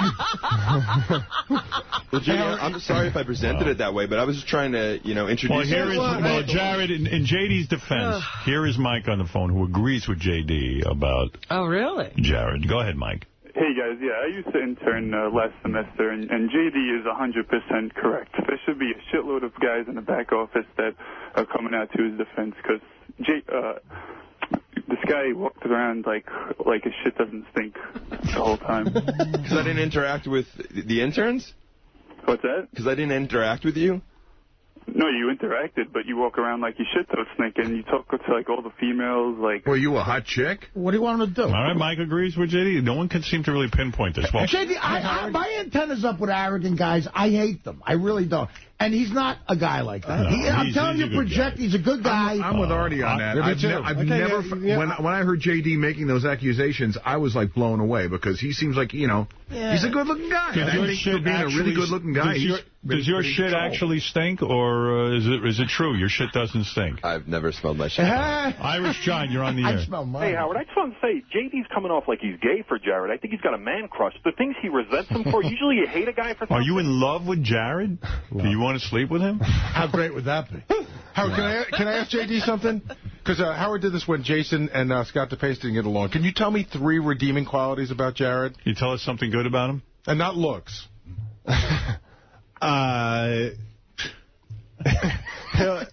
you think he's good looking? If you're, I guess, yeah. If you're friends with him, he'll help you out.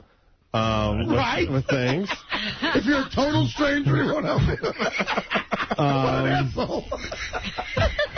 All right, listen, it's enough of this. Thank you, Jay. Thank you. I really think we're in trouble here. JD's a little crazy. JD, come on. Yeah, buddy. Jared, I hope it works out with you two guys. I wanted to give you some airtime to air this out. Obviously, it's a bigger problem than I thought. Thank you very much. Stay clear of JD if he's near any sort of knife. Do the chickens have large talons? Now I feel bad for JD. JD is oh my God, I'm really concerned. Looking the heck out of me. Gosh. That wasn't going to bode well for him because I knew there was no real good explanation behind his hatred for him. And yeah, he can't he's explain literally upset that this guy has a life. Well, I don't know. It was very upsetting to me. I was trying to bring those two closer together, and it didn't work out. I feel bad for JT now. It's awful. He's in a funk. This is not good. You see what I have to deal with. You get off the air and you have a great time with that Jim Florentine. I'm stuck dealing with all this. Oh, thank you. Goodness. That's from Newsday. Yeah. Already on Newsday, Amy Fisher walks off the Howard Stern show. I see. Yeah. See, I feel a little set up. Yeah, like we're the bad guys. Right. Did it get the story anywhere accurate, at least? With a recently released sex tape making headlines, Amy Fisher appeared on the Howard Stern show Thursday morning. The interview abruptly ended when Stern took a call from Mary Jo Buttafuoco's daughter. Jessica Fisher said she did not want to talk to the daughter of the woman she shot in the face in 1992, but Stern took the call anyway. It only took one comment from Jessica Buttafuoco for Fisher to walk out of the studio and leave the building. Sirius Satellite Radio calls home. So then it goes into some other stuff. Buttafuoco told Stern she was calling to let Fisher know releasing the tape could have grave impacts on their relationships with her children, but Fisher already walked out. And then it goes into what's on the sex tape, and then it's Red Light District. They're claiming that I blindsided them by taking a call. The purpose of the visit was to discuss the tape with Stern. But Stern rebutted by saying it would be unfair if he could not mention what originally made Fisher a public figure. No, blindsiding was what she did to Mary Jo. Yeah, that's more of a blindside. She didn't see the bullet coming. Robin, anyway, you were finishing up the news, and I got off on this track, and I apologize. I don't know how that happened. All right. Stay home and eat all the freaking chips, Kip. Napoleon, don't be jealous that I've been chatting online with babes all day. Besides, we both know I'm training to become a cage fighter. Since when, Kip? You have the worst reflexes of all time. Try and hit me, Napoleon. What? I said come down here and see what happens if you try and hit me. All right, that's Napoleon and Kip. Love that movie. Right. That's exactly what's going on. He's exactly Napoleon Dynamite. This is pretty much the worst video ever made. Oh, you don't know the pain. All right. Well, J.D., are you going to be all right back there? I actually really feel bad. Where is he? Get in here. I love this kid. Are you guys having a killer time? I don't think he feels it. Is Pedro there? I do. I love J.D. Dang. I love him, too. I love this kid. Idiot.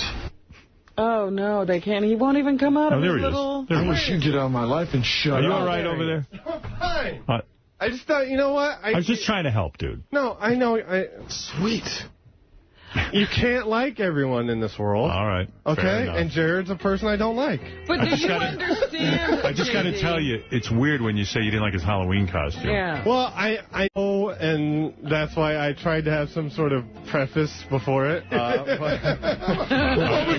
just want to make sure. You all right? That's all I want to know. I'm fine. All right, you know what? Go back to your room and watch If TV. it's all right that I don't have to like somebody. That's fine. Okay. All right. Then I'm fine. Fine with us. All right, Robin, what else is in the news, please? I mean, it's crazy. The new list of the world's... What? It's What okay. was that? Just keep going. The new list of the world's richest men has just come out, and Bill Gates has no longer the lockhold on the #1 spot that he's had for the last 12 years. On year 13th, he has been superseded by his foundation partner, Warren Buffett. Warren Buffett takes over the #1 spot. Gates is worth $58 million. Billion. I mean, billion, I'm sorry. But Buffett... Please, Fred is worth $58 million. is worth $62 billion. Wow. Gates is not even #2. There's a Mexican dude between him and Warren Buffett. Really? Pedro. Yeah, there's a Mexican billionaire. Wow. Carlos Slim Helú. His fortune has doubled in just 2 years, and he's now worth $60 billion. Is Pedro there? I'd like to play the Mexican delivery game with him.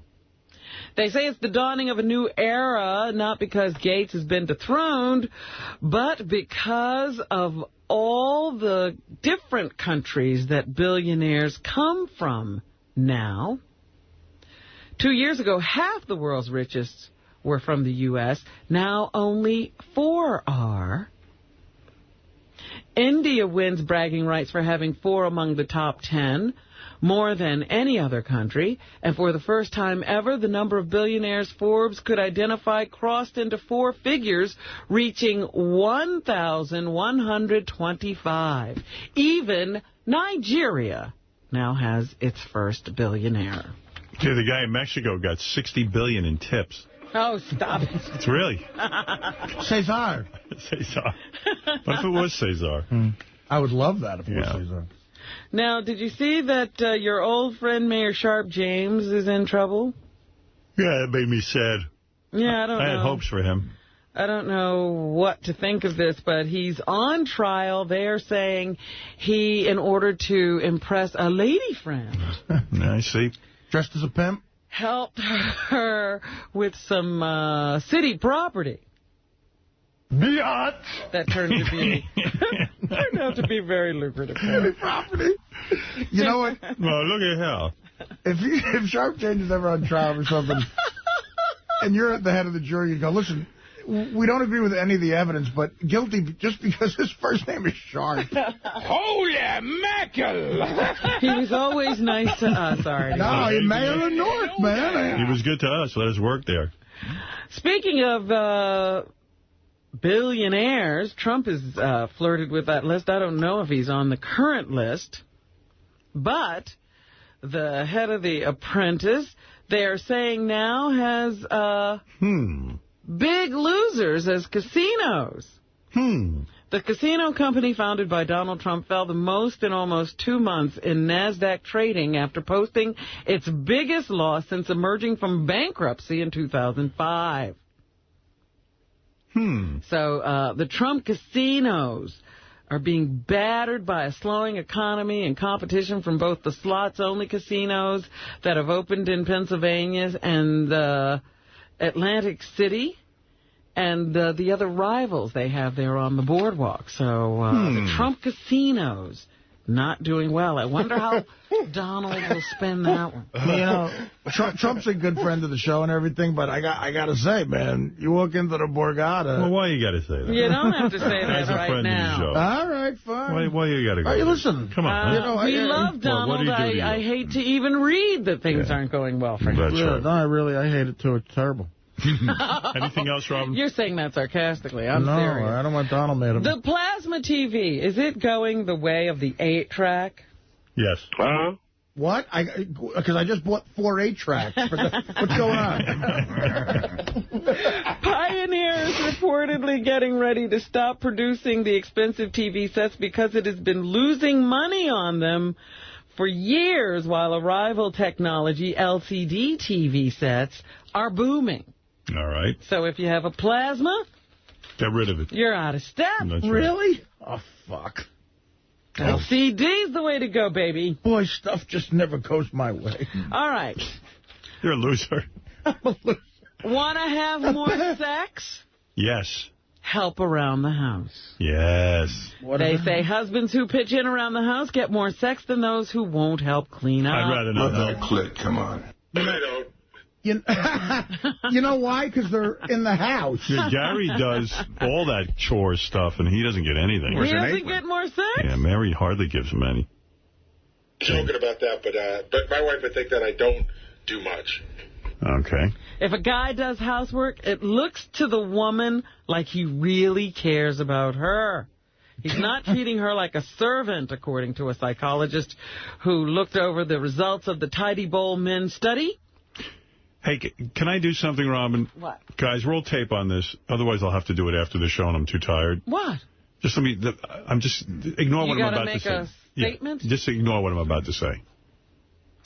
Hey, Keith, Tony, Julia, Tom, and Brendan. This is Howard Stern. I just want to thank Beck's Beer and Anheuser-Busch for all their support, and we look forward to working with you at Sirius and hope this is the beginning of a successful relationship. All right. Go ahead, Robin.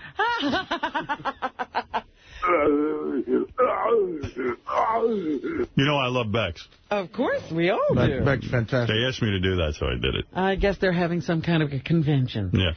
Ashton Kutcher hasn't always been a Bruce Willis fan. You know, we marvel at that relationship where they all get together and they celebrate the holidays. Ashton, Bruce, Demi, the kids. Can I say something? Just roll tape on this. Go ahead. I just want to say hi to Sal and Tony at Biancamanos. Mozzarella and Bookie Emporium. Roll tape on this. To my dentist, Matthew Kaufman, thank you. To everybody at Barney's, the best department store. All right, you two. Ashton says he just had to get over his ego. You know, he used to sit there and look at Bruce Willis and say, that's the guy who used to sleep with my woman. But then he got over himself for the good of his family, and now they're all the best of friends. Yeah, good. Clearly they're shoving that down our throat. Look how good a friend we are. Patrick Swayze. We talked about him earlier today. There are reports in the newspaper that he is fighting a deadly disease, but his doctors want to dispute the near-death reports. Sounds like one less guy JD's going to hate in the world. Now. Of course, we know Patrick from Dirty Dancing and Ghost. He's 55 years old, and they say he has pancreatic cancer that he has been fighting for some time. Here's a little clip from Dirty Dancing. I never liked his Halloween costume. Arrogant. Who is this? Fucking idiot.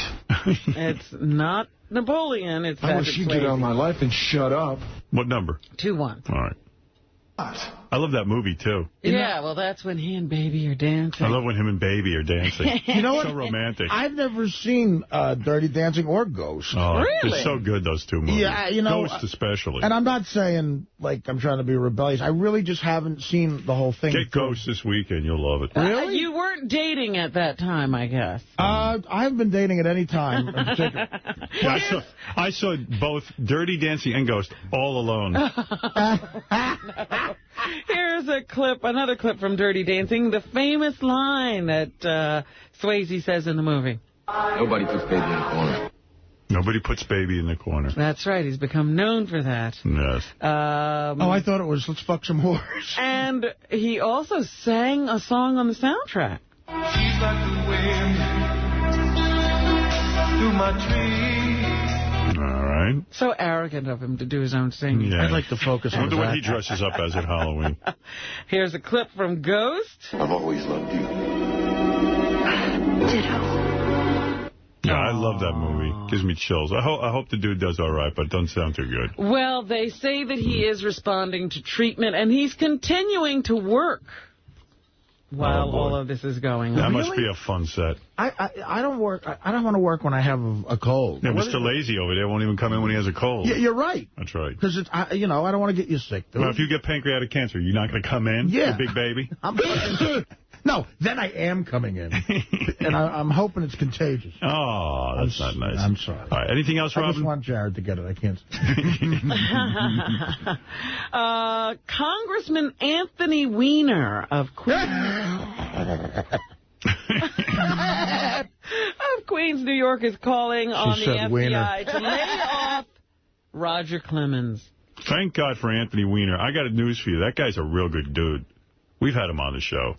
He is a Mets fan, but he says the Justice Department is understaffed and can make better use of its resources than going after the Rocket.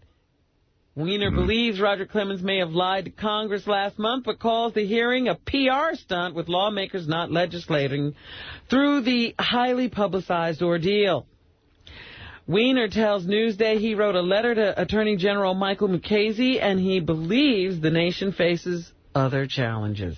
Yeah, there's a couple of things that are going on in the world that are a little more important about whether some baseball player did steroids. Well, who cares? It's a fascinating character study and a crazy person now, because he might have put himself in a position with that life to go to jail. Yeah, you know what? But nobody should be bothering him about it at all. In the first place. Anything else, Robin? Traffic is returning to normal in the Times Square area of New York this morning after an explosion in the early morning hours. Police initially closed the streets around the busy tourist area. Local television reports indicated subway train operations through the Times Square station were also back to normal. The small explosion at a military recruiting kiosk has drawn the attention of the U.S. Homeland Security Department, responding to a question on whether the incident was linked to terrorism. A member of the department said an investigation is underway. All right, Robin. I don't know if you knew that there was a little explosion out there in Times Square this morning. I don't think you would have come to work. No, I would have stayed away. An Illinois motorist was not so lucky the second time. After his second accident, authorities say 33-year-old Brian Johnson was killed. He crashed his car into some boulders at a stone quarry. He was pronounced dead at the scene, and no other people were involved. The cause of the accident is under investigation, but about an hour earlier, Johnson was involved in a crash with another motorist. The other driver was not injured. So 2 crashes in the space of a few hours, the second one killing him. Okay. Not Brian Johnson of AC/DC. Anything else, Robin? With 3 primary losses looming over him, Barack Obama is signaling he's ready to act more aggressively against Hillary Clinton. He is now calling on the press and others to question Hillary's claim to having experience. She was just the wife of the president, not the president himself. Was she really taking phone calls at 3 a.m. about the nation's crises? Good point.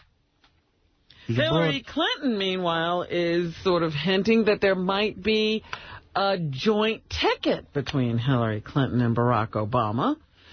Barack says it's premature to start talking about such things, and Hillary even says we still have to determine who will be at the top of the ticket. All right. And will it be the superdelegates who determine the Democratic nominee? As I said, Hillary Clinton will be the nominee, and the superdelegates will rule in her favor. Yes. There's also some questions being floated about the Michigan and Florida primaries, which were disqualified. They were both won by Hillary Clinton. Of course, she would like to see their delegates seated at the National Convention. And now they are saying maybe the voters in those states will get a second chance to vote for their party's presidential nominee. All right. The head of the Democratic National Committee raised the possibility of do-overs in both states. Okay. And finally this morning, I feel that I'm being rushed, so I will just end everything here. All right. Voters in 2 Vermont towns... Robin, take your time. Take as much time as you need, my love. Yes, voters? Approved a measure that would instruct... Yes, voters? Yeah. Approved a measure that would instruct police to arrest both George Bush and Vice President Dick Cheney. Why not? This is now a party. I guess if they go to Vermont, they'll just be arrested for crimes against the Constitution. It's a non-binding resolution. But they should arrest Jared, too. He dressed up as a pimp on Halloween, and he had all the girls. Oh, let's just listen to some people who sang on American Idol last night as we wrap up. Here is Brooke White. It was the girls' night. Brooke White, yes. I don't even remember which one is which. What number, Robin? 1-8, sorry. All right, here we go. 1-8. Chick from American Idol.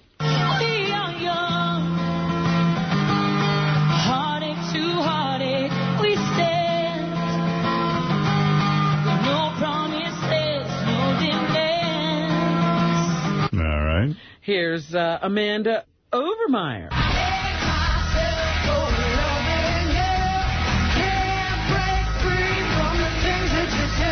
They liked her. I was surprised. Really? Yeah, I didn't think it was that good. Is she the girl with the two-tone hair? Yeah. And here's Katie Malloy.